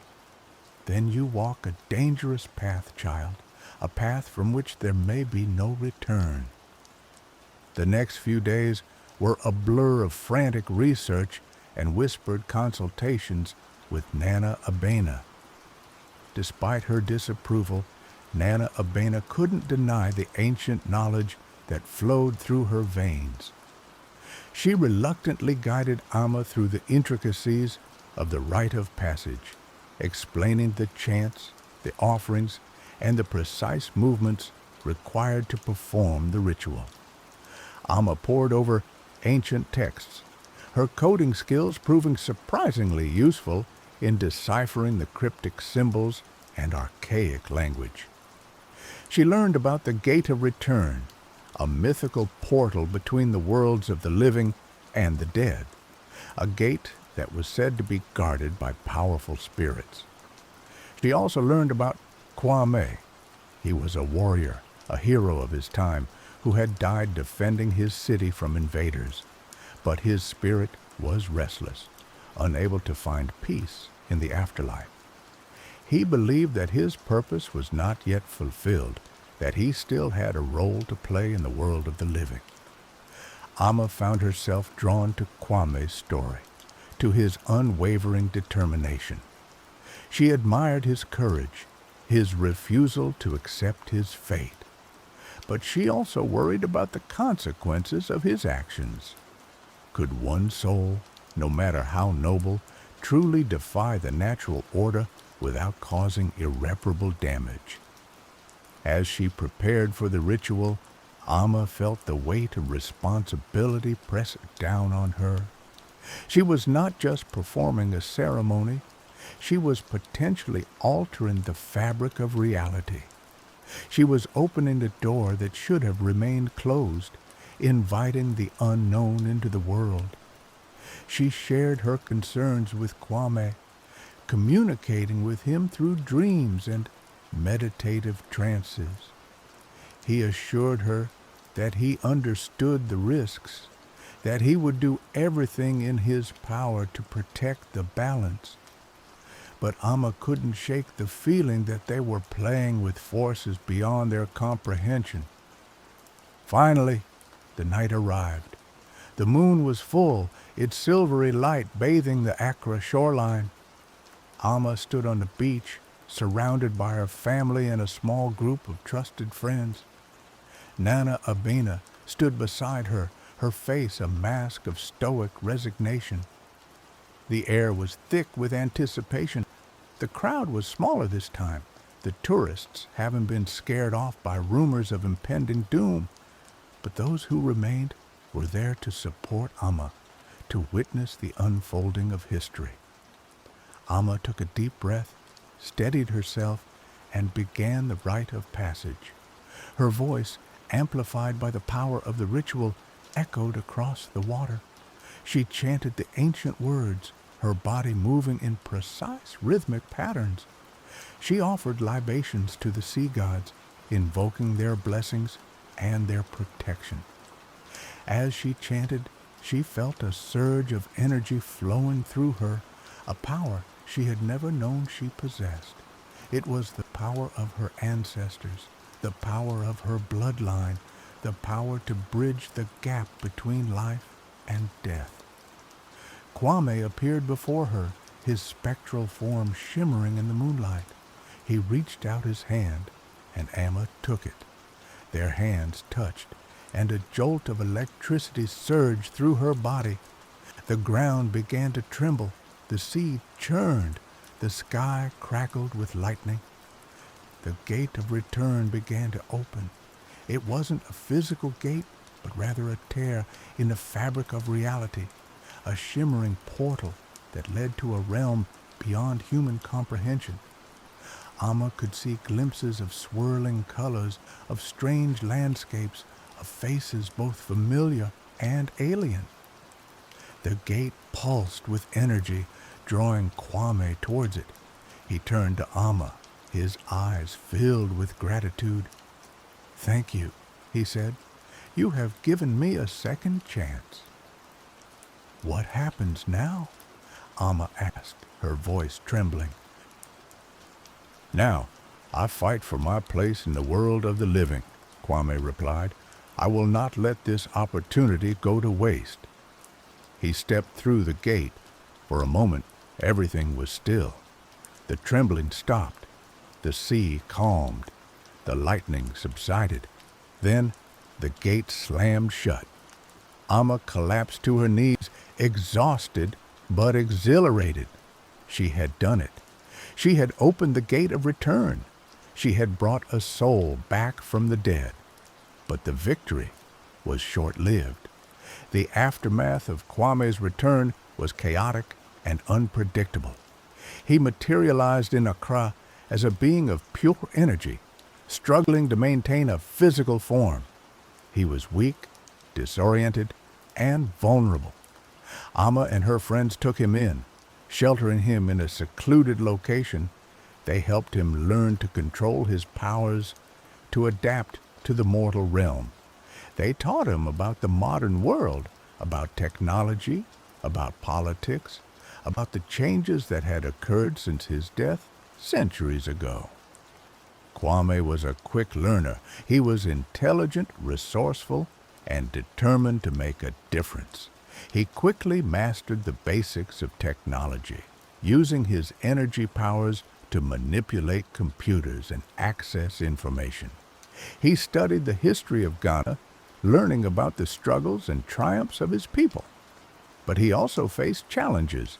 His presence attracted unwanted attention. Government agencies, religious organizations, and shadowy corporations all sought to control him, to exploit his powers for their own purposes. Kwame refused to be a pawn. He used his abilities to fight back, to protect the innocent, to expose corruption. He became a symbol of hope for the oppressed, a beacon of light in a dark world. But his actions also had consequences. He made enemies, powerful enemies who were determined to destroy him. They spread rumors, launched smear campaigns, and even attempted to assassinate him. Amma and her friends stood by Kwame, protecting him from his enemies, guiding him through the complexities of the modern world. They became his family, his support system, his anchor to the mortal realm. As Kwame grew stronger, he began to remember details of his past life. He remembered his family, his friends, his city. He remembered the invaders who had killed him, the war that had destroyed his civilization. He became obsessed with finding out what had happened to his people, to his city. He used his powers to search for clues, to uncover ancient secrets. He discovered that Ogiakrom had not been completely destroyed. A small group of survivors had managed to escape the invaders, fleeing to a remote island where they had rebuilt their civilization. Kwame was determined to find them, to reunite with his people. But the journey would be dangerous. The island was said to be protected by powerful spirits who guarded it from outsiders. And Kwame's enemies were still hunting him, eager to capture him before he could reach his destination. Amma knew that she had to help him. She had brought him back from the dead, and she felt responsible for his well-being. She also believed in his mission, in his desire to reconnect with his past. Together, they embarked on a perilous quest, a journey that would take them across the seas, through uncharted territories, and into the heart of ancient mysteries. Their journey took them to hidden sanctuaries and forgotten temples, each step revealing more about Kwame's past and the fate of his people. Amma, initially a reluctant participant, found herself growing increasingly invested, her analytical mind captivated by the intricate tapestry of history and magic they were uncovering. The bond between her and Kwame deepened, forged in the crucible of shared danger and purpose. She was no longer just helping a rogue spirit. She was fighting for a lost civilization, for the preservation of a forgotten culture. They learned that Ogiakrom wasn't merely a city of the dead, but a repository of knowledge and power, a place where the veil between worlds was thin. The city's reappearance every century wasn't random. It was a deliberate act, a cyclical attempt to re-establish contact with the living world, to share its wisdom and its warnings. Kwame's return was not just a personal quest, it was a catalyst, a trigger that could potentially reignite the flame of Ogiakrom's legacy. But it also carried the risk of exposing the city's secrets to those who would exploit them for their own gain. Their pursuers were relentless. A shadowy organization known as the Collectors sought to capture Kwame, believing that his energy powers could be harnessed to create weapons of unimaginable destruction. They were led by a ruthless woman named Dr. Evelyn Reed, a brilliant but morally bankrupt scientist who saw Kwame as nothing more than a scientific experiment. They faced trials that tested their courage and their resolve. They battled ancient spirits, navigated treacherous landscapes, and outsmarted cunning adversaries. Amma's coding skills came in handy, allowing her to hack into security systems, decipher encrypted messages, and create technological countermeasures against their enemies. Kwame's powers grew stronger, but so did his awareness of the responsibility that came with them. One particular encounter stands out. They found themselves in a hidden cave guarded by a colossal earth spirit, its body formed from living rock. The spirit challenged Kwame, testing his worthiness to enter the sacred realm of Ogiakrom's survivors.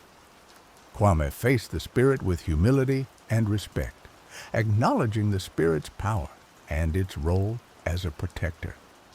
He spoke of his desire to reconnect with his people, to learn from their wisdom, and to help them preserve their culture. The spirit was moved by Kwame's sincerity. It granted them passage, but warned them of the dangers that lay ahead. "The path to reunion is fraught with peril," the spirit boomed. "You will face trials that will test your very souls. But remember, the strength of your spirit is greater than any obstacle."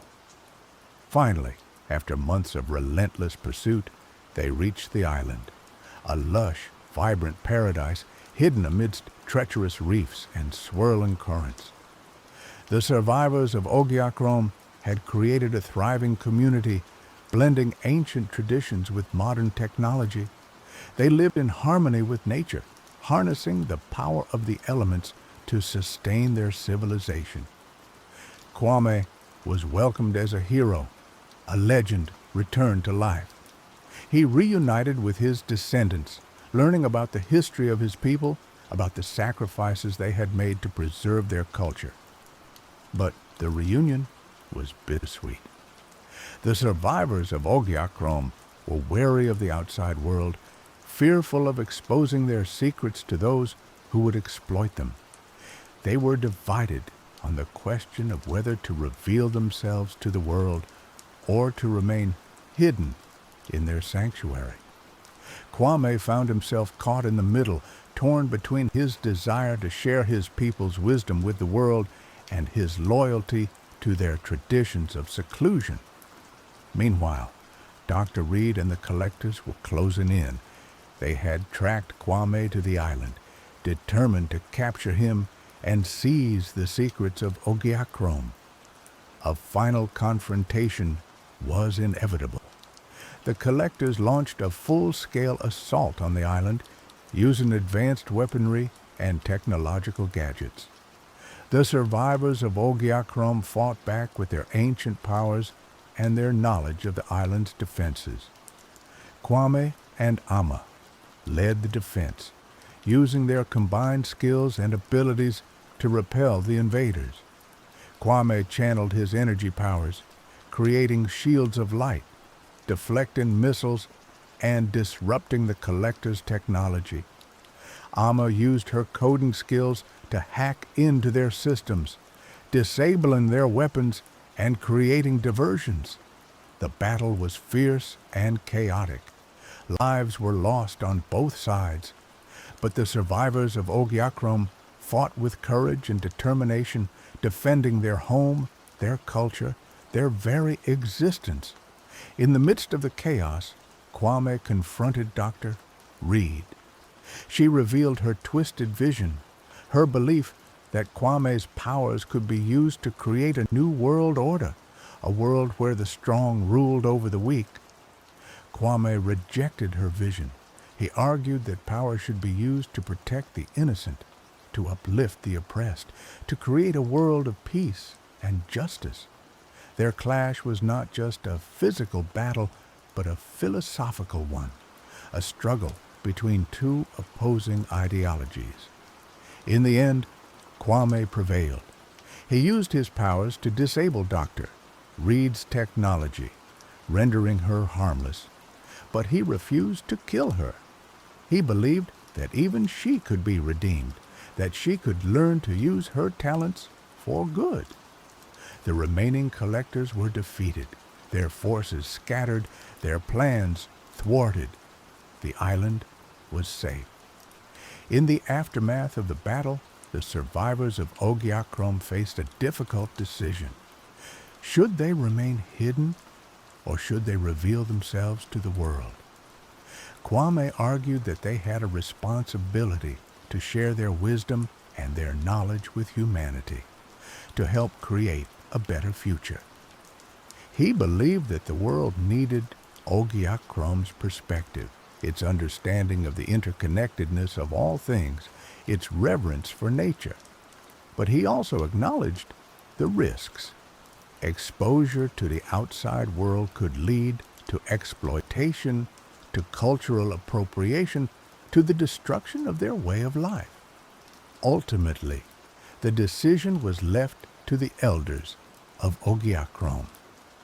After much deliberation, they decided to take a cautious approach. They would begin by sharing their knowledge with a select group of individuals. People who were trustworthy and dedicated to making a positive impact on the world. Amma was chosen to be one of the ambassadors to serve as a link between Ogyakrom and the outside world. She accepted the responsibility with humility and gratitude. Kwame, having fulfilled his purpose, began to fade. His connection to the mortal realm was weakening, his energy dissipating. He knew that it was time for him to return to the afterlife. He said his goodbyes to his people, to Amma, to his friends. He thanked them for their love, their support, their unwavering belief in him. He stepped back through the gate of return, this time willingly, peacefully. As he faded away, he left Amma with a message of hope. "The future is not predetermined," he said. "We have the power to shape our own destinies. We must use that power wisely to create a world that is worthy of our ancestors and worthy of our descendants." Amma returned to Accra, carrying Kwame's message with her. She dedicated her life to building bridges between cultures, to promoting understanding and cooperation, to creating a world where the wisdom of the past could guide the choices of the future. She never forgot Kwame, the rogue spirit who had defied death, who had fought for his people, who had inspired her to embrace her destiny. She knew that his spirit lived on, not just in the afterlife, but in the hearts of all those who dared to challenge the status quo, who dared to dream of a better world. And every 100 years, when Ogyakrom rose from the depths, Amma would stand on the Accra shoreline, listening for the echo of his voice, remembering the lessons he had taught her, and reaffirming her commitment to the cause of justice, equality, and peace. The city would rise again, bringing with it the reminder that even in death, there is the potential for rebirth, for renewal, for the enduring power of the human spirit to transcend the boundaries of time and space. And Amma would be ready, waiting for the next message, the next challenge, the next opportunity to make a difference in the world. The legacy of Kwame, the soul who refused to stay dead, would live on through her and through all those who dared to listen to the echoes of the past and to build a better future.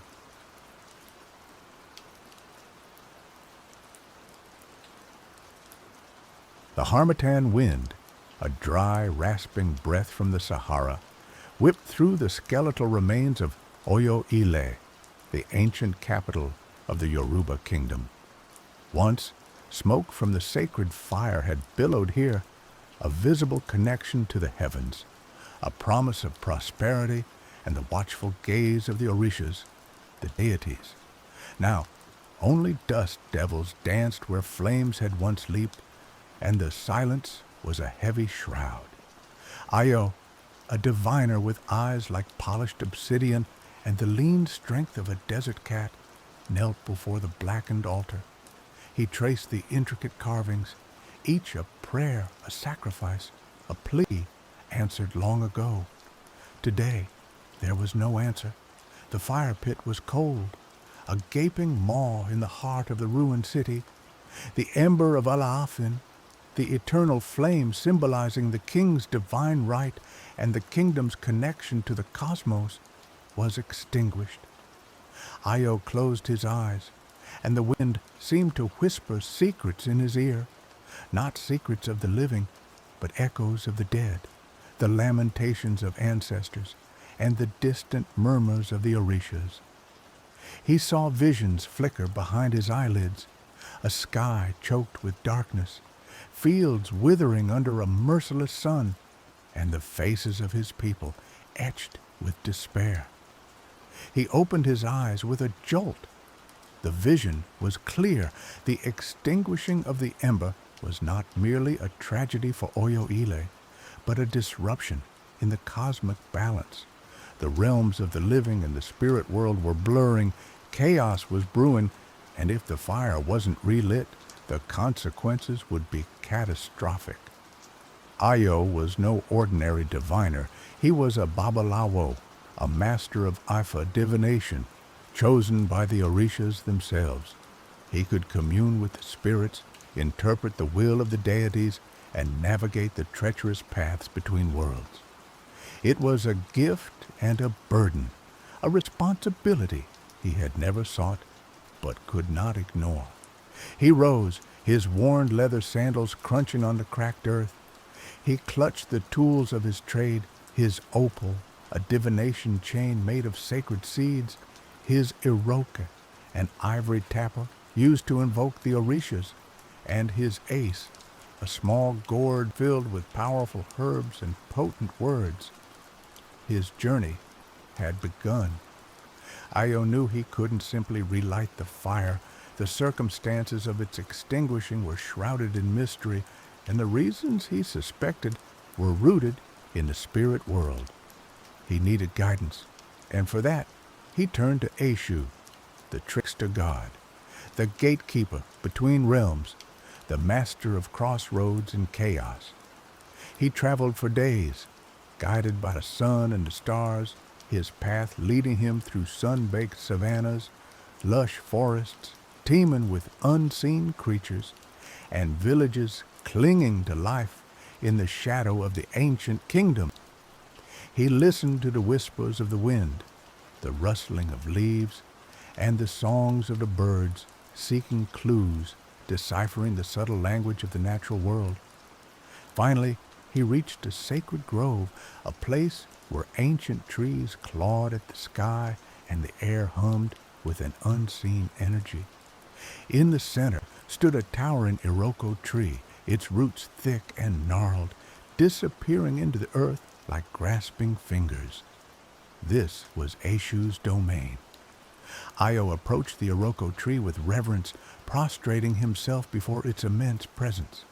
He scattered kola nuts at its base, a traditional offering, and began to chant, his voice weaving a tapestry of ancient words, invoking the name of Eshu Elegbara. The air crackled with energy, and the shadows around the iroko tree deepened. A figure materialized from the darkness, tall and lean, with eyes that gleamed like embers. He wore a patchwork of clothes, each piece taken from a different era, and a mischievous grin played on his lips. "Ayo, Babalawo," Eshu said, his voice a melodic rumble. "I have been expecting you. The ember's fall has caused quite a stir, even in my realm. What troubles you?" Ayo explained his plight, his voice filled with urgency. "The fire is extinguished, Eshu. The balance is disrupted. I need to know why. I need to know how to relight it." Eshu chuckled, a sound that echoed through the grove.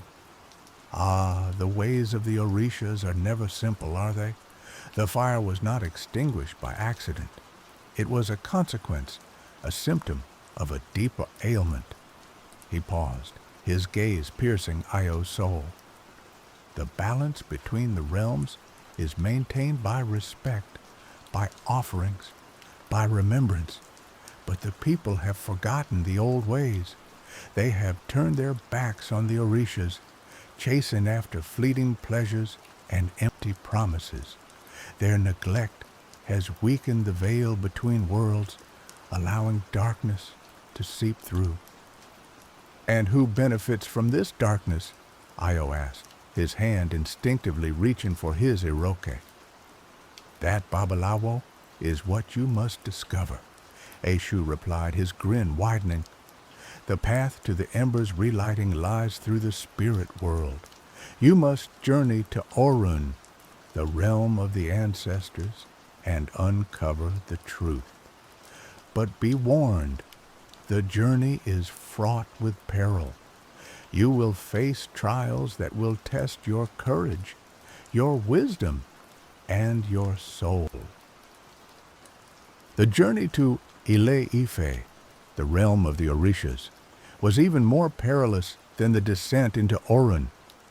Io had to navigate treacherous landscapes, overcome formidable obstacles, and face trials that tested his very sanity. He had to climb mountains that pierced the clouds, cross rivers of molten lava, and traverse deserts where mirages danced like mocking spirits. He was tested by Ogun, the Orisha of iron and war, who challenged his courage and his strength. He was seduced by Oshun, the Orisha of beauty and love, who tempted him with earthly pleasures. He was confronted by Shango, the Orisha of thunder and lightning, who demanded his unwavering loyalty. With each challenge, Io grew stronger, wiser, and more determined. He learned to harness his inner strength, to resist temptation, and to remain true to his purpose. He realized that the journey was not just about relighting the ember, but about transforming himself into the person he needed to be to save his people. Finally, after what seemed like an eternity, he reached Ile Ife, a city of shimmering gold and radiant light. The air was filled with the scent of flowers and incense, and the sounds of music and laughter echoed through the streets. It was a place of unparalleled beauty and serenity, a refuge from the chaos and darkness of the other world. He was greeted by Obatala, the Orisha of purity and light, who welcomed him with open arms. "Ayo Babalawo," Obatala said, his voice filled with compassion. "We have been waiting for you. You have proven yourself worthy to stand before the Orishas." Obatala led Io to a grand palace, where all the Orishas were gathered. They sat on thrones of gold and ivory, their faces radiating divine power. Io prostrated himself before them, his heart filled with awe and reverence. The Orishas listened intently as Io recounted his journey, his voice filled with passion and urgency. They knew the danger that Iku posed, and they understood the importance of relighting the sacred fire. After he finished, Shango, the Orisha of thunder and lightning, rose from his throne, his eyes blazing with righteous anger. "This Iku must be destroyed," he thundered. "It threatens the very fabric of existence." Oshun, the Orisha of beauty and love, spoke next, her voice soft but firm. "We cannot simply destroy Iku," she said. "It is a part of ourselves, a reflection of our own darkness. We must find a way to heal the wounds that gave rise to it, to transform the despair into hope, the hatred into love." The Orishas debated for what seemed like an eternity, their voices echoing through the palace. Finally, Obatala, the Orisha of purity and light, spoke, his voice filled with wisdom and compassion. "We cannot fight darkness with darkness," he said. "We must fight it with light.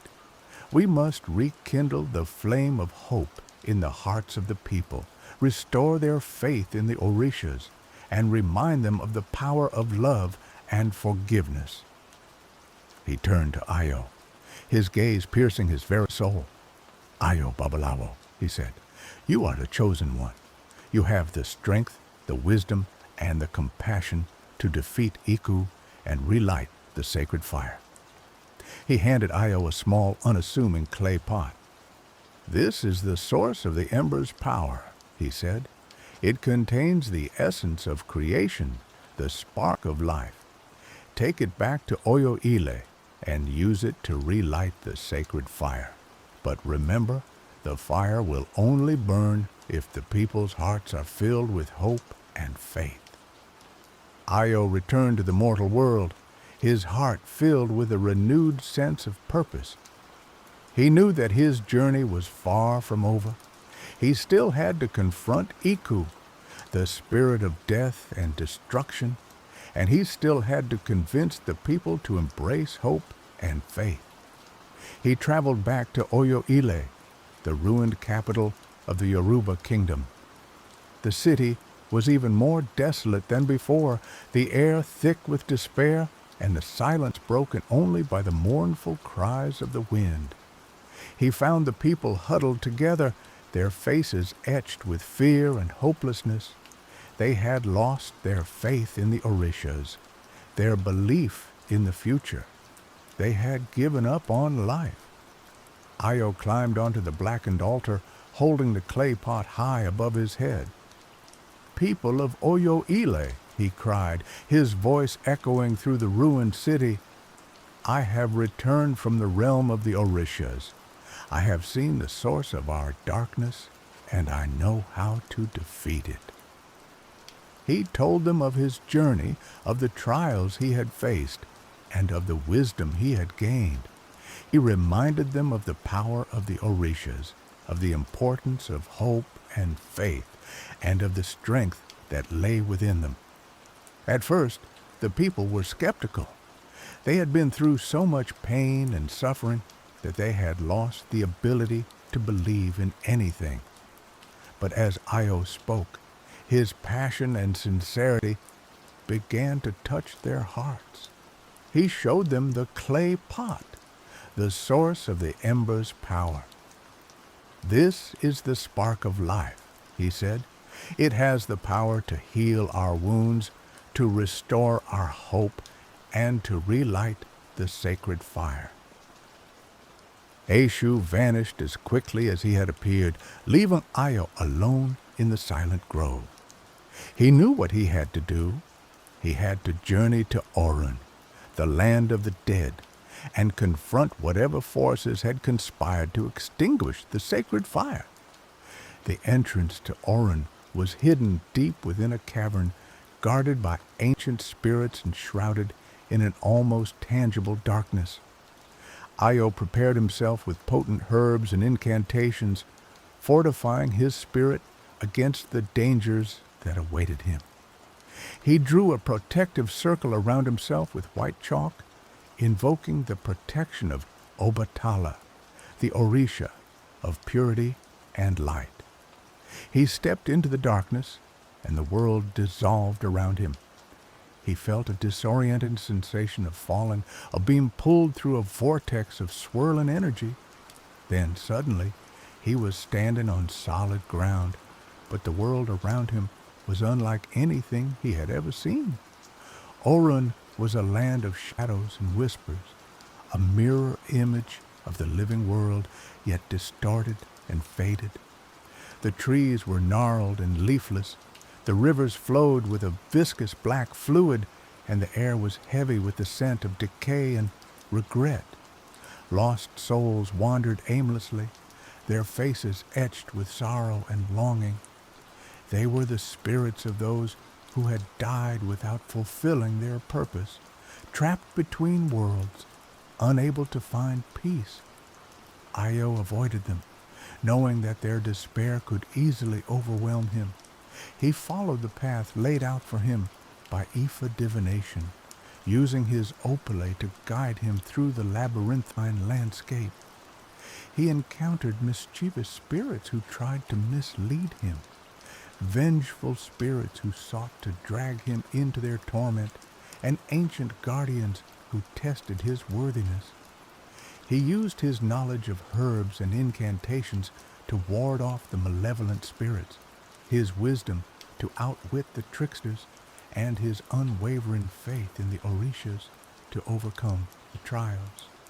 He learned that Orun was not a place of eternal damnation, but a place of transition, where souls could find redemption or be consumed by their own darkness. As he journeyed deeper into Orun, he began to sense the source of the imbalance, the force that had corrupted the spirit world and led to the extinguishing of the sacred fire.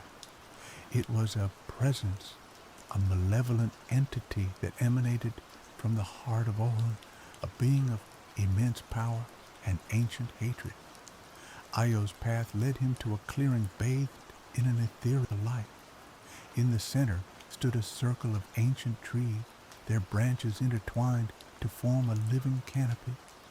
Beneath the canopy, sat the Council of Ancestors, the elders of the Yoruba people, their faces lined with wisdom and their eyes filled with the knowledge of generations.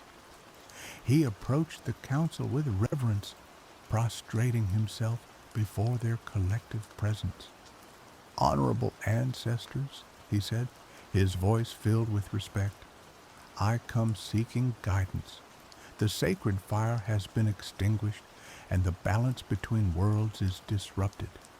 I have been sent to uncover the truth and find a way to relight the ember." The ancestors listened in silence, their gaze penetrating his very soul. Finally, the eldest among them, a woman with hair as white as moonlight and eyes as deep as the ocean, spoke. "Ayo Babalawo," she said, her voice a gentle whisper. "We have been watching you. We have seen your courage, your wisdom, and your unwavering devotion to the Orishas. You are worthy to know the truth." She gestured to a swirling vortex of energy that hung in the air above the clearing. "This is the source of the imbalance. It is the manifestation of the people's neglect, their abandonment of the old ways. It has given rise to a darkness that threatens to consume both the living world and the spirit world." "What is this darkness?" Ayo asked, his voice barely above a whisper. "It is called Iku," the ancestor replied, "the spirit of death and destruction. It feeds on despair, on anger, on hatred. It was born from the broken promises and the unfulfilled potential of our people. It seeks to sever the connection between the living and the dead, to plunge the world into eternal darkness." "How can I defeat Iku?" Ayo asked, his heart pounding in his chest. "You cannot defeat it alone," the ancestor replied. "Iku is a reflection of the people's collective consciousness. To defeat it, you must heal the wounds of the past, restore the people's faith in the Orishas, and rekindle the flame of hope in their hearts." She paused, her gaze locking onto Ayo's. "You must travel to the realm of the Orishas, to Ile Ife, the sacred city, the birthplace of humanity. There you will find the source of the ember's power, and there you will receive the guidance you need to defeat Iku." As he spoke, the ground began to tremble, and the air grew heavy with a chilling presence. Iku, the spirit of death and destruction, had arrived. The entity manifested as a towering figure of pure darkness, its eyes burning with malevolent fire. It exuded an aura of fear and despair that threatened to overwhelm Ayo and the people. "You cannot defeat me!" Iku boomed, its voice a thunderous roar. "I am the embodiment of your own darkness, your own despair. You are weak and you are doomed." Ayo stood his ground, his heart filled with courage and determination. He knew that he could not defeat Iku alone. He needed the help of the people, the strength of their faith, and the power of their love. He turned to the people, his eyes filled with compassion. "Do not be afraid," he cried. "We are not weak. We are the descendants of kings and queens, of warriors and healers, of artists and dreamers. We have the power to overcome this darkness, to heal our wounds, and to create a better future." He raised the clay pot high above his head. "Let us relight the sacred fire and let it burn away the darkness. Let us embrace hope and let it guide us to a brighter tomorrow." The people hesitated for a moment, their faces etched with doubt. But then, one by one, they began to nod, their eyes filling with a glimmer of hope. They reached out to each other, offering words of encouragement and support.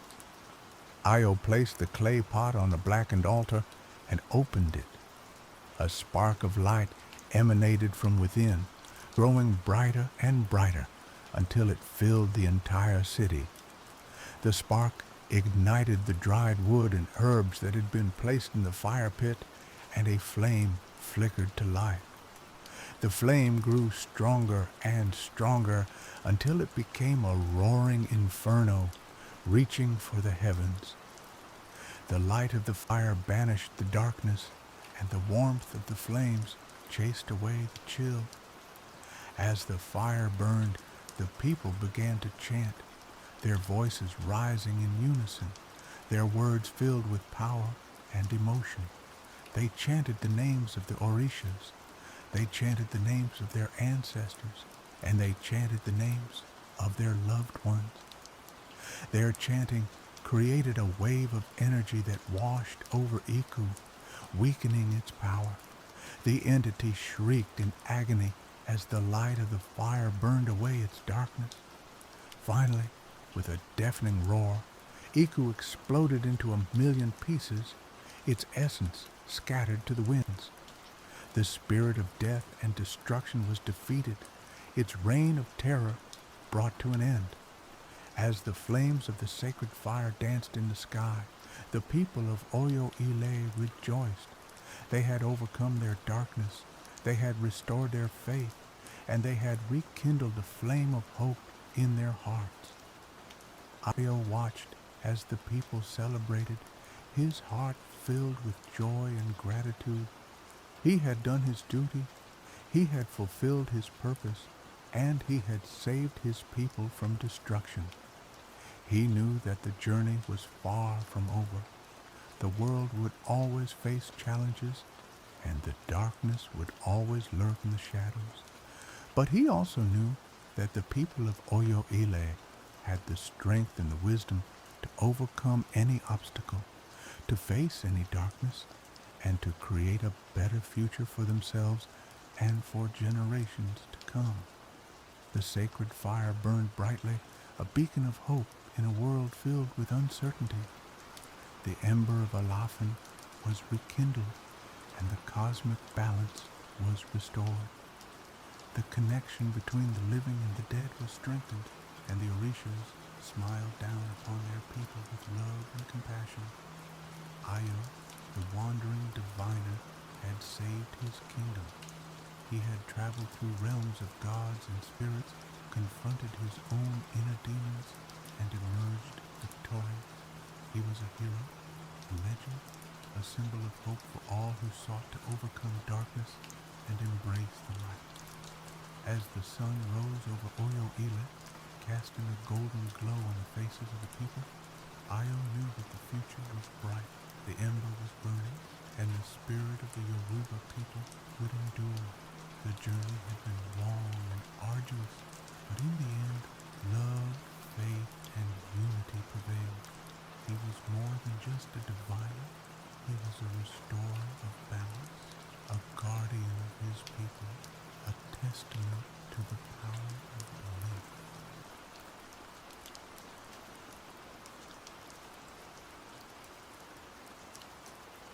Elara, her hands weathered like ancient wood, moved with a grace that belied her 70 years.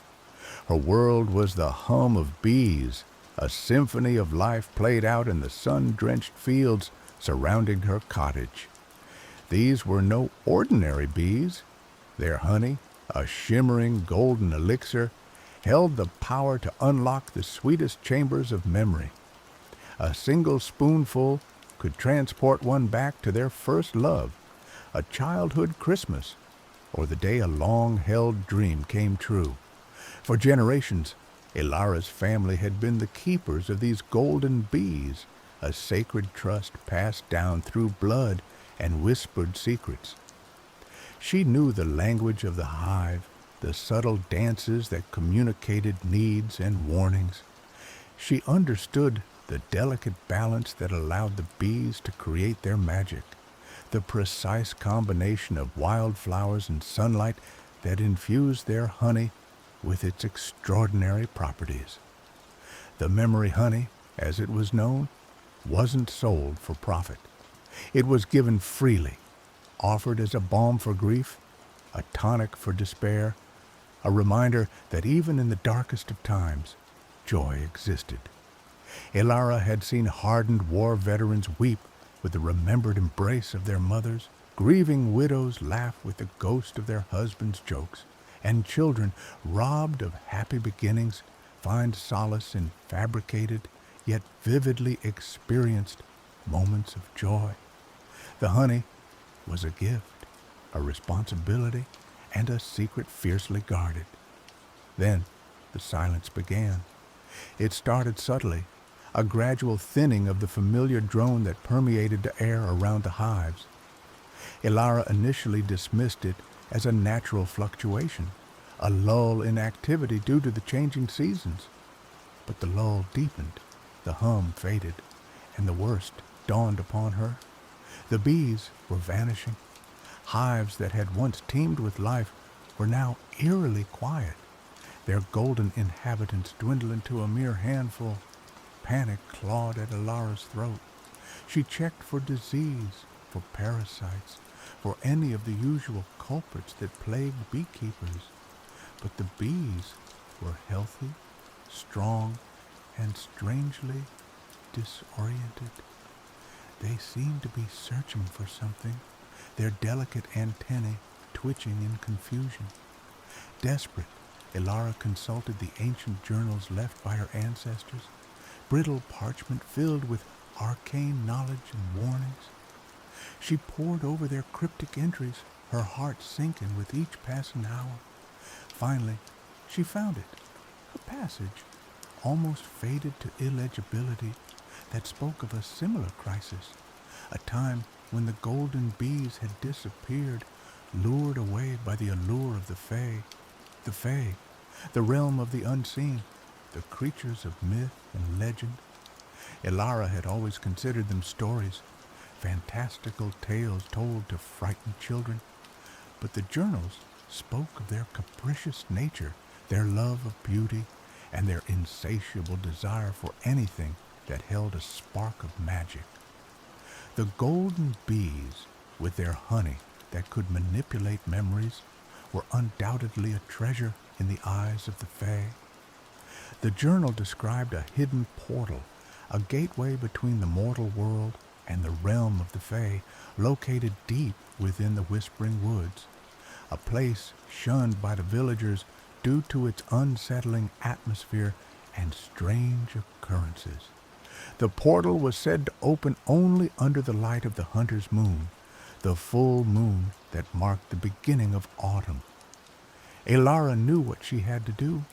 She had to venture into the Whispering Woods, find a portal, and confront the Fae. The thought terrified her.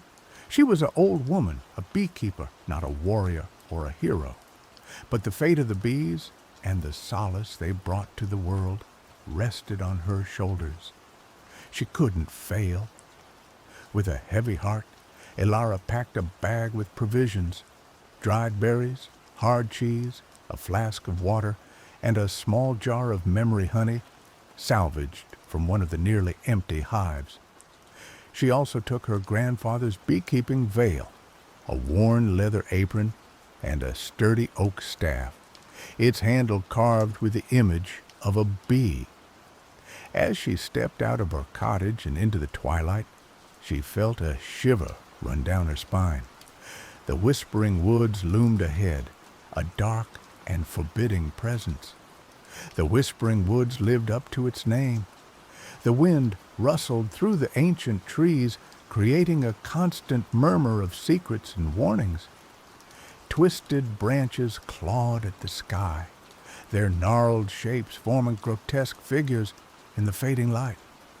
The air was thick with the scent of damp earth, decaying leaves, and something else, something indefinable, yet undeniably magical. Ilara followed the directions in the journal, her steps slow and deliberate. The wood seemed to resist her progress, thorny bushes snagging at her clothes, roots tripping her feet.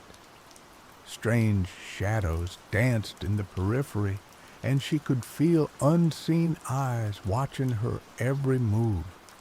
As she ventured deeper, the silence became unnerving.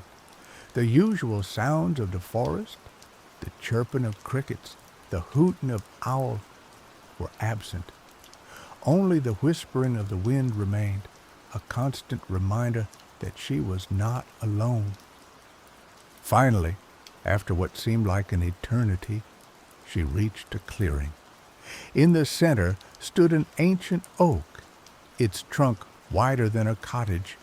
Its branches, draped with glowing moss, reached towards the sky like supplicating arms. Around the base of the tree, the ground was covered in a ring of luminous mushrooms, their caps pulsing with a soft, ethereal light. This was it, the portal. As Elara approached the oak, she could feel a surge of energy emanating from it. The air crackled with magic, and the whispering wind intensified, swirling around her like a tangible force. She raised her staff and touched it to the trunk of the tree. Suddenly, the ground beneath her feet began to tremble. The luminous mushrooms pulsed faster, their light growing brighter. The air shimmered, and a swirling vortex of energy opened in front of her, a gateway into another realm. The portal was a kaleidoscope of colors, a swirling vortex of emerald, sapphire, and gold. It pulsed with an irresistible energy, beckoning her to step through. Fear threatened to paralyze her, but Elara steeled her resolve. She had come too far to turn back now. Taking a deep breath, she stepped into the portal. The transition was disorienting.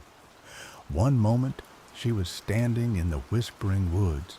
The next, she was in a world unlike anything she had ever imagined. The air was heavy with the scent of blooming flowers and ripe fruit.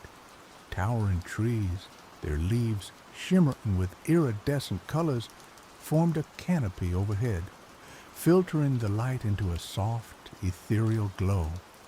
Waterfalls cascaded down moss-covered cliffs, their waters sparkling like liquid jewels.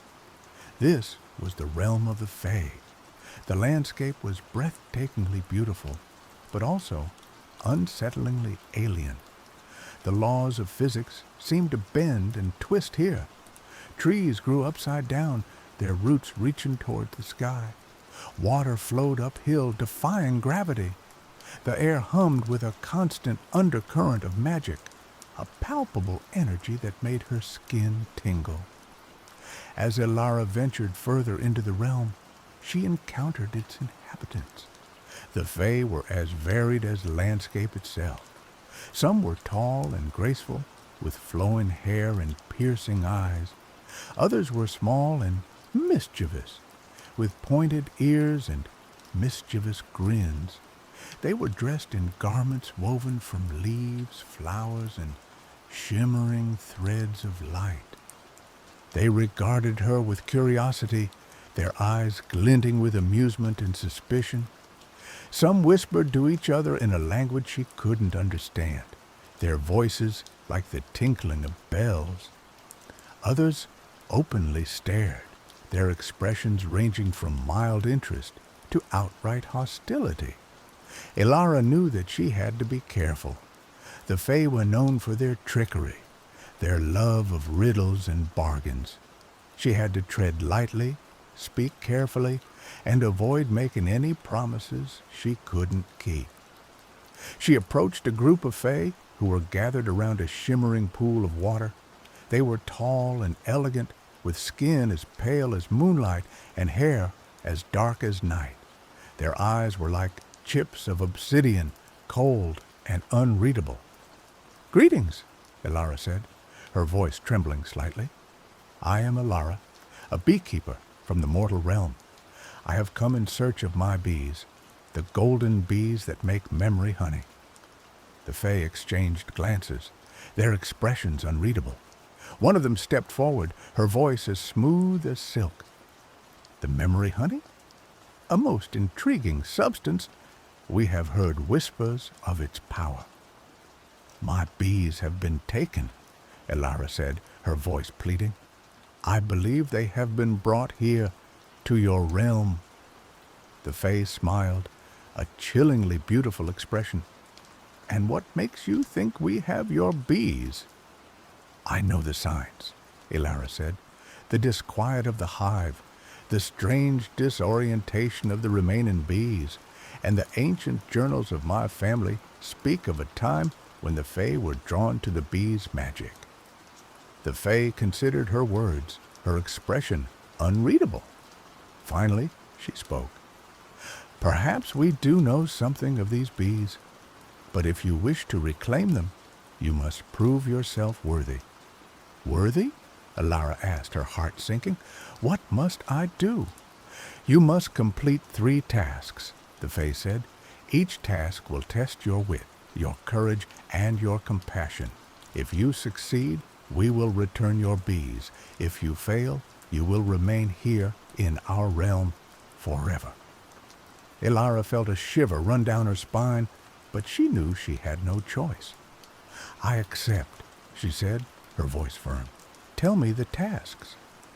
The Fae smiled again, her eyes glinting with amusement. "Very well. Your first task is to find the lost song of the willow. It is a melody of immeasurable beauty, capable of soothing even the most troubled soul. But it has been lost for centuries, hidden somewhere within this realm. You must find it and bring it back to us." Elara nodded, her mind already racing. Finding a lost song in a realm as vast and mysterious as this seemed like an impossible task. But she had to try. "And where can I find this willow?" Elara asked. "The willow doesn't have a fixed location. It wanders with the wind, but it is said to prefer places where sorrow resides, places where tears have been shed." Elara thanked the Fae and set off, her oak staff her only companion. She wandered through the shimmering forests, her ears straining for any hint of the lost song.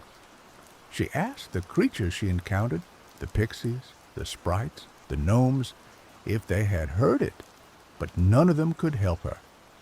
Days turned into nights, and Elara grew weary.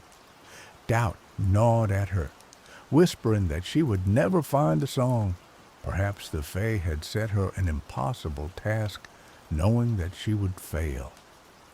Just as she was about to give up, she stumbled upon a hidden glade. In the center stood a weeping willow, its branches heavy with sorrow. The air around it was thick with a palpable sense of sadness, as if the tree itself was grieving. As Elara drew closer, she heard it, a faint, ethereal melody carried on the wind. It was the lost song of the willow, a hauntingly beautiful tune that spoke of loss, longing, and the enduring power of hope. Tears welled up in Elara's eyes as she listened to the song. It resonated with her own grief, the pain of losing her husband, the fear of failing her family's legacy, but it also reminded her of the beauty of life, the joy of connection, and the importance of holding on to hope, even in the darkest of times.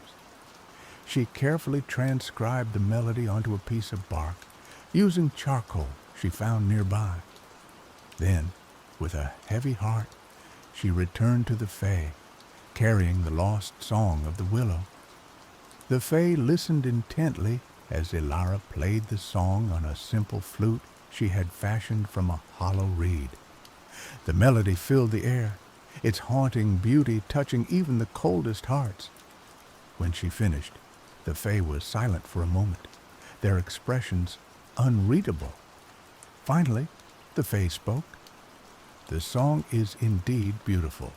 You have completed the first task, but the next will be even more challenging." Elara waited, her heart pounding in her chest.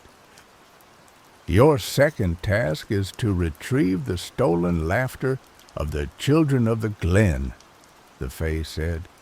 "They were once the happiest creatures in this realm, their laughter echoing through the forests.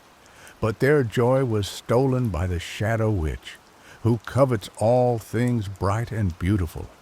You must find her lair and retrieve their laughter.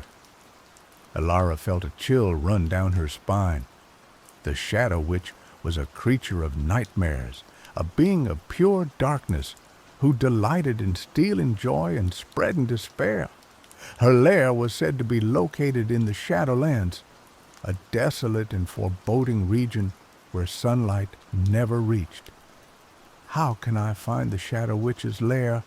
Elara asked, her voice barely a whisper. "Follow the path of sorrow," the Fae said. "The Shadow Witch leaves a trail of despair in her wake. Where hope fades, where dreams die, there you will find her." Elara thanked the Fae and set off again, her oak staff her only comfort. She followed the path of sorrow, her heart heavy with each step. She passed through blighted lands where the trees were withered and the flowers had turned to ash. She saw creatures weeping, their faces etched with despair. Finally, after days of travel, she reached the Shadowlands. The air was thick with a suffocating darkness, and the ground was littered with broken dreams and shattered hopes. The Shadow Witch's lair was a towering fortress of obsidian, its walls pulsating with a malevolent energy. Elara approached the fortress cautiously, her senses on high alert. She could feel the Shadow Witch's presence, a cold and oppressive force that threatened to crush her spirit. As she neared the gates, she was confronted by the Shadow Witch's minions, grotesque creatures twisted by darkness and despair. They attacked her with savage ferocity, their claws and teeth bared. Elara fought back with all her might, her oak staff a surprisingly effective weapon. She parried their blows, dodged their attacks, and struck them with swift and decisive blows. But the minions were relentless, and she was beginning to tire. Just when she thought she was about to be overwhelmed, she remembered the jar of memory honey she had brought with her. She quickly opened the jar and smeared a dab of the honey onto her tongue. Suddenly, she was filled with a surge of energy and joy. She remembered the love of her family, the beauty of her bees, the satisfaction of helping others. The darkness around her seemed to recede, and she felt a renewed sense of hope and determination. With a newfound strength, she fought off the minions and forced her way into the fortress. Inside, she found herself in a vast chamber, its walls lined with cages. In each cage were the children of the glen, their faces gaunt and their eyes filled with despair. In the center of the chamber stood the Shadow Witch, a tall and terrifying figure cloaked in darkness. She held a crystal orb in her hand, and Elara could see the stolen laughter of the children of the glen swirling within it. "So, you have come to challenge me?" the Shadow Witch said, her voice a chilling rasp. "You are a fool to think you can defeat me. I am the mistress of despair, the queen of shadows. Your hope means nothing here." "I may be a fool," Elara said, her voice trembling slightly, "but I will not let you steal the joy of these children. I will not let you spread your darkness." "Then you will die," the Shadow Witch said, and she unleashed her power. Darkness surged towards Elara, threatening to engulf her. But Elara stood her ground, her heart filled with the memory of the memory honey. She focused on the joy of the others, the solace her bees had brought, and she pushed back against the darkness with all her might. A beam of golden light shot from her heart, striking the crystal orb in the Shadow Witch's hand. The orb shattered, and the stolen laughter of the children of the glen was released, filling the chamber with its joyful sound. The Shadow Witch shrieked in agony as the laughter washed over her, weakening her power. Elara seized the opportunity and struck her with her oak staff. The shadow witch crumbled into dust, and the darkness in the chamber began to dissipate. The children of the glen were freed from their cages, their laughter echoing through the fortress. They thanked Elara profusely, their eyes shining with renewed joy. Elara felt a wave of relief wash over her. She had completed the second task. With the children of the glen in tow, Elara returned to the Fae, carrying their stolen laughter. The Fae were astonished by her success. "You have shown great courage and compassion," the Fae said. "You have proven yourself worthy. But there is one task remaining. This will be the most difficult task yet." Elara braced herself, her heart pounding in her chest. "Your final task is to heal the wounded king," the Fae said. "He is the ruler of this realm, but he has been struck by a grievous wound, a wound that festers with bitterness and resentment. He is imprisoned within his castle, slowly fading away, his sorrow poisoning the land. You must heal him, or this realm will fall into darkness." Elara felt a wave of despair wash over her. Healing a wounded king, a king consumed by bitterness and resentment, seemed like an impossible task. But she knew she had to try. "How can I heal him?" Elara asked, her voice barely a whisper. "You must offer him a memory," the Fae said, "a memory of pure, unadulterated joy, a memory that will remind him of the beauty of life and the power of love. But the memory must be genuine, a memory that comes from your own heart." Elara felt a flicker of hope. She knew she had many precious memories, moments of joy and connection that she treasured above all else. But could she truly offer one to the king, a stranger consumed by bitterness and resentment? "And how do I offer him this memory?" Elara asked. "Does he need memory honey?" "The memory honey is imbued with your own magic. It would be the same as offering him yourself. You must bare your soul. It is a risk, but if you succeed, you will have saved not only your bees, but this realm." Elara thanked the Fae and set off towards the king's castle, her heart filled with trepidation. The castle was a desolate and foreboding structure, its walls crumbling and its towers shrouded in mist.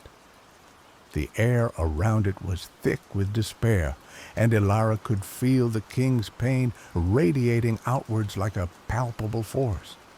As she approached the gates, she was stopped by the king's guards.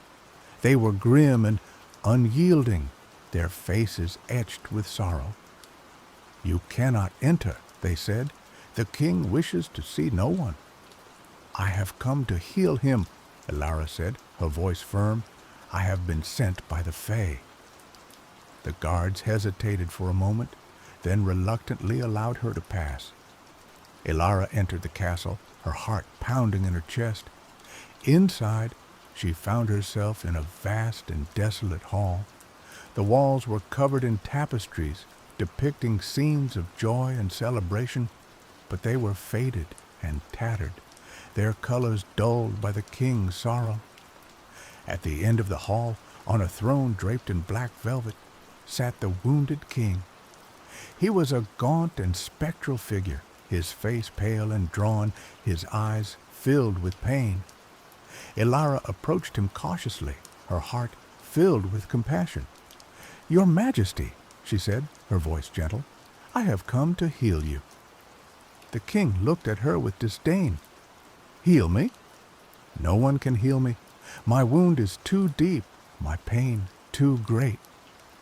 "I believe I can," Elara said. "I have been given a gift, the ability to share memories. I can offer you a memory of pure joy, a memory that will remind you of the beauty of life and the power of love." The king scoffed. "And what makes you think I want your memories? I have no need for joy or love. They are illusions, fleeting and meaningless." perhaps, Ilara said, but even illusions can bring comfort in the darkest of times. Please, Your Majesty, allow me to share a memory with you. It will cost you nothing, and it may bring you peace. The king hesitated for a moment, then nodded slowly. Very well, he said. I have nothing to lose. Ilara took a deep breath and closed her eyes. She focused on a memory of her wedding day. She remembered the warmth of the sun on her skin, the scent of wild flowers in the air, the sound of her husband's laughter. She remembered the love that filled her heart, the joy of starting a new life together. She opened her eyes and looked at the king. I am ready, she said. She reached out and took the king's hand. As their fingers touched, a surge of energy passed between them. Ilara's memory flooded into the king's mind, filling him with the warmth of love and the joy of connection. The king gasped, his eyes widening in astonishment. He saw himself as Ilara's husband standing at the altar, his heart filled with love. He felt the warmth of the sun on his skin, the scent of wild flowers in the air, the sound of his own laughter. For a moment, the king was transported to another time, another place. He was no longer the wounded king, consumed by bitterness and resentment. He was a man in love, filled with hope and joy. Then the memory faded, and the king was back in his castle, sitting on his throne. But something had changed. The darkness in his eyes had diminished, and a faint smile played on his lips. That was beautiful, he said, his voice barely a whisper. Thank you. Ilara smiled, her heart filled with joy. She had healed the wounded king. As the king's sorrow faded, his castle began to transform.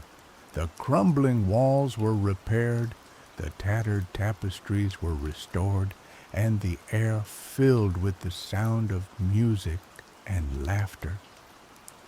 The king rose from his throne, his face radiant with joy. You have saved me, he said to Ilara. You have saved this realm. I am forever in your debt. Ilara bowed her head. I am glad I could help, she said. The king then summoned the Fae and commanded them to return Ilara's bees. The Fae obeyed immediately, bringing forth the golden bees from their hidden sanctuary. Ilara watched with tears in her eyes as her bees were released, their golden bodies filling the air with their familiar hum. They swarmed around her, their antennae twitching with recognition. She thanked the king and the Fae for their help, then returned to the mortal realm, carrying her bees with her. As she stepped back through the portal, she felt a sense of peace and fulfillment wash over her. She had faced her fears, overcome impossible challenges, and saved her bees from the clutches of the Fae. She had proven herself worthy of her family's legacy, and she had brought hope and joy back to the world. When she returned to her cottage, she found it bathed in the golden light of the setting sun. The remaining bees greeted her with ecstatic dances, their buzzing a symphony of welcome. Ilara wept with joy, her heart overflowing with gratitude. She knew that the journey into the realm of the Fae had changed her. She was no longer just a beekeeper. She was a guardian of hope, a protector of memories, and a bridge between worlds. And as she tended to her golden bees, she knew that their honey would continue to bring solace and joy to those who needed it most. A reminder that even in the darkest of times, the sweetest memories can light the way.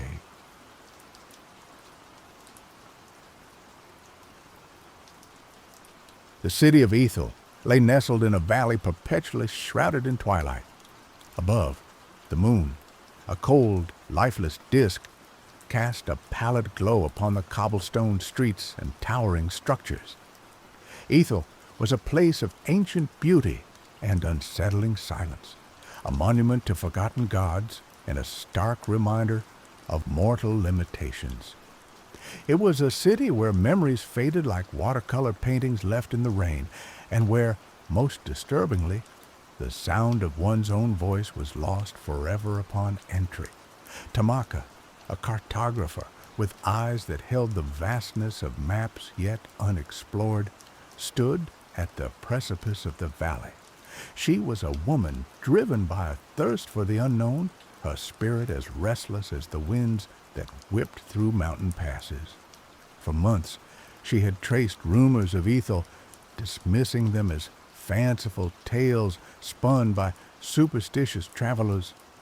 But the consistency of the accounts, the shared details of the city bathed in eternal dusk, had piqued her curiosity, that relentless goad that led her to the edge of this valley. Beside her stood Juniper, a botanist whose love for the hidden language of flora rivaled Tamaka's fascination with uncharted lands.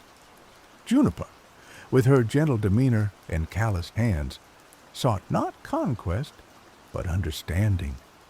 The strange reports of Ethel's flora, plants that seemed to defy the laws of nature, blooming in perpetual twilight, had drawn her here.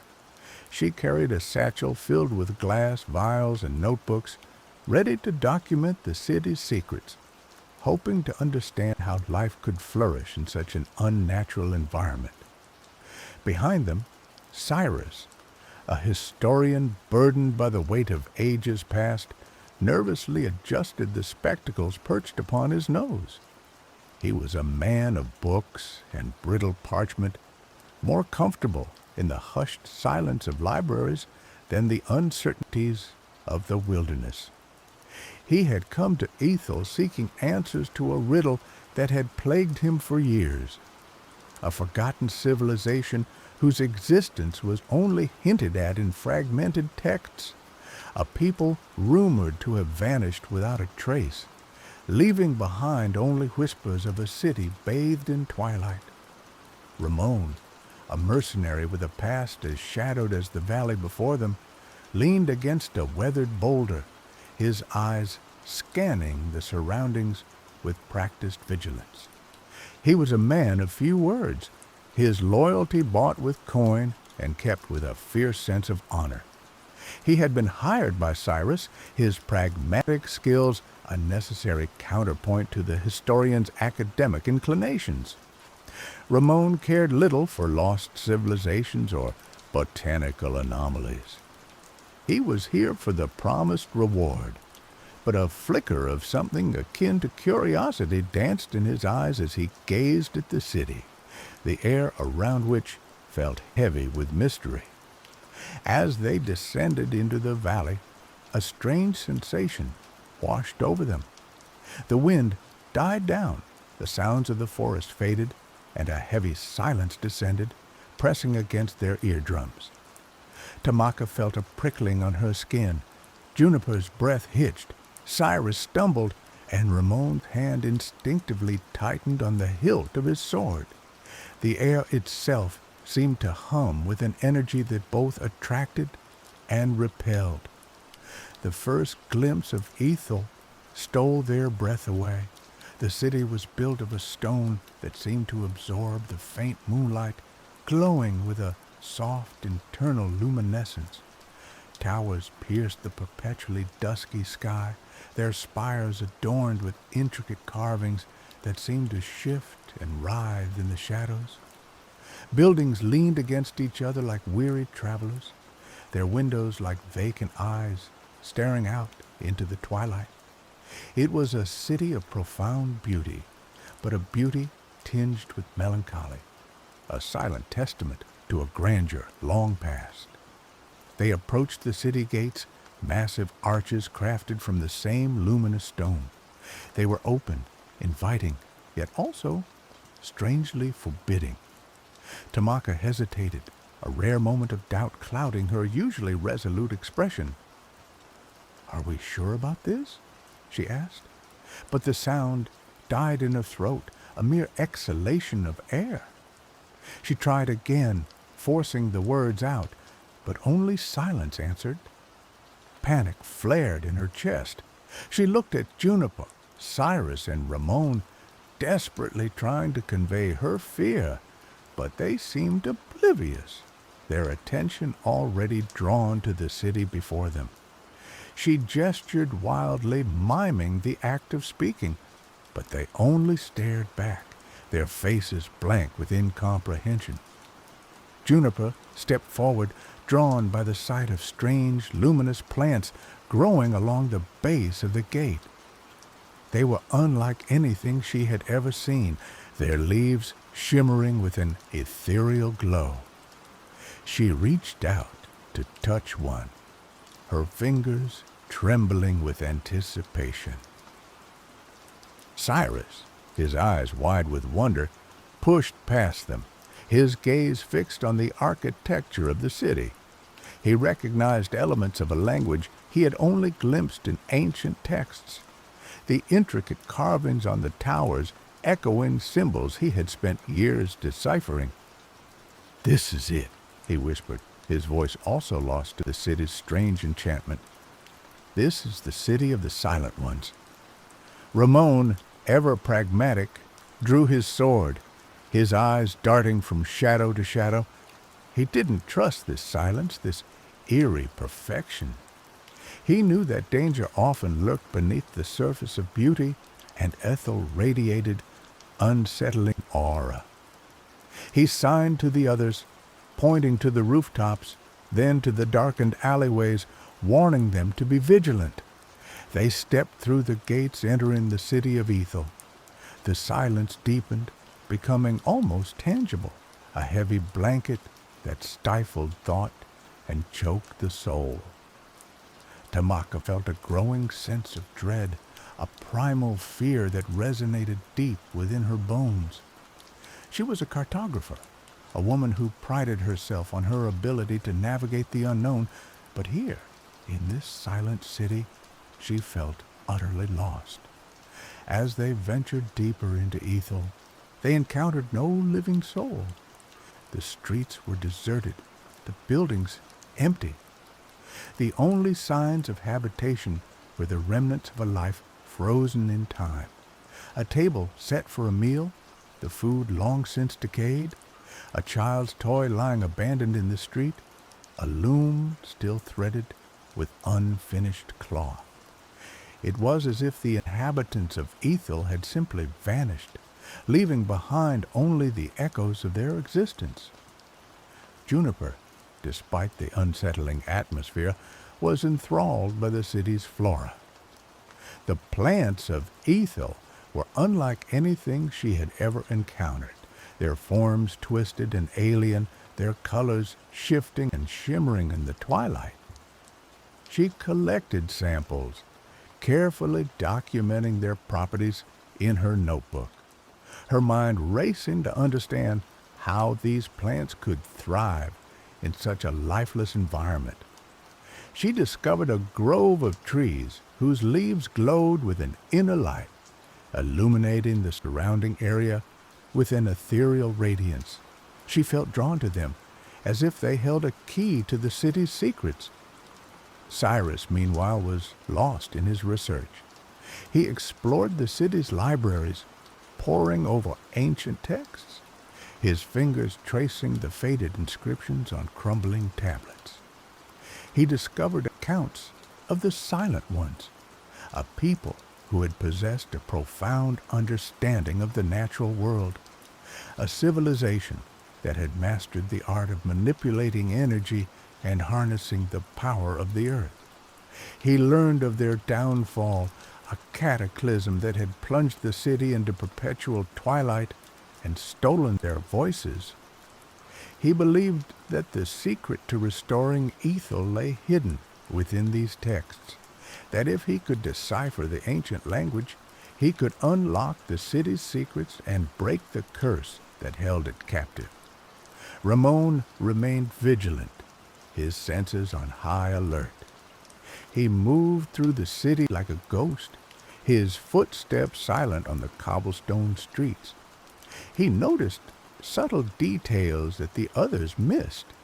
The faint scratch marks on the walls, the disturbed dust in the corners of rooms, the unnerving feeling of being watched. He sensed that they were not alone in Ethel, that something else was lurking in the shadows, observing their every move. Tamaka, still struggling with the loss of her voice, felt increasingly isolated. She tried to communicate with the others, but her efforts were futile. They were so engrossed in their own pursuits that they barely noticed her distress. She wandered the city alone, her heart heavy with despair.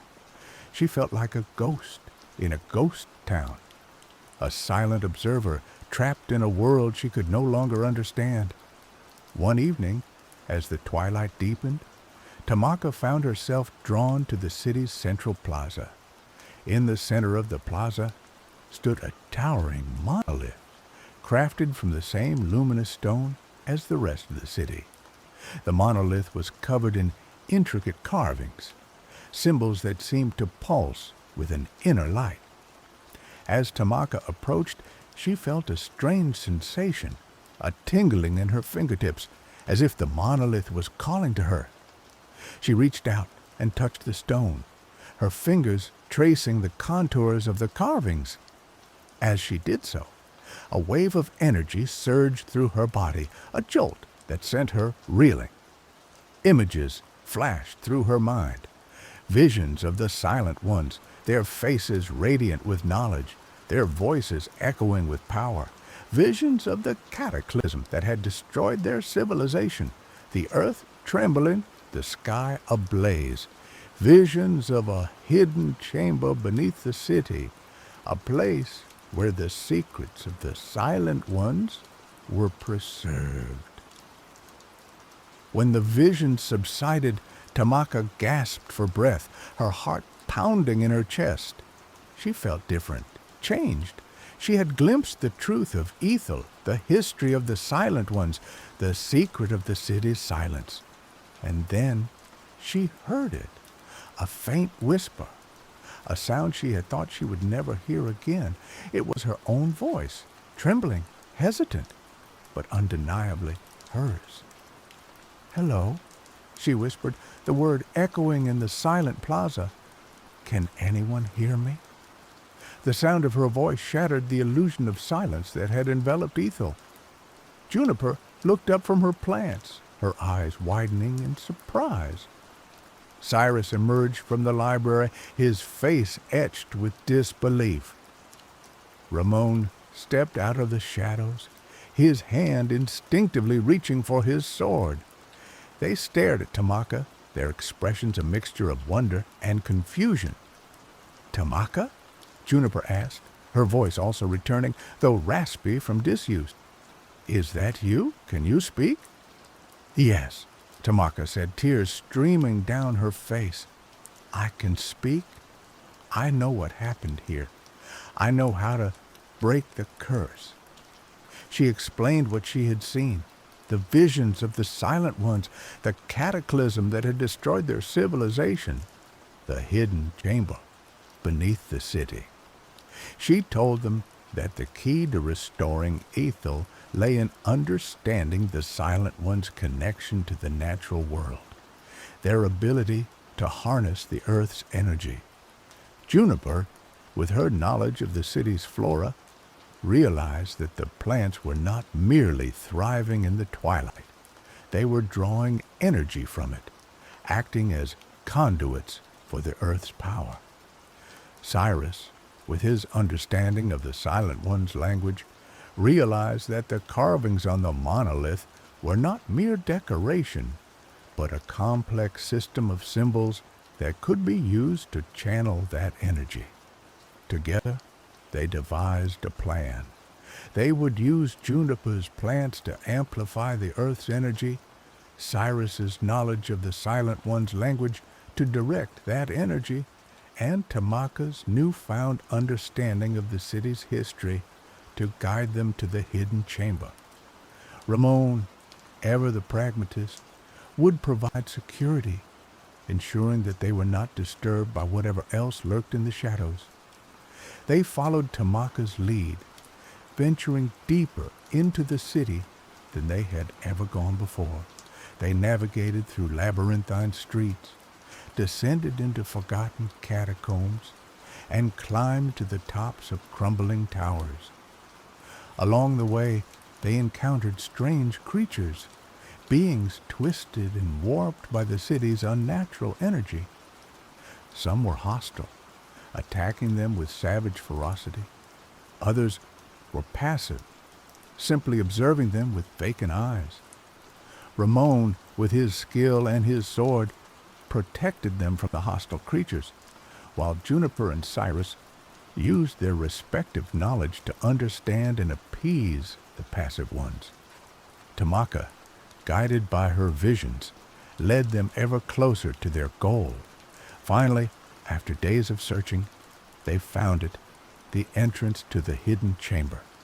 It was located beneath the city's main temple, concealed behind a massive stone door that was sealed with ancient magic.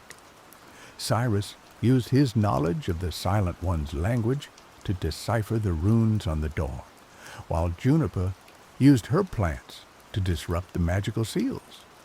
Ramon, with his brute strength, forced the door open, revealing a dark and forbidding passage.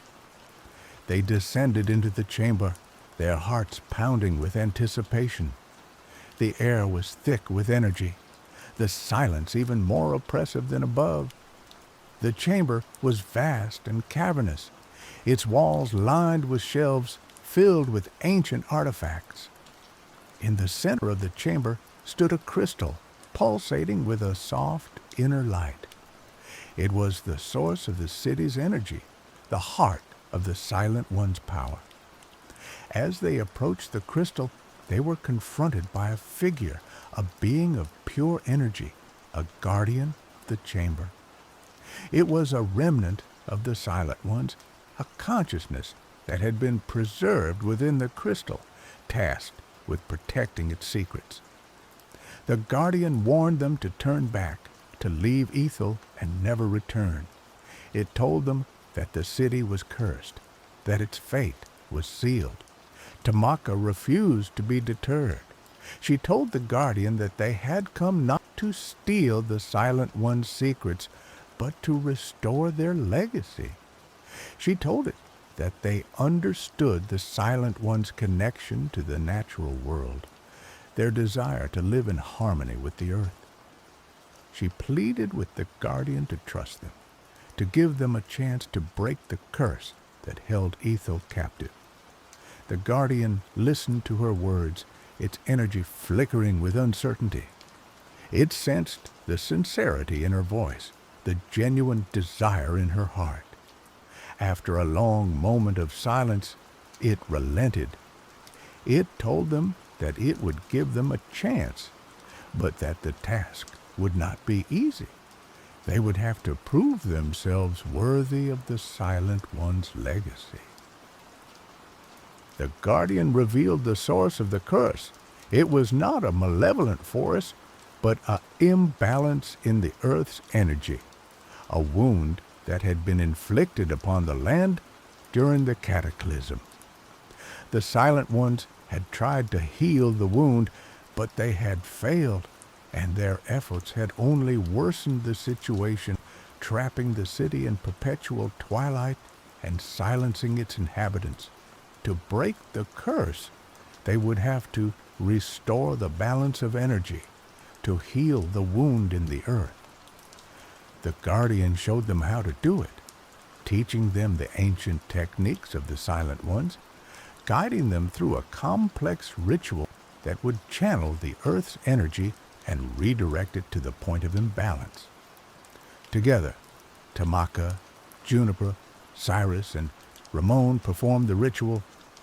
Juniper used her plants to create a network of energy conduits. Cyrus used his knowledge of the Silent One's language to chant the ancient incantations. Ramon used his strength to maintain the flow of energy. Tamaka, guided by the Guardian, acted as the focal point, channeling the energy through her body and directing it to the crystal. As they performed the ritual, the chamber began to tremble. The crystal pulsed with increasing intensity, the air crackling with energy. The Guardian watched with bated breath, its energy shimmering with hope. Finally, after what seemed like an eternity, the ritual reached its climax. A surge of energy erupted from the crystal, flooding the chamber with light. The wound in the earth began to heal, the imbalance of energy began to dissipate. The twilight that had enveloped Ethel began to fade, replaced by the soft glow of dawn. The silence that had haunted the city was broken by the sound of birds singing, the rustling of leaves, the murmur of voices. The inhabitants of Ethel, who had been trapped in a state of limbo, began to awaken, their memories returning, their voices restored. Ethel was reborn. The city of Whispering Stone was no more. Ethel was now a city of light and sound, a beacon of hope in a world shrouded in darkness. The Silent One's legacy was restored, their wisdom preserved for future generations. Tamaka, Juniper, Cyrus, and Ramon had accomplished the impossible. They had broken the curse of Ethel, restoring balance to the earth and bringing life back to a dying city. They had proven themselves worthy of the Silent One's legacy. As the sun rose over Ethel, casting its golden rays upon the city's luminous stone, Tamaka looked at her companions, her heart filled with gratitude. They had faced adversity, overcome obstacles, and emerged victorious. They had learned the true meaning of courage, the power of knowledge, and the importance of friendship. They had found their voices in the city of silence, and in doing so, they had found themselves. They stayed in Ethel for a time, helping the city rebuild and sharing their knowledge with its inhabitants. But eventually, the call of the unknown beckoned them once more. Tamaka yearned to explore new lands. Juniper sought to discover new species of plants. Cyrus longed to decipher new ancient texts, and Ramon craved the thrill of adventure. They knew that their journey was far from over, that there were still countless mysteries to be solved, countless challenges to be overcome. But they also knew that they were ready for whatever lay ahead, that they had the strength, the knowledge, and the friendship to face any obstacle. As they left Ethel behind, they carried with them the memory of the City of Silence, a reminder of the power of hope, the importance of balance, and the enduring legacy of the Silent Ones. They knew that they would never forget their time in Ethel, that it would forever shape their lives and guide their destinies. And so they ventured forth into the unknown, their voices echoing in the wind, their hearts filled with the promise of adventure. The world awaited them, and they were ready to meet it together.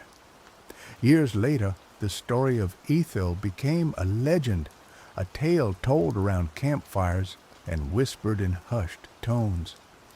It was a story of courage and sacrifice, of knowledge and friendship, of the triumph of hope over despair. It was a story that inspired countless others to seek out the unknown, to challenge the impossible, and to never give up on their dreams.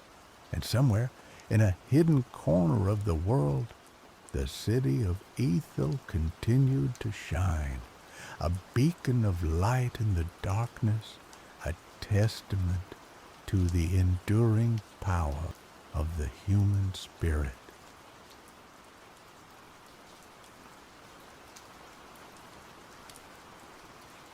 In the heart of Sentinel Grounds, a land perpetually cloaked in an unnatural winter, lived Damus, a young shaman's apprentice.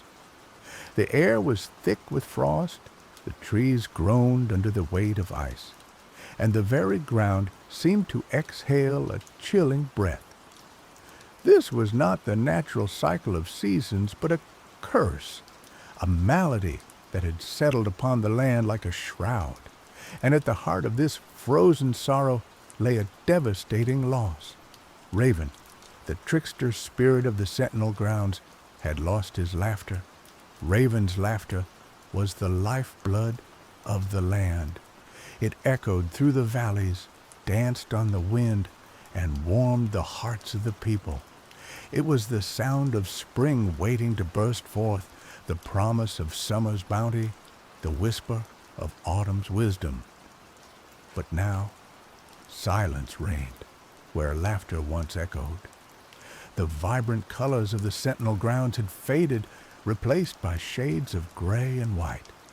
The people grew somber, their spirits mirroring the frozen landscape. Damus knew the gravity of the situation. He had grown up listening to the tales of Raven's mischievous antics and the joy he brought. His mentor, Velma, the village shaman, had instilled in him a deep respect for the spirit world and the delicate balance between the seen and unseen. She often spoke of Raven as the keeper of balance, the one who ensured the harmony between joy and sorrow, life and death. One morning, Velma summoned Damus to her tent. The air inside was thick with the scent of herbs and burning sage. Velma, her face etched with worry lines, sat cross-legged on a woven mat. Her eyes, usually bright and knowing, were clouded with concern. "The land is dying, Damus," she said, her voice raspy. "Raven's silence is a festering wound. We must find a cure, or all will be lost." Damus knelt before her, his heart heavy with dread. "What can I do, Velma? I am but an apprentice." Velma placed a withered hand on his shoulder. "You are more than you know, Damus. You have a strong connection to the spirit world, a gift that cannot be taught. Raven has left us a trail, a path to follow. It is a perilous journey, one that will require all your courage and skill, but you are our only hope." She reached into a pouch and pulled out a single iridescent raven feather. It shimmered with colors that seemed to shift and change in the dim light. "This feather," Velma explained, "is a key.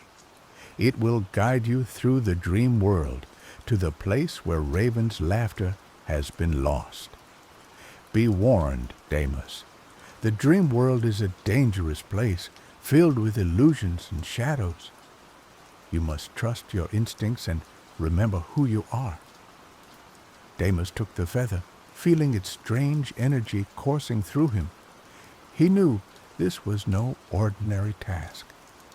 He was about to embark on a journey into the unknown, a quest to restore laughter to a world shrouded in despair. "I will not fail you, Velma," he vowed, his voice resonating with determination. "I will find Raven's laughter, and I will bring it back to the Sentinel Grounds." Velma nodded, a flicker of hope returning to her eyes. "Go now, Damus. Follow the feather's trail. It will lead you to the heart of the dream." That night, under the watchful gaze of a frozen moon, Damus prepared for his journey. He gathered his meager belongings, a water skin, some dried berries, a small knife, and a pouch of herbs Velma had given him for protection. He clutched the raven feather tightly in his hand, feeling its warmth against his skin. As he stepped out of the village and into the desolate landscape, a gust of wind swept through the Sentinel Grounds, carrying with it the mournful cry of a lone wolf. Damus shivered, but he pressed on, his eyes fixed on the swirling patterns of the snow. Suddenly, The raven feather in his hand began to glow, casting an ethereal light on the ground before him. He followed the light, his footsteps crunching in the snow. The feather led him towards a dense forest, a place where the trees stood like skeletal sentinels, their branches laden with ice. As he entered the forest, the air grew colder, and a strange silence descended around him. The only sound was the whisper of the wind through the frozen branches, a sound that seemed to carry a mournful sigh. He walked deeper and deeper into the forest, the raven feather guiding him through the twisted paths. He encountered strange creatures, shadows that flickered at the edge of his vision, and whispers that seemed to tug at his mind. He held on tight to the feather, using its light to ward off the darkness that threatened to consume him. After what seemed like an eternity, he came to a clearing. In the center of the clearing stood an ancient oak tree, its branches reaching towards the sky like gnarled fingers. The tree was covered in ice, and its leaves were brittle and brown. As Damus approached the tree, he noticed something strange, a faint shimmer in the air, like a heat haze on a summer's day. He reached out and touched the shimmer, and suddenly the world around him dissolved into a kaleidoscope of colors and shapes. He was falling, tumbling through a vortex of swirling light and sound. He closed his eyes, bracing himself for the impact, but instead of hitting the ground, he felt himself floating, drifting through a sea of stars. He opened his eyes and gasped. He was in the dream world, a place of infinite possibilities and boundless imagination. Stars shimmered like diamonds in the velvet sky, and constellations danced and rearranged themselves before his very eyes. He looked down and saw that he was no longer wearing his simple leather clothes. Instead, he was clad in a robe of woven starlight, and his feet were bare, touching the cool, ethereal ground. The raven feather in his hand pulsed with light, guiding him forward.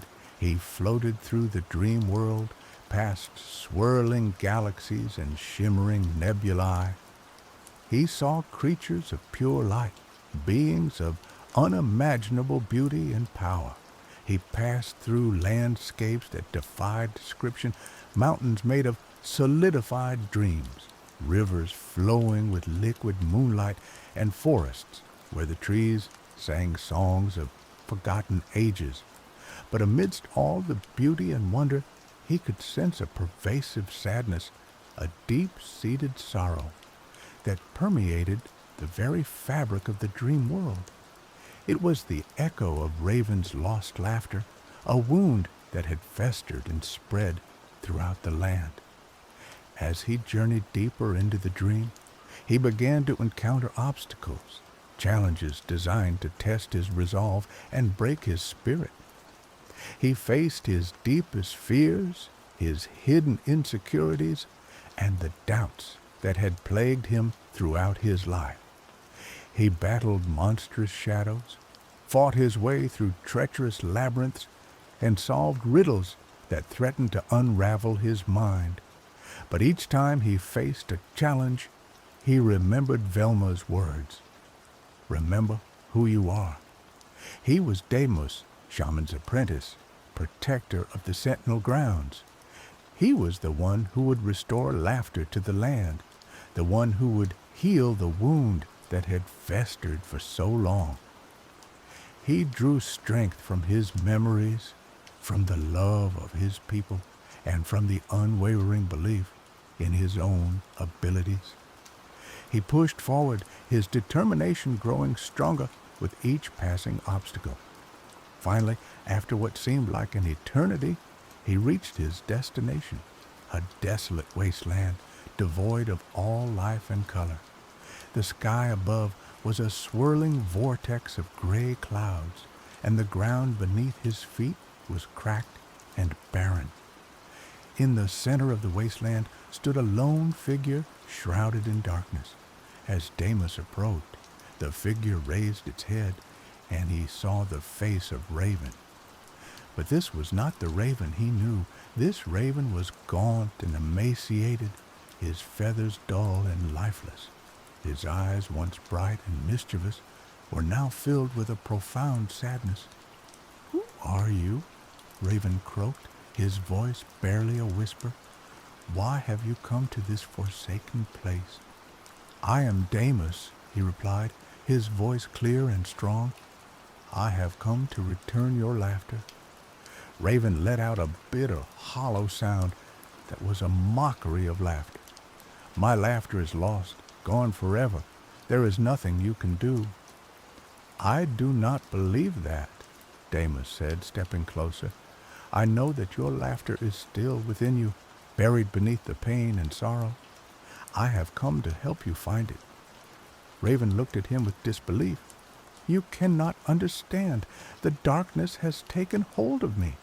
It has consumed my joy, my hope, my very essence."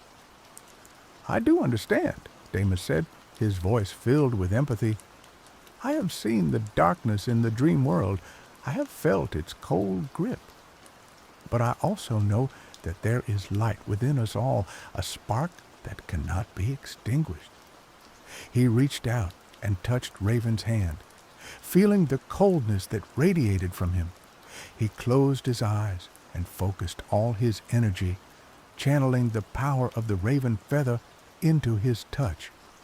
He sent a wave of warmth and light into Raven's being, pushing back the darkness that had enveloped him. He showed him visions of the sentinel grounds, of the vibrant colors and the joyful sounds that had once filled the land. He showed him the faces of the people, their smiles and their laughter, their hopes and their dreams. He showed him the beauty of life, the wonder of existence, and the power of love. As he poured his energy into Raven, he began to feel the darkness receding, the coldness dissipating. He saw a flicker of light return to Raven's eyes, a spark of hope igniting within him. Raven gasped, his body trembling. I remember," he said, his voice gaining strength. "I remember the laughter, the joy, the light." He closed his eyes and took a deep breath, drawing in the energy that Damus was offering him. He opened his eyes again, and this time Damus saw the Raven he knew, the trickster spirit with the mischievous glint in his eyes. A smile spread across Raven's face, and then a soft chuckle escaped his lips. The chuckle grew into a laugh, a hearty, infectious laugh that echoed through the wasteland. Damus felt a surge of joy coursing through him as he heard Raven's laughter. It was the sound he had longed to hear, the sound that would heal the land and restore balance to the sentinel grounds. As Raven's laughter filled the air, the wasteland began to transform. Cracks in the ground closed, barren trees sprouted leaves, and flowers bloomed in vibrant colors.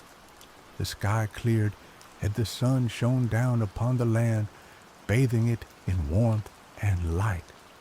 Raven's laughter spread throughout the dream world, chasing away the shadows and dispelling the darkness.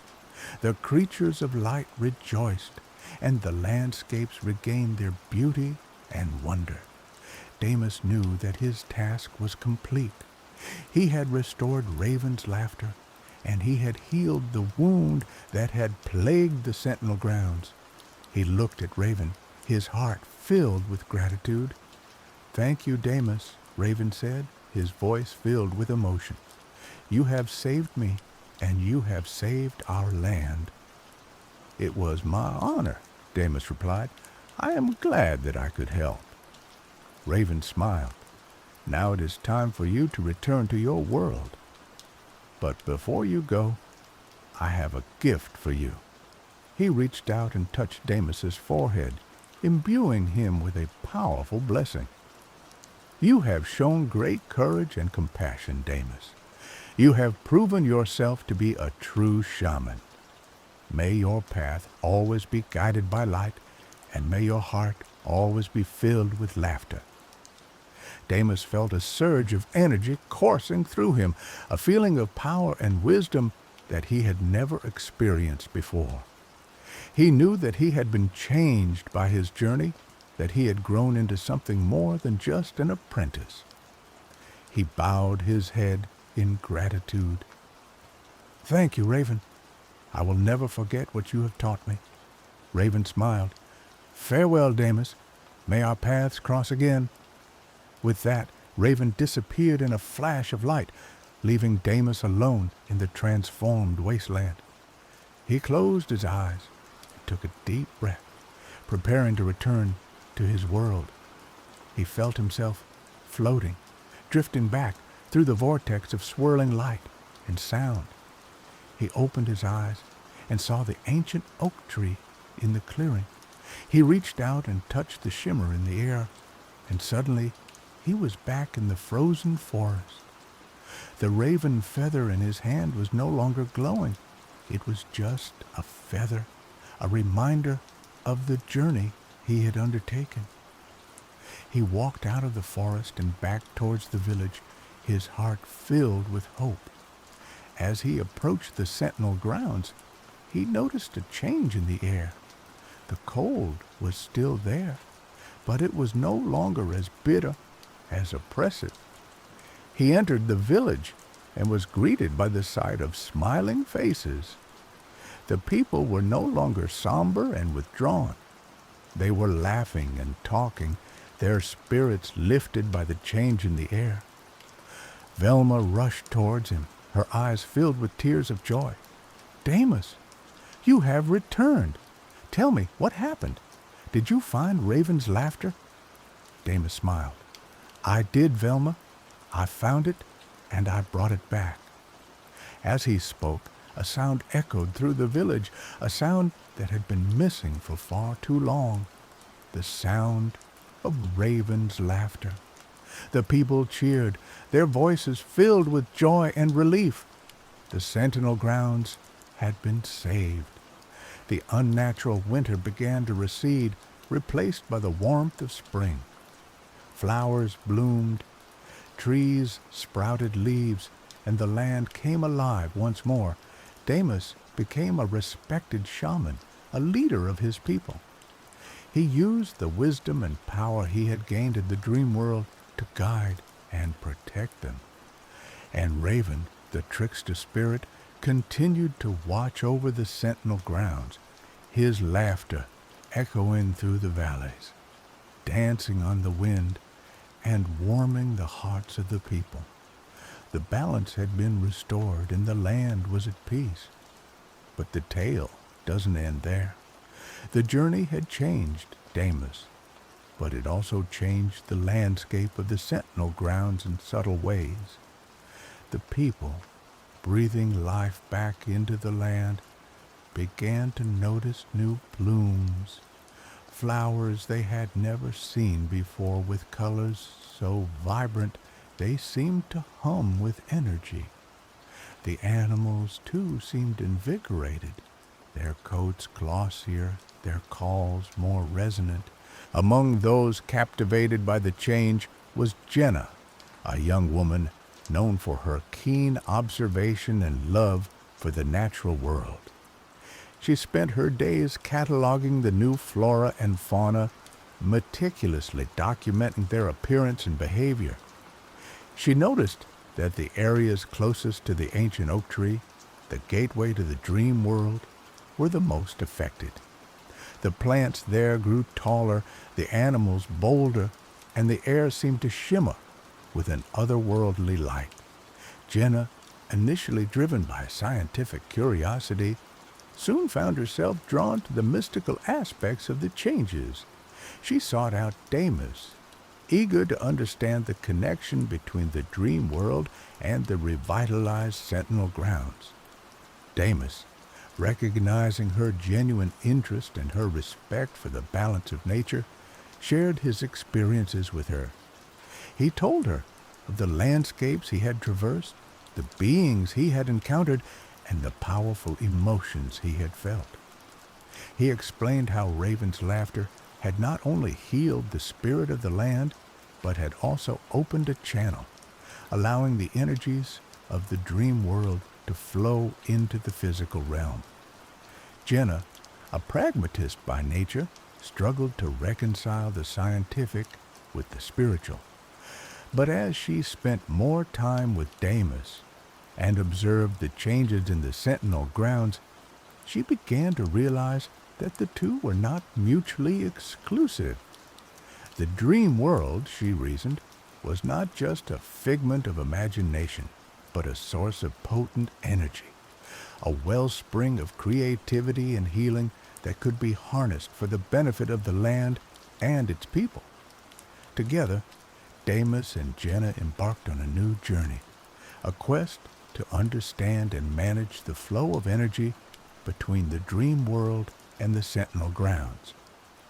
They studied the patterns of the new growth, the behavior of the animals, and the subtle shifts in the Earth's energy. They developed techniques for channeling the dream world energy to heal damaged areas, to promote sustainable agriculture, and to enhance the well-being of the community. Their work attracted the attention of others, both within and outside the Sentinel grounds. Scholars, healers, and artists came from far and wide to learn from Damus and Jenna, drawn by the promise of a new approach to healing and creation. But not everyone was pleased with the changes. An outlaw, driven by greed and a thirst for power, saw the dream world energy as a weapon to be exploited. He sought to control the flow of energy, to bend it to his will, and to use it to dominate the Sentinel grounds. The outlaw gathered a band of followers, mercenaries, and disgruntled villagers who were easily swayed by his promises of wealth and power.